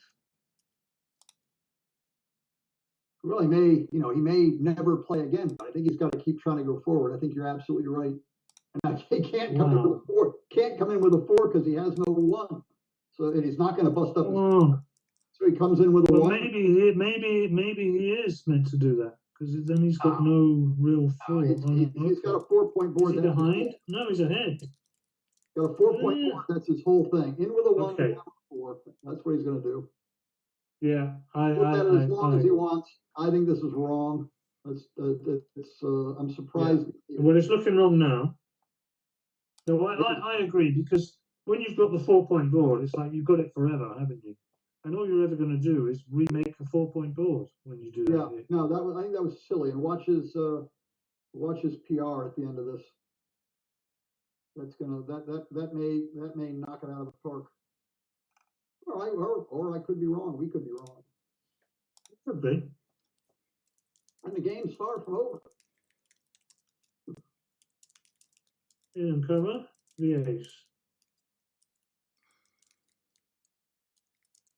Or is that right in DMP? I'm not sure. I think it is. Maybe not. I mean, it might be. I would cover the ace, and then you turn it in that plot into an asset, not a.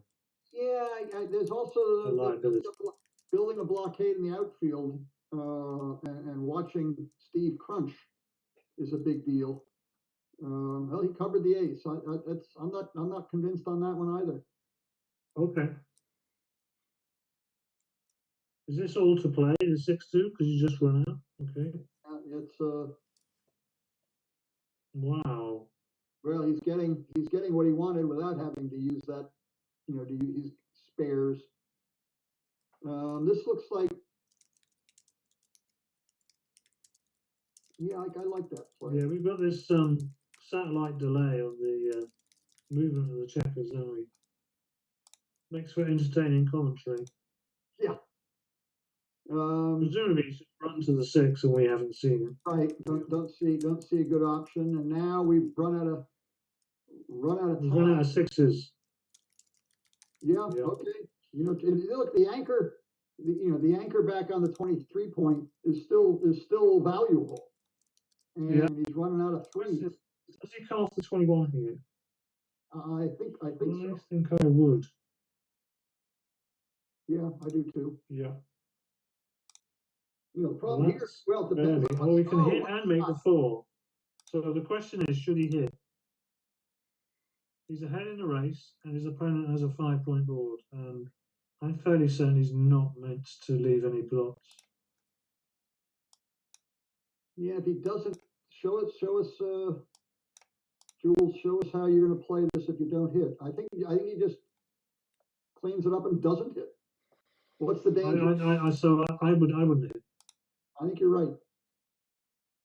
It's not 100% clear, but I think you're probably right. But I'm. Oh, wow. Okay, so this is no shot. Ooh, well, if your opponent's rolling double 3s, almost anything was working.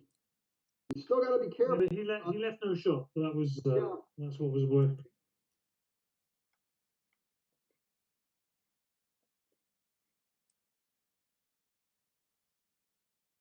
I think that was quite a clever play, actually. I don't know. I'd have to go back and look at the other one. This is so much depends on how far advanced your opponent's position is. It may swing. It may swing those plays back and forth depending on how strong your opponent's position is and how it's crunching. Steve's gonna, obviously he's already starting the crunch. What's he got? How many? Maybe that we've. Yes, I was going to say maybe we've got such a delay. He's already crunched massively, and we're just not seeing it. Something got hit somewhere along the way. Yeah, but here I think he just makes the 11 point and plays 6-5. There's no need to take any risk here, is there? Well, I can't tell. Bar to 17, 6-2. Oh, that's that. I think he's played the 6 out. Okay. Would you leave the checker back on the 7? Oh no, he's done it now. Yeah, the things are getting frozen. I don't know what happened there. We must be missing plays. Yeah, the clock's frozen. So there's lag time in the broadcast somewhere, and then it catches up. Right. Bigger bandwidth somewhere. The skippity-doo-dying all over the place. Very hard to win this race, and it's very hard. Oh no!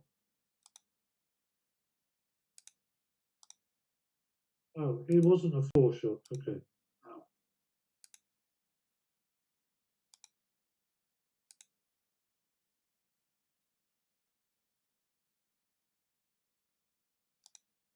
Well, nobody has any checkers off yet. Nope.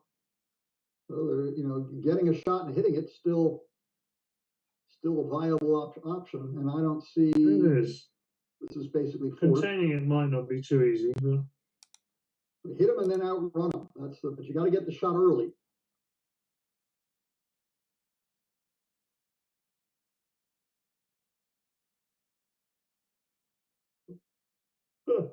Now you're going to have to leave whether you like it or not. Your opponent has 4 checkers off. You better leave big. This is looking grim. what are you seeing the same as I'm seeing? This is interesting. I think we are. I think we just shared Stu's screen. Okay. I think there's a 6-1. So sometimes you're making comments, and I'm like, you're talking about the other guy, and I'm like, am I seeing? No, you're the same? also actually maybe this may be streamed into the same stream in 2 different places, so there could be time lags differently. You know, Okay. we're transatlantic. Stu's saying he's not sure why there is a lag, but it's whoa. Is this the same game? Yeah, Jules played at .32 in that one. Yeah, I saw. Not that Steve played badly. No. I have not kept track of the wins and losses. We probably should have done that. Well, I think I've seen Jules win 3, so I'm maybe If Jules has won 3, then we're gonna get a different pairing up here. We are.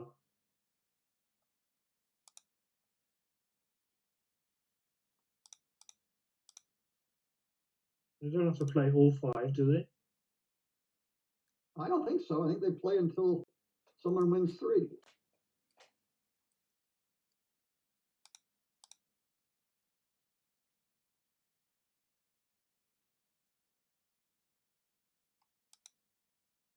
Are we going to get a different match? Who's Kaz playing? No. Is there anybody even playing? Well, that's a good question. That's a Maybe good they're all question. gone. What's the 3rd round? Oh, here we've got. Oh, yeah, we got the end of one there. Maybe there's going to be another one.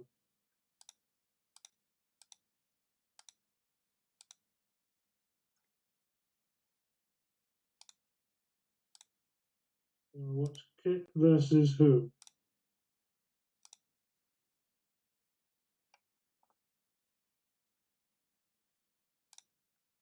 Okay, so that's Mario as well. Seniors. Was in Chris Bray. Seniors table. Although, in all fairness to Chris, Kid is somewhat older.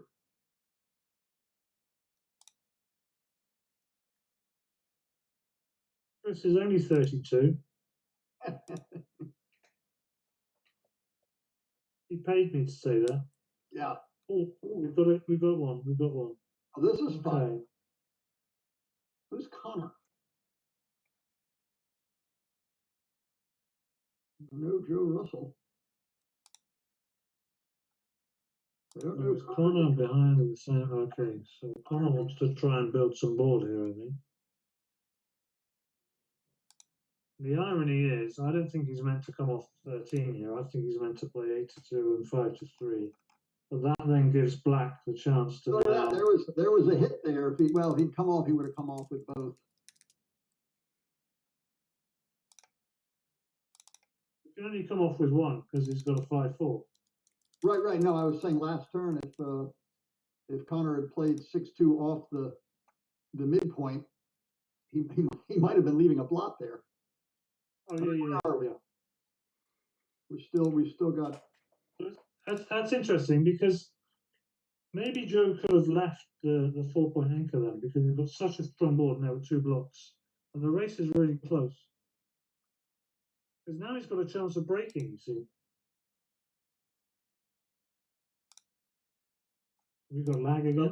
Yeah, I'm frozen with 1 minute and 1 second on Joe's clock. What do you see? Oops, now it's Well, there we go. now it's ticking. So yeah, this is No, there's still yeah. Now he has to go. right, and he has to point on him. Now get a 3-6 or something to make it interesting. Nope, a 6-5's annoying. He may No shots, Colin. No shots. well, no shots leaves for Oh no, but is there something about how a double works here? I don't think there is. so leaving 3-5 and 3-6 is funny. This at least leaves no shots. That's a little. No shots. Oh, look, there's the 3-5. There's the 3-1 pick and pass. Back in again. Careful with your 5s and 1s. You race. Well, 5-1 would be all right. 5-1 together, but single. Ah, there, good. Now, big roll. Oh, He's bye forced bye, now. Joe. Bye bye. Oh, that's nice. It's only 4 pips, but it cleans up a lot of checkers. Takes away a lot of wastage as well. Yeah, Joe's behind in pips and behind in checkers and behind in position. It's going to take some work. That's no good. That's 2 checkers off. That's 2 checkers off, but he's still 5 behind. There's a little annoyance.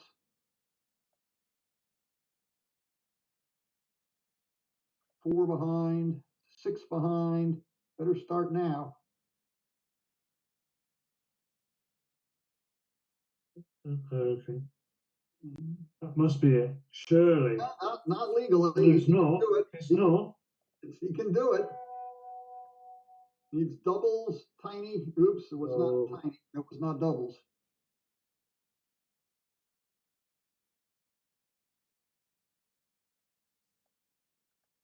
All right.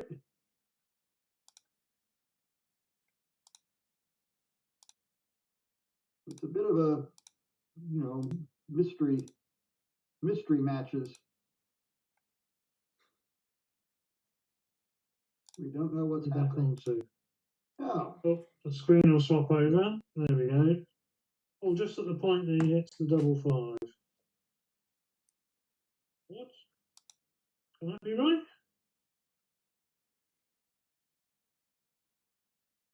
where are we? Surely he has to stay. Yeah, he can't. I mean, he can't Maybe legally. he gets lucky. There we go. There's a chance now. I'd take the 4 off here. Well, it's just 6-5 this turn versus 6-5 and 6-1 and 5-1.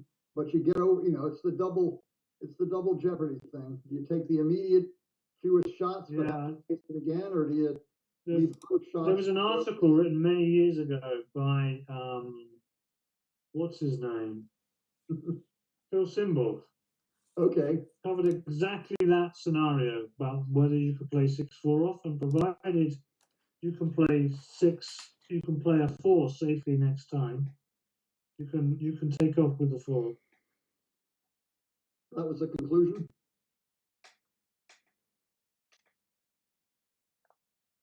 Sorry? That was the conclusion. In other words, so you're not leaving a situation where it's both 6-5 and 6-4 and 5-4. Yes, exactly. Provided it's only 6-5 you leave, you're good to take off the 4. Oh, that's a fun thing to know. All right, well, Most people now find 18 exceptions to that, I'm sure, but I've never come across one in all my playing. So. all right. This is the last match. Is this the last match that we just saw, or the last match we're about to see? All right. Well, we've got a position here. One more. Does that just turn this into a race? No, it can't be. It's got to be. Has he played any? That's the question. No. So he has to break, doesn't he? He has to break contact. Although he can't, but he needs to run this one from the back, doesn't he? Well, it depends on how many 6s he's played. I think he must have only played 2. Okay, so maybe 2 to go here. And the question is, I don't know why he wouldn't just come forward. Well, I would come forward and just leave him in shots, I think. This is my play. Yeah, this seems reasonable.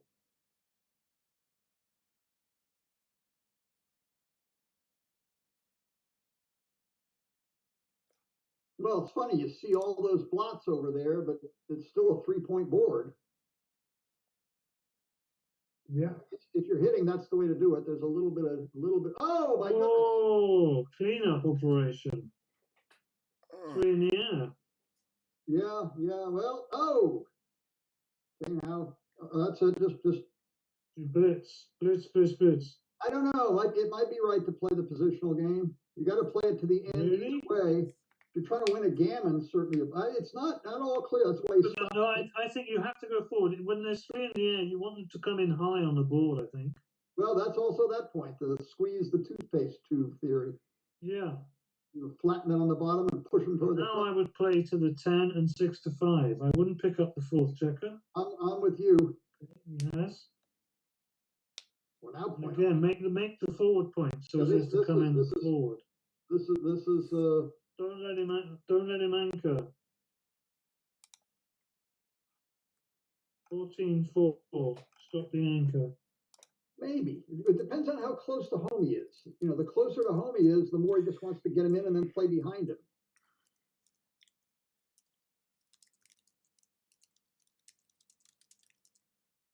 Well, if that's right, then he has to lift now, doesn't he? We're Now he's going to end up with two gaps, I think. But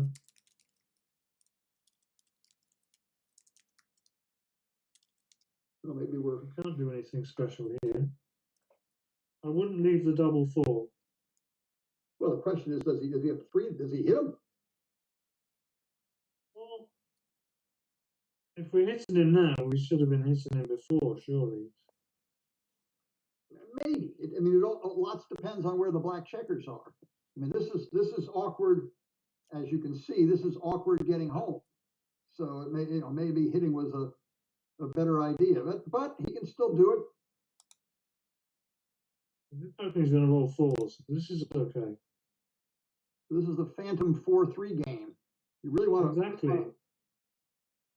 Is that the? That's why we wanted to make one of them, I think. Yeah. Well, yeah. Now Connor wants to come in low like that. That's another 3, low. isn't he? All stripped now. Take one off. Come in with a 3. There we go. Whoa. Here we are. Go ahead and slot your 3-point. You're going to have to make it eventually. Yeah, I think I would slot. We want to make it as fast as possible. Black's not going to have any board at all when this is done. I mean, he rolls his 6-3 or whatever, and there's the 1s, 2s, 3s, and 4s. Oh, he got one. Oh, we got a hit. He got one. Now, spread him in the outfield. Maybe right to get off the 22-point and shake loose 3 blots. But that's only, I guess. Yeah, you're probably. I think you're right, actually, because there could be something like a 3-2, couldn't there? 3-2 is the only one now, but there might be others later. Oh, he's got that covered. Now play 22-19. You can't generate many more covers.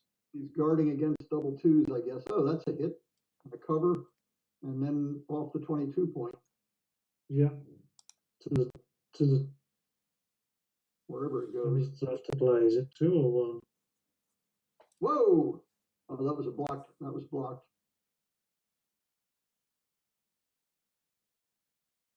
I would come 22-18 here. Yeah, well, he's he can bring more builders into the builder into the 6-point, but that pays 3-6 sort of. Yeah, exactly. That's why I would have played 22-18. Now I guess you're sort of forced to build a 2-point. Is he? Can he not play out and 5-3? Yeah, that's reasonable. I mean, he's looking at the fact that 3s and 4s all leave him a direct shot back here for a second checker. That, Joe's got 5 checkers off, so Connor wants to get a second checker if he can. Oh, he's gone for my play. Here we go. Now he just needs to attack that checker. Hit the checker on the ace. Oh, okay. All right, now there's I'm no. not going to pick up the second checker then. Well, it might take a while. We could be playing through the dinner break or whatever the heck is going on next. Is the third round tonight? Or... Roll it forward.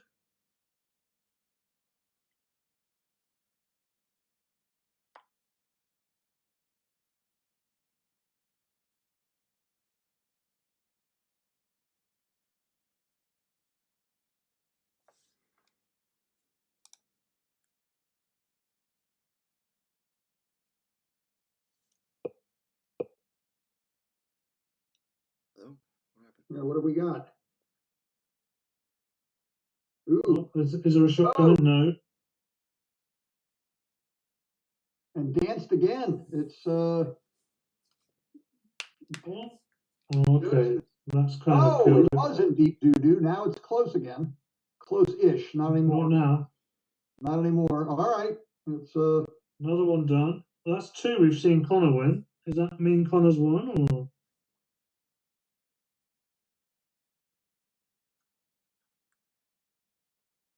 we'll see in a minute whether they're done or not.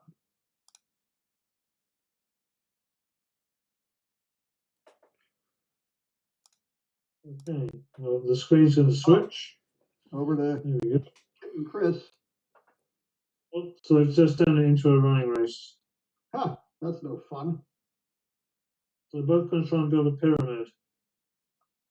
Sorry, a triangle. A triangle. Yeah, the triangles. There we go. Now the race is close-ish. Kit's ahead. Oh, Chris is wondering whether he goes to the 6 or to the 4. Yeah. Kit's wondering how to roll bigger numbers. Good, we can make this a more exciting. Now I can play 6 to 3, get closer to the triangle. All right. Yep. Doubles. All right, now we got a real race. Now we're on. Kit's falling behind. Come on, Chris.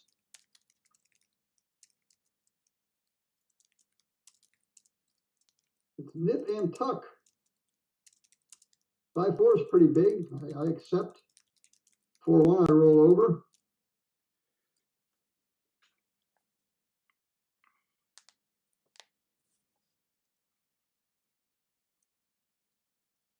All right.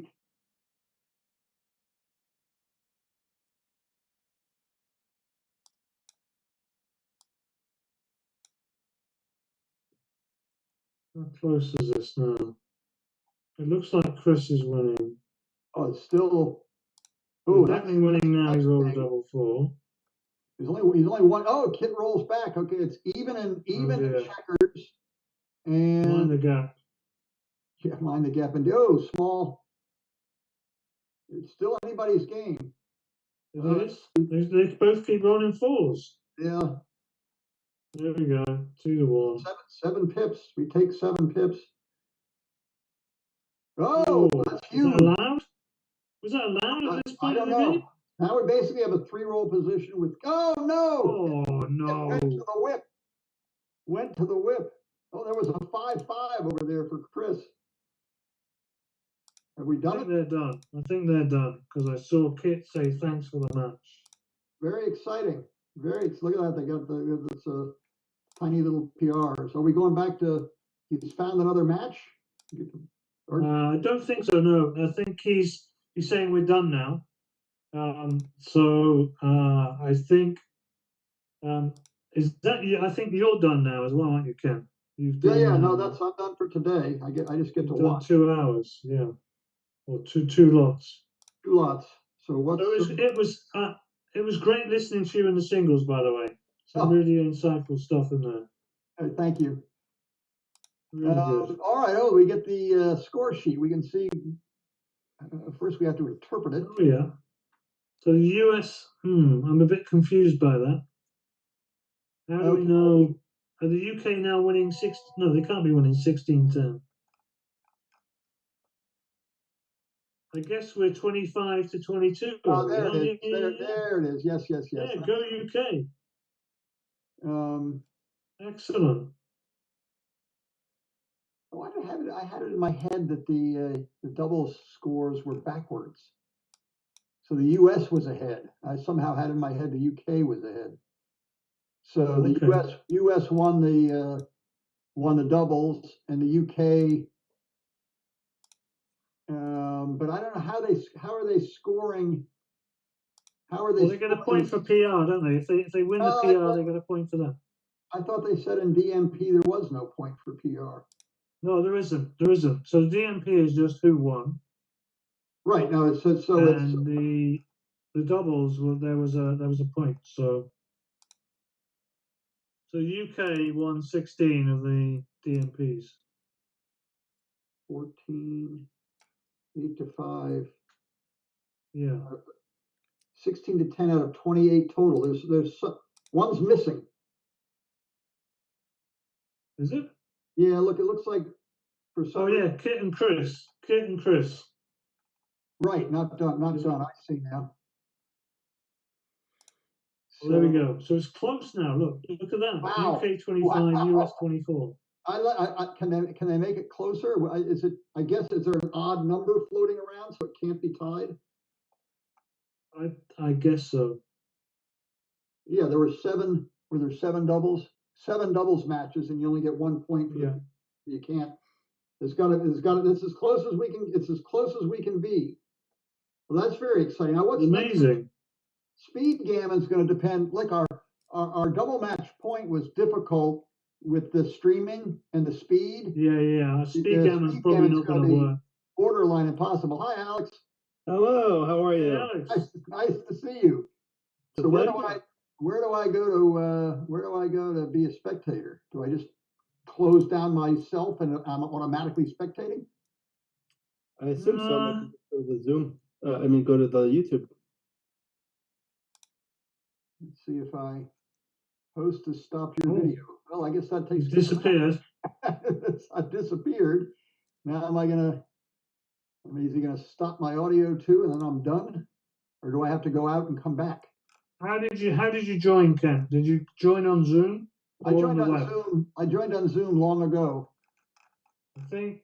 So in the bottom right-hand corner of your screen, you should see a man leaving a room. So I should exit and then go find the YouTube stream. Yeah, and then you can listen to us trying to commentate on a jerky speed match. I'll stop cluttering things up. If it wasn't bad on DMP, it's going to be really bad on speed.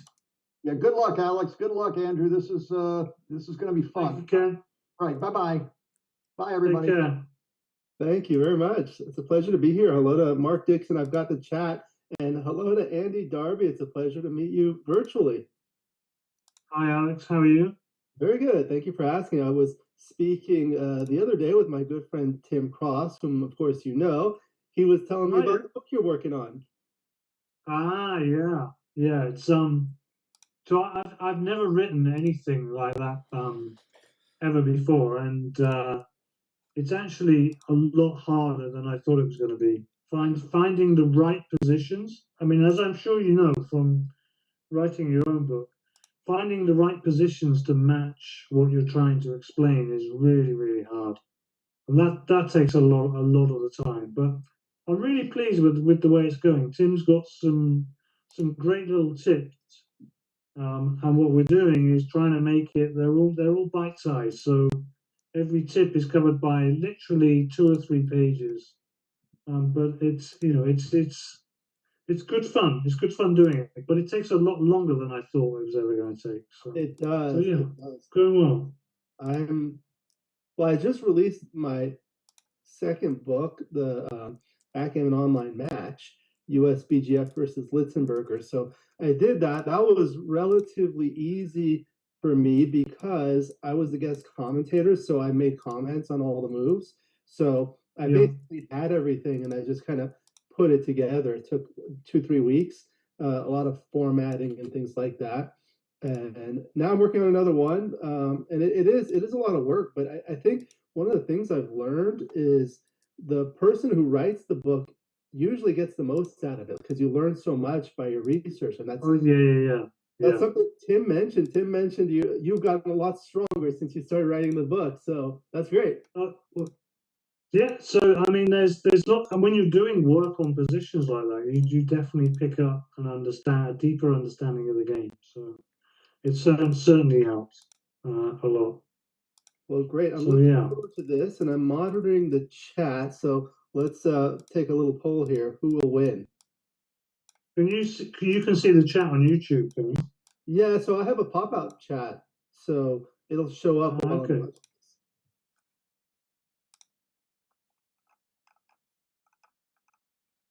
I don't know how to do that. But... So if you have the YouTube window open, on the side there should be a chat. Do you see that chat? No, I don't have the YouTube open. I just can see the. So if you open the YouTube, you'll be able to do it. You'll want to click on. Is it not delayed? I don't know, but at least it's something. So let's see.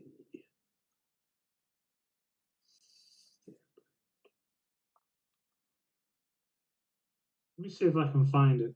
Am I still on the Zoom call? You are. Okay. I need a link. Mark Dixon is here. All right. Stu just shared the screen, so looks like we've already started. So this is an 11-point match, SpeedGammon? Wow. Oh, okay. Like 5 points. How long do they get? Okay. 5 minutes. Are we going to get the dreaded delay? 7 point. No? Okay. Danced. We have no delay. All right. So this is the first game. It looks like Matt is playing the white checkers at the top, Jason the black checkers at the bottom. I know both of these gentlemen well. They've both been on my channel. They're both outstanding players. Hello to Bob Orion and Mark Dixon in the chat. 4-3. So is he going to do that and play behind now? Is it going to stay like this? Okay.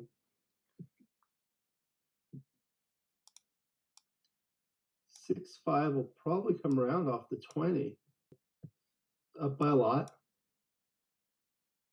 5-2. You've got to do that. Straight to the 6. Carry on. Whoa, okay. Hello, Gigi in the chat. It's a pleasure to see you. Hello to Rory. 2-1. Slots. 5-2. He's trying to make a run for it with 2 blots in Matt's board, in Jason's board. Yeah. Oh, I didn't like it. Well, that puts him up in the race. Yeah. Well, I agree. He doesn't always safety the block. Oh, that like this with all 4. Well, what is he going to do? Yeah, I would slot the 5 point, and then maybe just make the 2 point in case there's a hit. Make the board in case he's attacked. I agree. Because white's ahead in the race now, black probably does need to hit. Can he hit with this roll? Yeah, hit comes with a price now. I don't think he needs to hit. I He would think I like would just quietly make the 5 and say, okay, let's hope I can win a race. What do you think, Alex? Yeah, I don't know. What's the race if you... This is a lot of blots. Lots of blots. Like Matt's now thinking of cubing. Yeah. So he hits with 2s, double 1s, 6-5, 5-4, and 6-3. Sounds like 19 shots to me. Over half the deck. And otherwise, the race is pretty close. But I think Jason has to. I couldn't pass this. Yeah. So he did hit, and Looks like Jason danced. Looks like there was a little lag.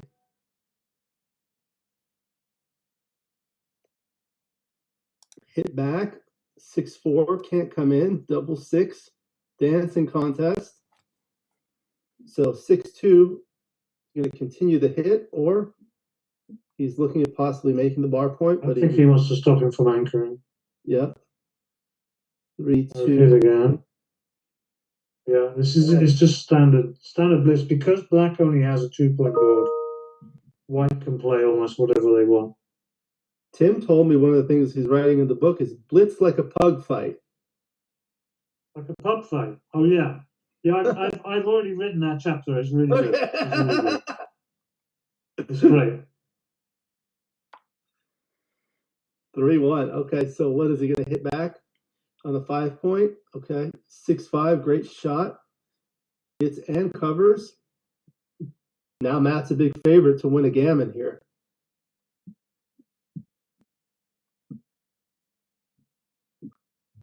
Needs a one quickly, another one quickly, and he's got a chance.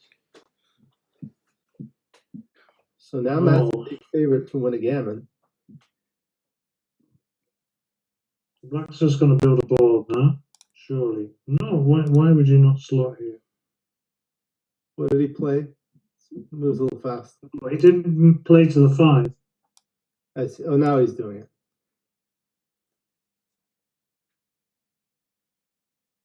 Oh, so he swapped us round. So now we're looking at Matt. Matt is playing the black checkers at the bottom. Okay. Mm-hmm. So Jason's trying to save the gammon. Yeah, but he's only going to do that with a shot, isn't he? Yeah. So he's going to put a lot of effort into making sure the board is right and then getting off as soon as he can. Thank you to Stu. He's working on everything behind the scenes. Double 2. So now, for sure. Can you get a backgammon in here? No. So I think he's meant to go here.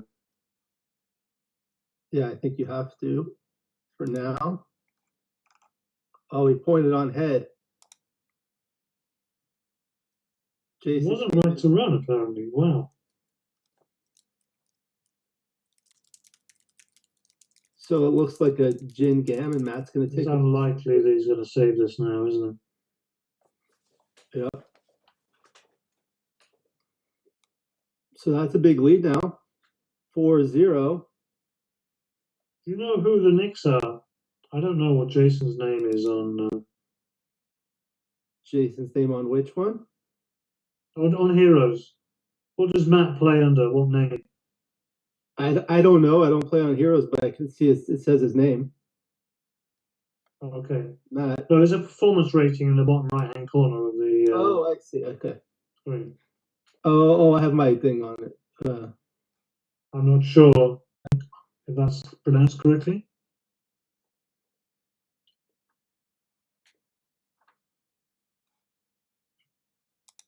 Okay, hit and continue.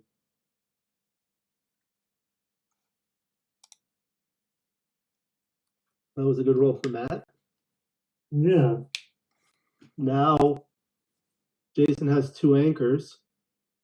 He's going to slot. So now he can run all the way like that.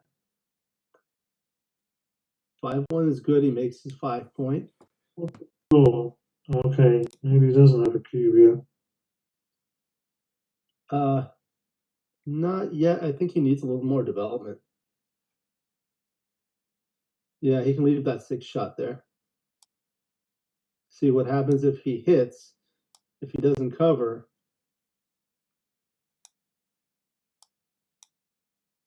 Okay, so Matt comes in with a 6-1. This is super fast. Yeah. SpeedGammon is fast. So 5-4. I think I would cover the 4-point here. Yeah. Or maybe No, not. he's not. He doesn't want to leave big lots. Okay, but it was not. I think covering the 4 was right. Just run. or you can hit loose. That Yeah, really, but why? because then it's harder to make an anchor. And he's got a blot in the board on the other side. Yeah, so I think, Wow, double three. okay, so now we're just playing a 4-point anchor, aren't we? So we're what? He could make the 16. 18. The 18 is Oh, very he's gone there. He's gone, okay. Yeah, because of the pip count. I think I come to the 9 and then 5 to 2, but I don't know. What the 3 is now not duplicating anything. No, oh Gigi, this is no longer the DMP. This is SpeedGammon now.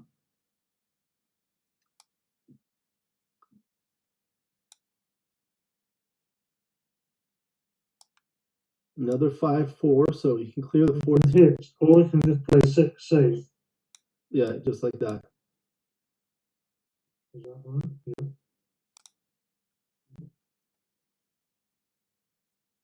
Nope. 1 4-point then. makes the 4-point. Very good.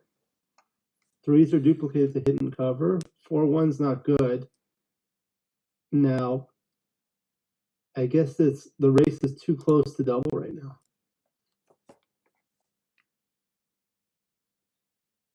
Brings it in. 6. Okay, or maybe he's going to spread out his checkers. I would still come to the 6. This gives you more flexibility. It does. Okay. Hello, Merrin. I enjoyed your commentary. Thank you. 6-4, so that's going to leave a shot. Might as well make a point. He's got it. 3-1 hits. Does he do it? Hello to Kent Goulding. Where's the 3? I know. I think in speed I would have just played to the 6, but I'm not sure. Oh, what? Okay. So now Matt dances. One as Okay, well. so now does Jason have a cube? I think so. Can you I would take? say it was. It's like, how are you going to take this? 5s, 3s, I and don't think you are, are you? Not this score, right? if ever.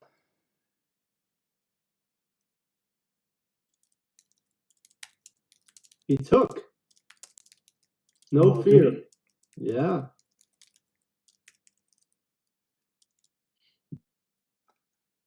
Did we get some delay on that then, or? I do see some delay. 3-1 comes in. Wow. The tables have turned. So he can make the 9-point here. Oh, he's lifting? I think I make the 9-point. No? Wow. There's 2 on the bar, isn't there? I mean, 2 on the bar, yeah. play whatever he likes. So you get an extra builder for the 3-point, like with double 6 and double 3. Yeah, I definitely wouldn't do this. Oh, wow. So now he's going to hit and cover. Matt needs another 3. There, he got it. Wow. What? It's 4 like Joker City? Yeah. Just go on Joker, Joker, Joker, Joker, Joker.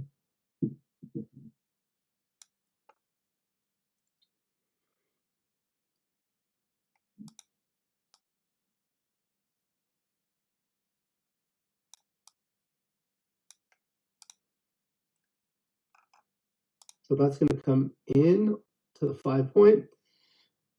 Or he's going to keep the spare out there. So he can comfortably play a 6, except double 6. Yeah.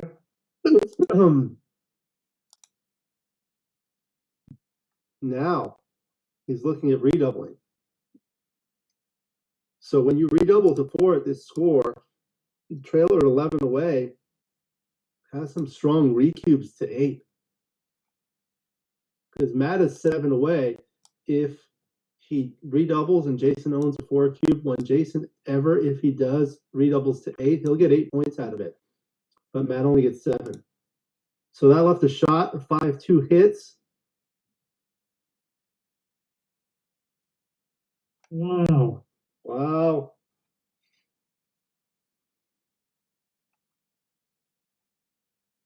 For some reason, we're seeing the Galaxy dice, even though it's on Heroes. Are you allowed to say that, Alex? I don't know. Is that allowed?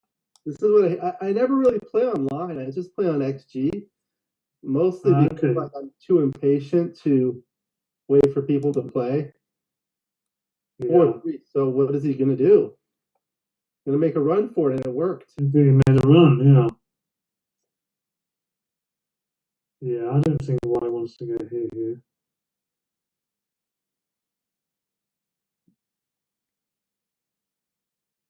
Oh, really? I suppose it's good after double one, but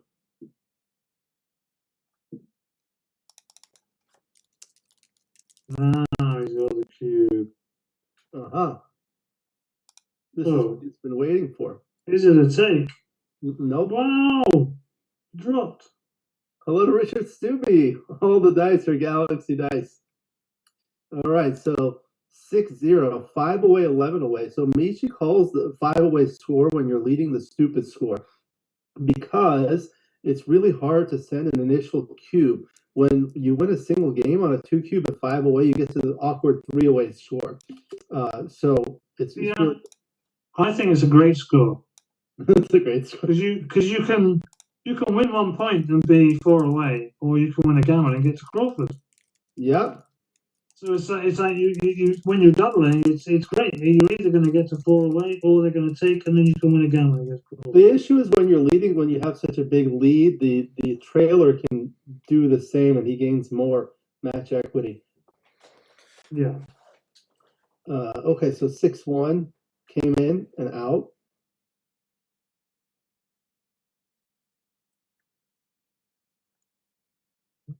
If you're going to do that, why would you not slot the 5? Yeah, that's what I was thinking. Yeah, I would have slotted the 5. Anchor? Anchor or hit? Or do you You hit. Make some awkward 6s.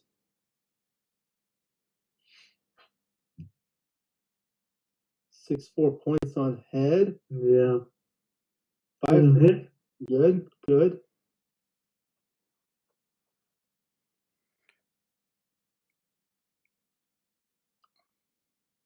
One of the things I've learned by streaming and doing videos is that when people interact in the live chat, it increases the viewership. It helps with the search engine optimization, SEO. So everyone who's watching, please say hello in the chat and let us know where you're joining us from and who you think is going to win. We just see a blunder. Yeah. Look like he didn't like pointing on head.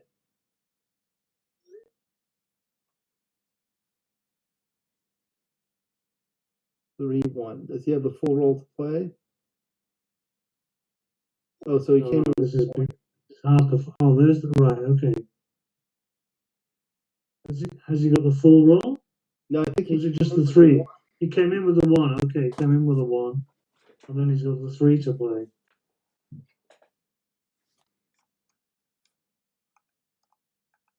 Yeah, I think I'd either hit on the 5 or play the 21. I don't think I'd play. Well, those are the 2. He's gone for the 21. Okay.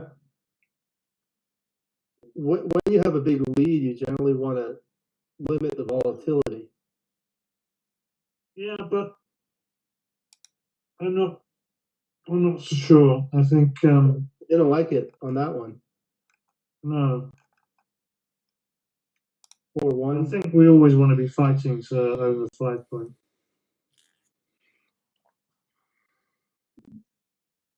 Oh, where? Oh, so it doesn't like Jason's play of coming off the 18. Ah, yeah. Because he's not winning the race, is he? No, it's a close race. 5-4 comes down.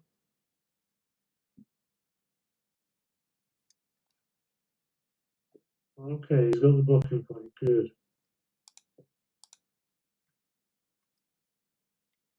I would just place to the 10. Yes. With both. Got the PR point. That's going to be boring. I just play to the 5. I'd leave this man out here, I think. Yeah, these games are boring. I'm gonna take a nap and I'll be right back.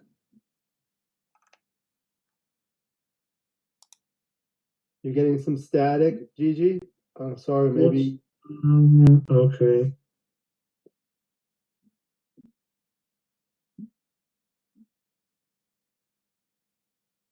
There it is. There's a hit.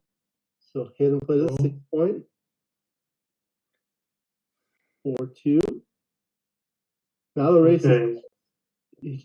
So the race is even. This I would have kept here too. I don't know. Because Matt's starting to break his board. I think Jason can cube. Wow.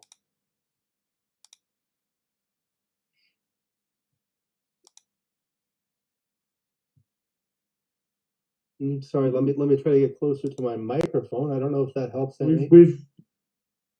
We've gone into laggy mode again, I think. Okay. The position is jumping around, but I don't suppose there's anything Stu can do for it.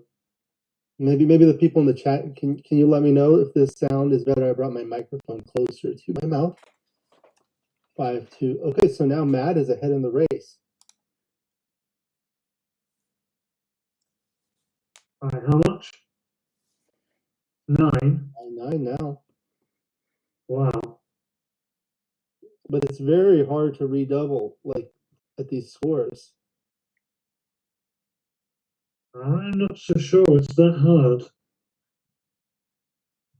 So 11 pip difference. There's one wasted. Yeah, there you go.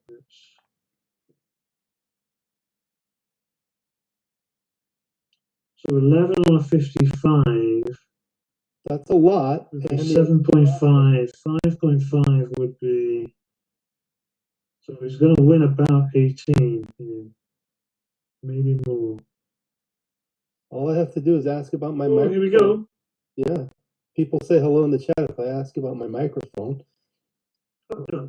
Look at all these doubles. I don't know.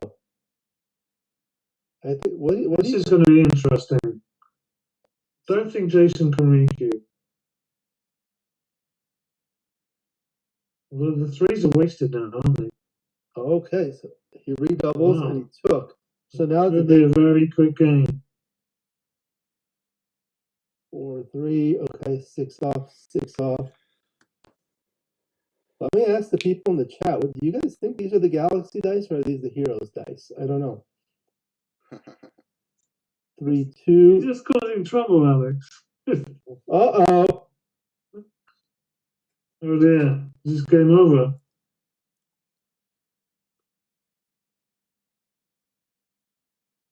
Well, a 6 is forced and it doesn't matter. You can any double 5s or better.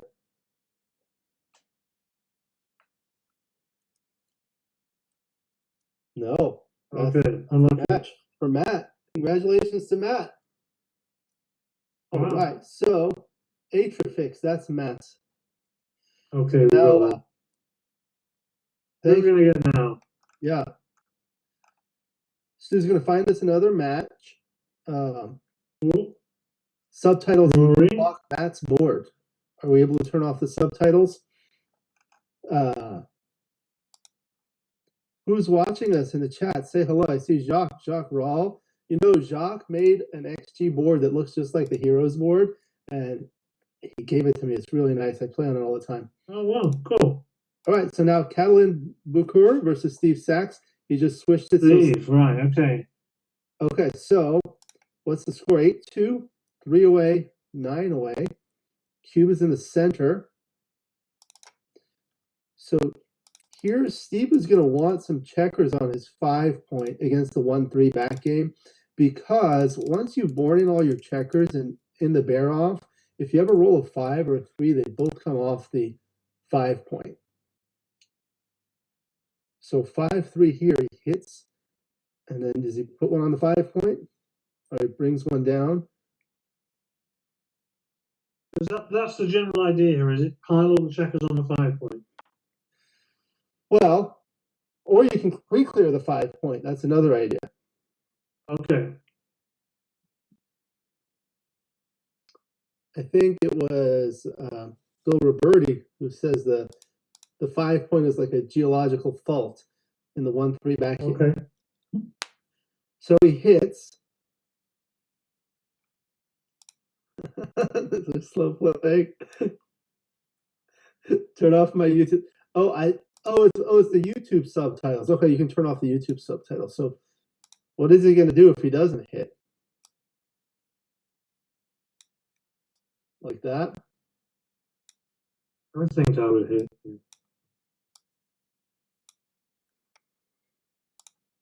It's like if it goes wrong, it's going wrong anyway. You're going to end up at Crawford. If you hit, at least he can dance a bit. Are you really going to get enough shots this way? No. So he didn't hit.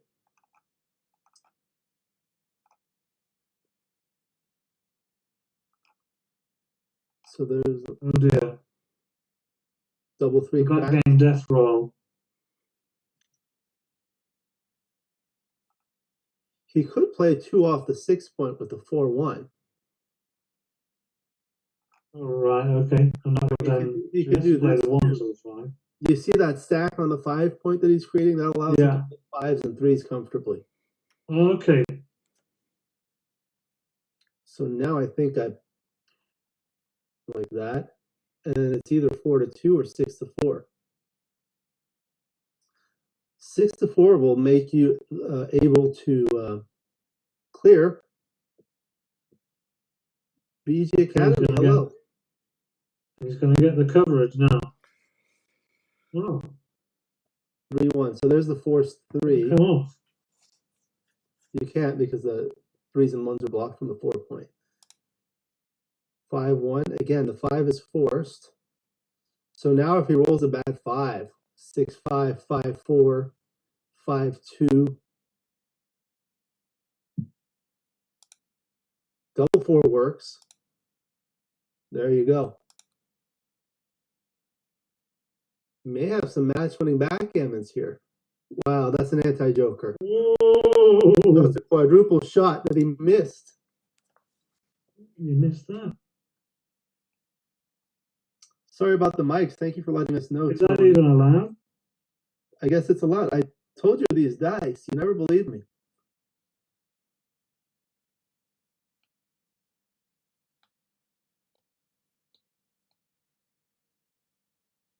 I can see this getting nasty now. Yeah. Surely the luck's going to turn. There's going to be a 1 coming from black. We're going to hit, and then he's going to hit the miracle pickup of the second joker. Steve can roll a double or better, and then cattle in a 3-2. Now a 1 would be handy. Except for double 1. Well, a 1 would just be 1-1. This is the kind of position where when I'm Steve, I call for 3-2. And that's really calling my opponent's anti-jokers. Oh, 620. saved.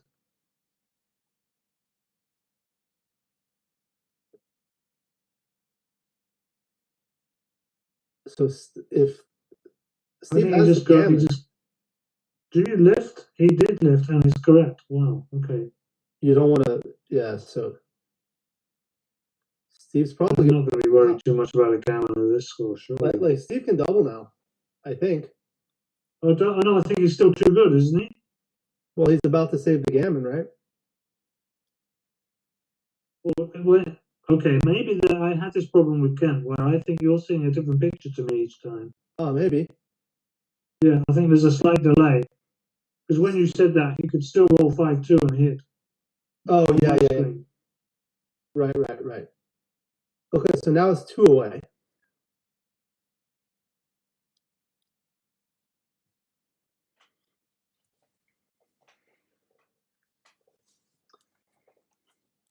What are they doing for time?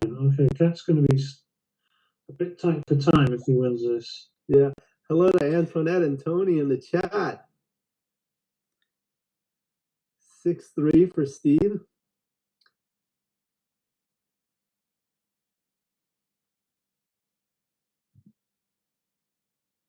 Six one. He's got to come and slot the bar point. It's not.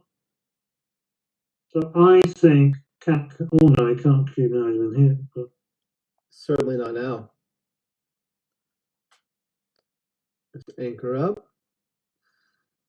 That's what you want to do when you have a big lead. Just try to make an anchor. It just decreases gammons by a lot. 4-2 will come out. now he can upgrade his anchor. And now I play. I don't know. I would have considered 8 I to would play to the 6. Yeah, to give more builders. Anyway, it's fine.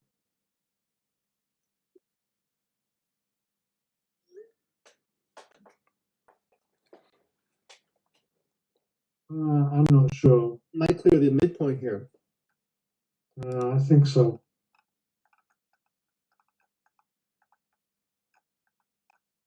My mic needs a cough drop. What if I take this off? Tell me how that sounds now.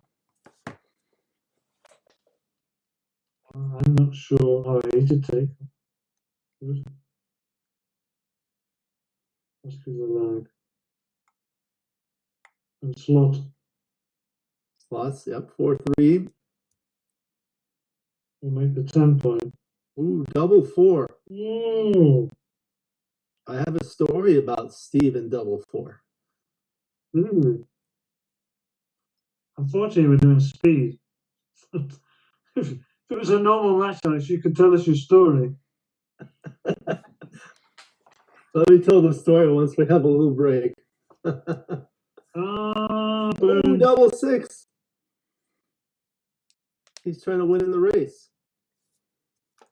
Oh, the cube has been turned. I think. Oh, yes. So, yes, there's no cube. Okay, thank you for Cat. letting me know. That's it. Some more doubles. Go ahead in the race.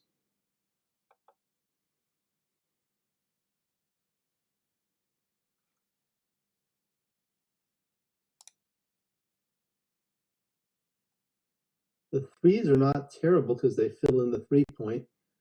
For Yeah, Cat. well, he's only got Like one Cat. though. He should play like this, yeah. Yeah, exactly. No, I wouldn't want the 3s to miss, yeah. It wasn't right. Wow. I don't know. I'm not sure that Canoe got that right. I also don't trust the GNU. That's another reason I don't play online. Because I play on XG and I already have the strongest level analysis. Oh wow, that finished it off. Was that legal last roll? I guess so. He stole the Galaxy Wow. dice. So I was playing a match at our local tournaments against Steve Sachs one time, and I needed like a double 4 would have been like a huge super joker. So I told Steve, I said, Steve, I'm thinking of a number, and it rhymes with bubble whore. And guess what I rolled? I rolled it. Ah. All right, so now we have Marty's story against Pete Heskett. Marty's hitting twice. Pete. So this is this the Crawford game? I guess not. So he hasn't doubled. It's 5 away. So how is he not doubled? So when you're in an odd away post Crawford score, basically anything, almost anything is a take for the leader. So you gain PR decisions and points when you don't double. Martin's, who is Martin's store? Kent doesn't know who Martin Storer is. 5-3, great roll.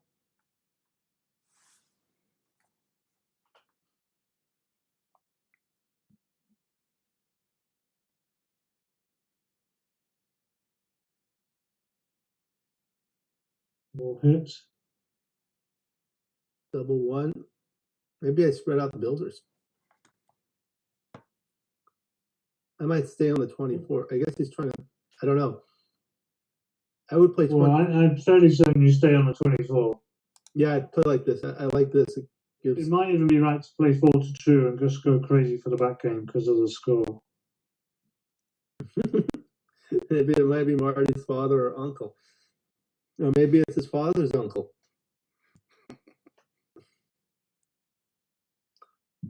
I'm sure you can slot here, you know? Okay, double one is great. Hit, step up, come to the 6 point. Like that. There you go. Here's the back game. Okay, but he lacks the timing. He might not even hit. I guess he hits. Double two is going to crack. He did hit. I might hit 7-3 and then play 4-2 like this. Yeah. Yeah. Now Pete's in a lot of trouble. But gammon losses don't count. So there's the 2. And does he hit a second one? Oh, he just comes out. Now he's going to try to hit loose on the 3 point. Like that. I think he's going to hit loose on the 3 point. There you go. Double two. Okay. No, he can pick up the other one. Well, he's going to get stuck in the back. He's got to step up. Yeah. Oh, yeah. But he had the choice between making the 4 point or picking up the other check. Yeah. Okay, so he's going to hit loose on the deuce. 2-6 from the bar. That's a Ray Fogerland.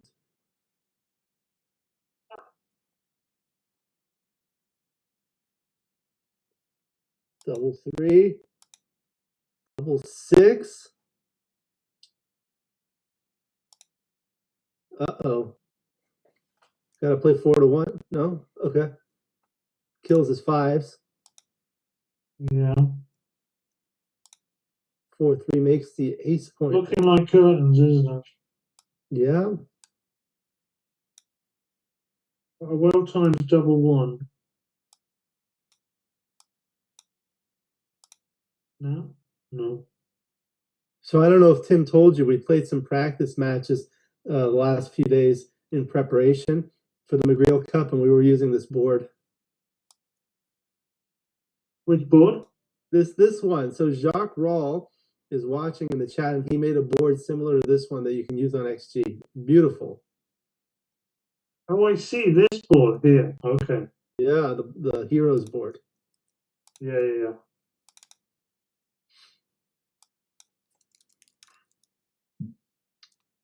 5-4, I guess you make it.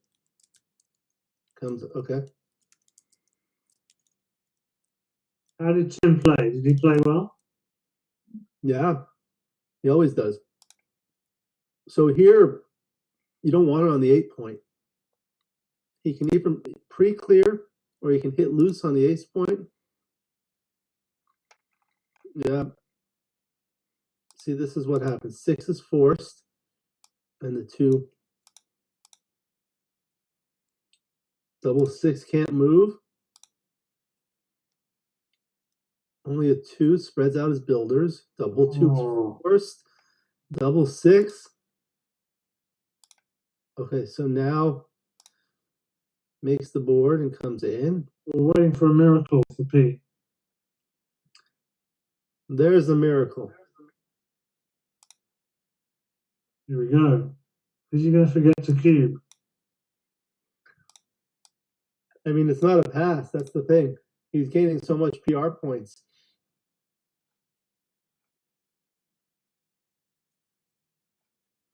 And PR is part of the competition.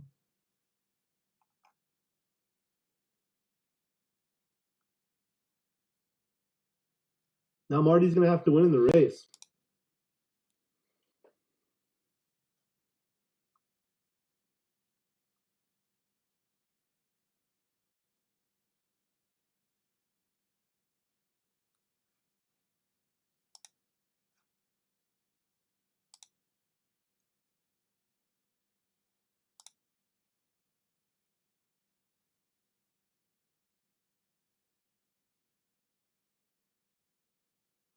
Okay, so that's Jim. Okay, well done, USA. Congratulations to Marty Store. Marty is an outstanding player. He's been on my channel many times, many contributions to backgammon. All right, now Rory Pascar against Andrew Selby. Wow, this is what a way to go. Rory looks like a favorite here. Are you sure? No. He has some backgammons that win the match, you see? He does. He'll have quite a few backgammons that win the match. Or on the bar.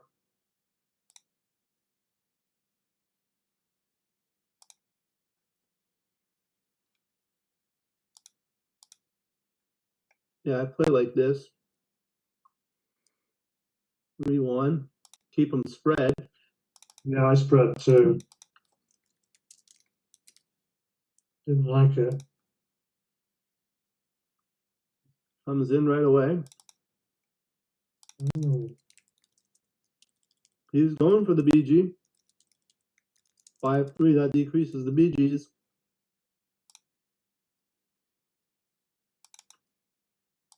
Now you play 2 to 1. BG.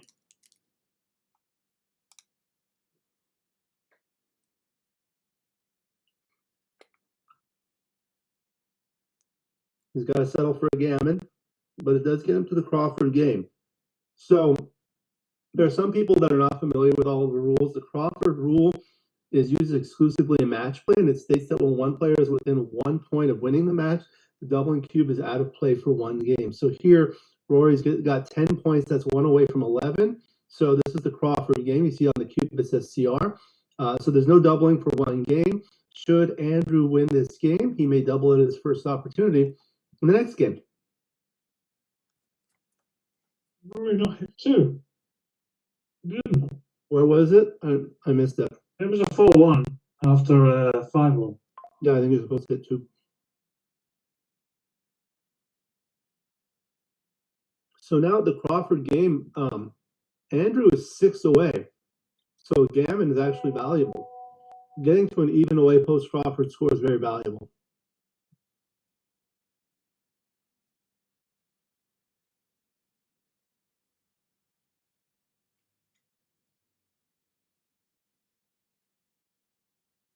Oh, not hit, surely. Gammons don't matter. The 20 point is really solid here.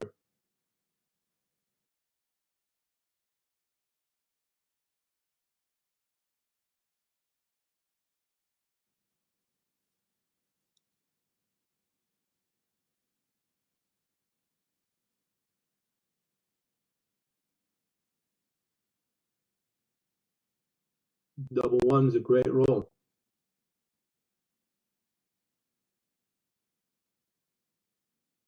Probably 8 to 7. Yeah, there you go.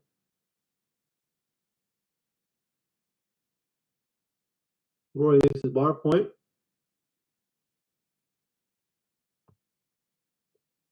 Could have come out with 1.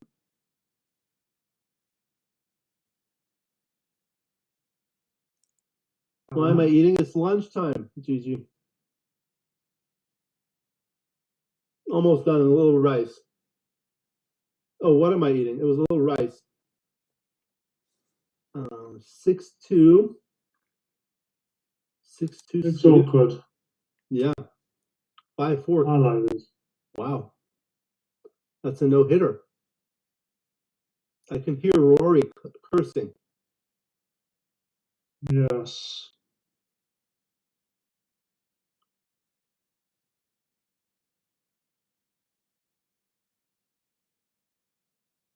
I personally hate the roll 5-4. I always think it's really hard to. Rory's low on time. 15 seconds. Wow. 6-1. I would hit twice. Hit twice, yeah. So now another strategy in these types of situations is to try to create complicated positions when your opponent is short on time. That gives them difficult decisions.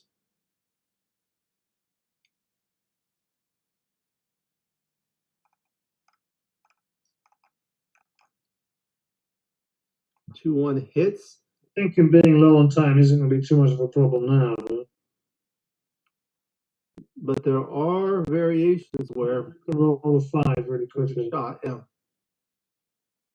5-3. Yeah, we got it. 1. Look at that. Oh yeah, Galaxy dice again. Mm-hmm. Wow. Oh, we've got a game on. Wow.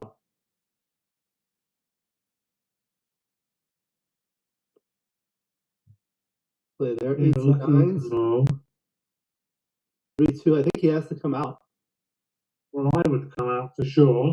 It's whether you come out to the 17 and carry on, or you play 6-4. You're screwed anyway. Exactly. So why don't you just leave the maximum distance? In fact, he didn't do it, and Nope. it was right. Oh, okay.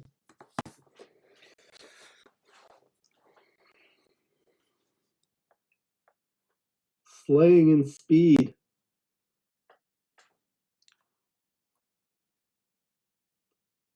2-1. So he can I would step get up. closer. Oh, I Yeah. think I would have played to the 13.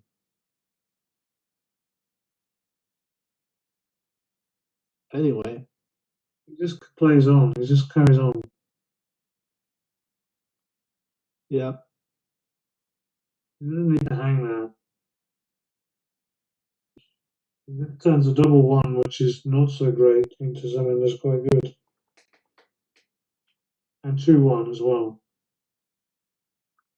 There's Okay. double one. So I might have played 4-3-2-1. Anyway, 2-1 can't come in. He got hit. 5-2 covers. Oh, he's covered. 3. Come on, Andrew. Spread that outfield. Wow, he turned it around. Rory really would have wanted to win this I game. wouldn't have done that. He needs to come out and own the outfield.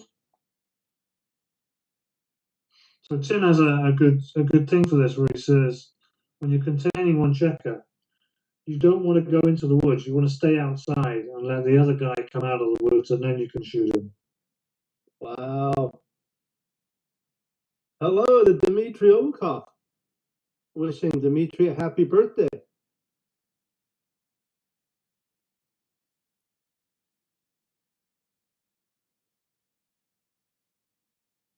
Did anybody miss you? Yes.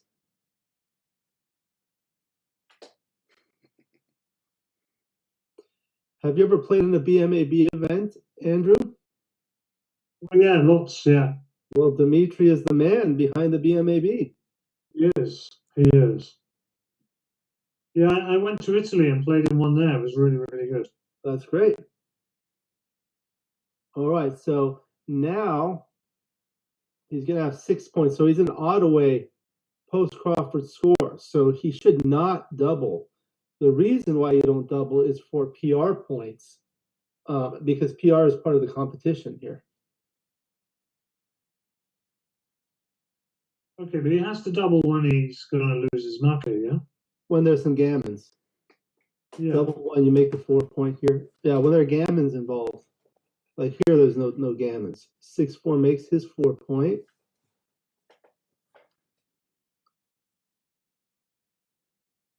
Is he pausing to think about running? I would have run. Okay. Hello to Simon Snyder. Hi, Anchor. That's great.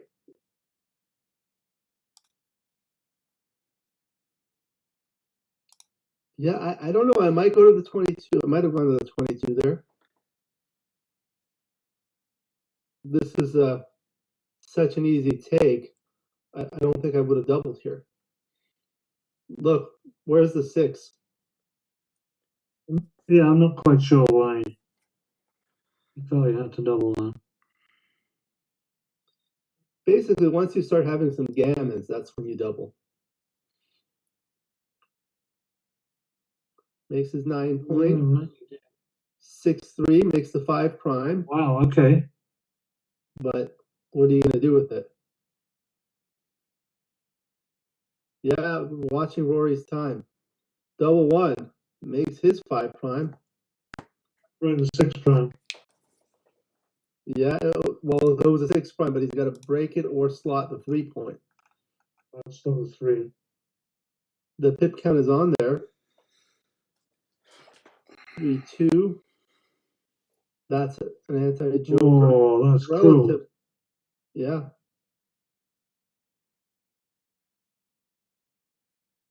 Big one.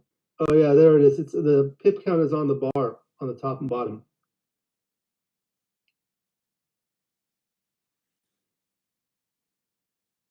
Okay, so now, well, Rory's game looked good last game too. 6-4. I think I make the 2-point. Is reduced contact.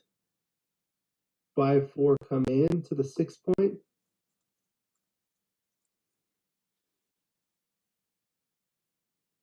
I think I hit here. Taking off the ace. Yeah. Yep.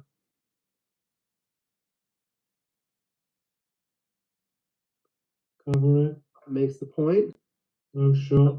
3 comes in, but breaks the board. Unlucky.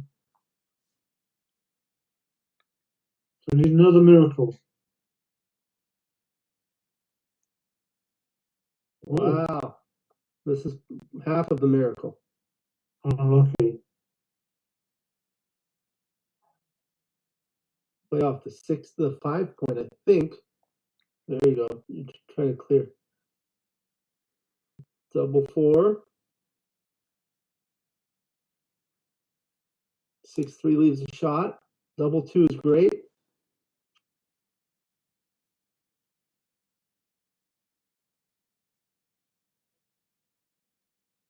Yeah, 5.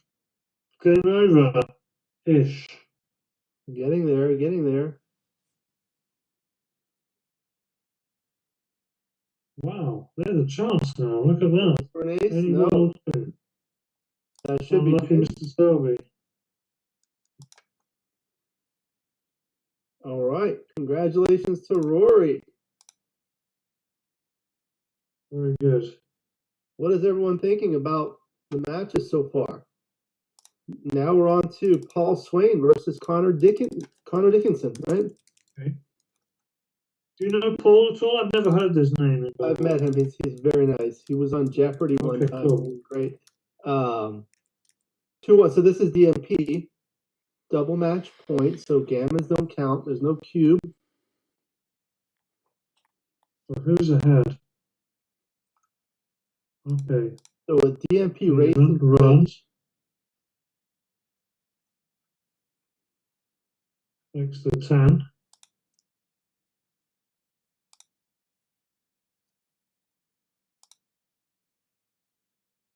for 1. Wow, that could be it. Come on, Pass. Connor.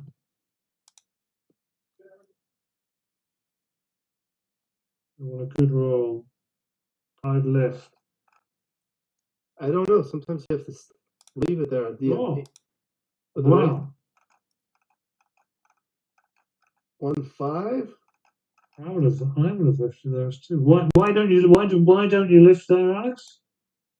So you can cover it if you're missed. Oh, okay.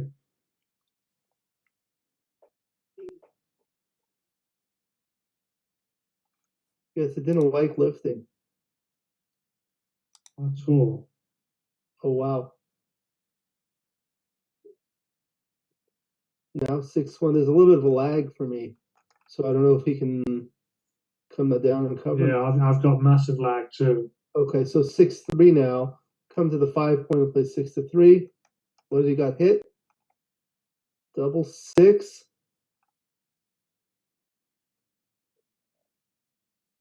5-3. He hits. It comes out. These dice are crazy.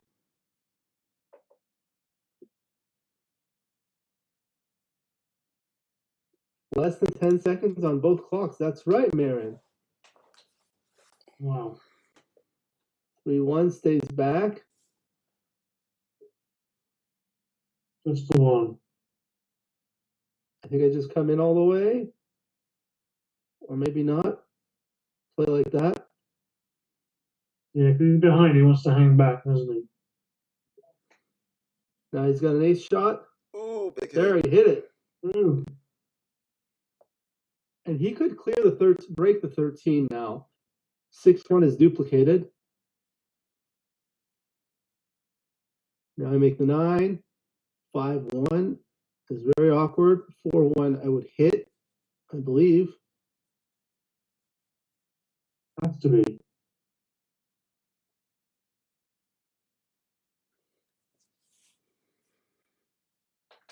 6-4 covers. That should seal the deal. Yeah.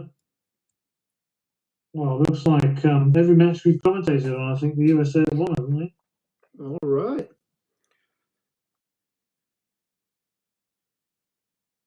The Yankees.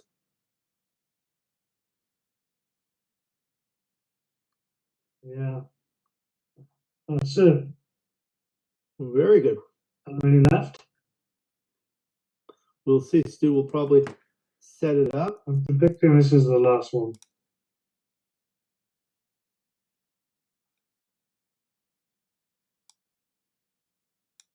For those not familiar, Stu is the marketing director for the USBGF, and he does so much amazing work.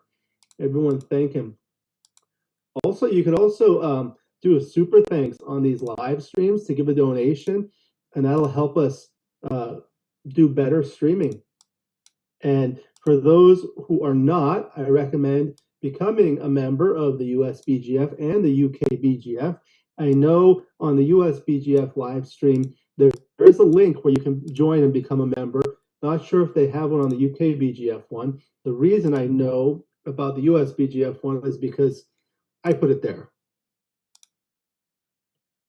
So you're going to say you joined today, Alex? No, I've been a member for a long time, but people who are not members and are watching can I'm teasing. I'm teasing. Oh, yeah, yeah. I'm not a member of the UKBGF, though. Really? Wow. I don't even play in like major tournaments here domestically. Oh, okay. So this looks like the results. What do you guys think in the chat? How are you enjoying it? Let us know. That was from SpeedGammon. Oh, okay. So that puts the USA well in front now. So it looks like now the SpeedGammon round is complete. Next round is singles round 4. And I'm not sure if that's tomorrow. Is that tomorrow, Stu? We're done for the day. We're done. We're Yeah, done. it's tomorrow at 2 p.m. Eastern. All right. Thank you, Stu, very much. Really appreciate it. Thank you to the viewers for watching. Again, everyone who hasn't done so, please hit that like button, say hello in the chat if you haven't done so. Join the USBGF. There's so many things you get when you join the USBGF. And I'm sure UKBGF as well. I'm just familiar with the USBGF. You can play in the tournaments, live tournaments, online tournaments, lots of educational content. You can participate in the online match for which I'm the commentator. Jason Lee does that. There's Chris Bray's position of the day, or what does he call it? Some position. What do they get when they become a member of the UKBGF? Are you familiar with that, Andrew? Well, you get a discount on all of your live tournaments.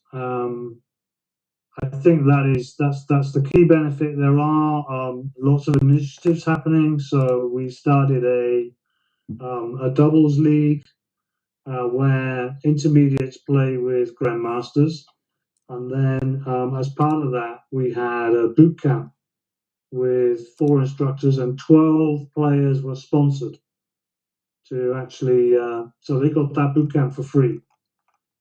So being a member of the UKBGF, you can also play in the online league. There's like a ladder league, which is really, really good.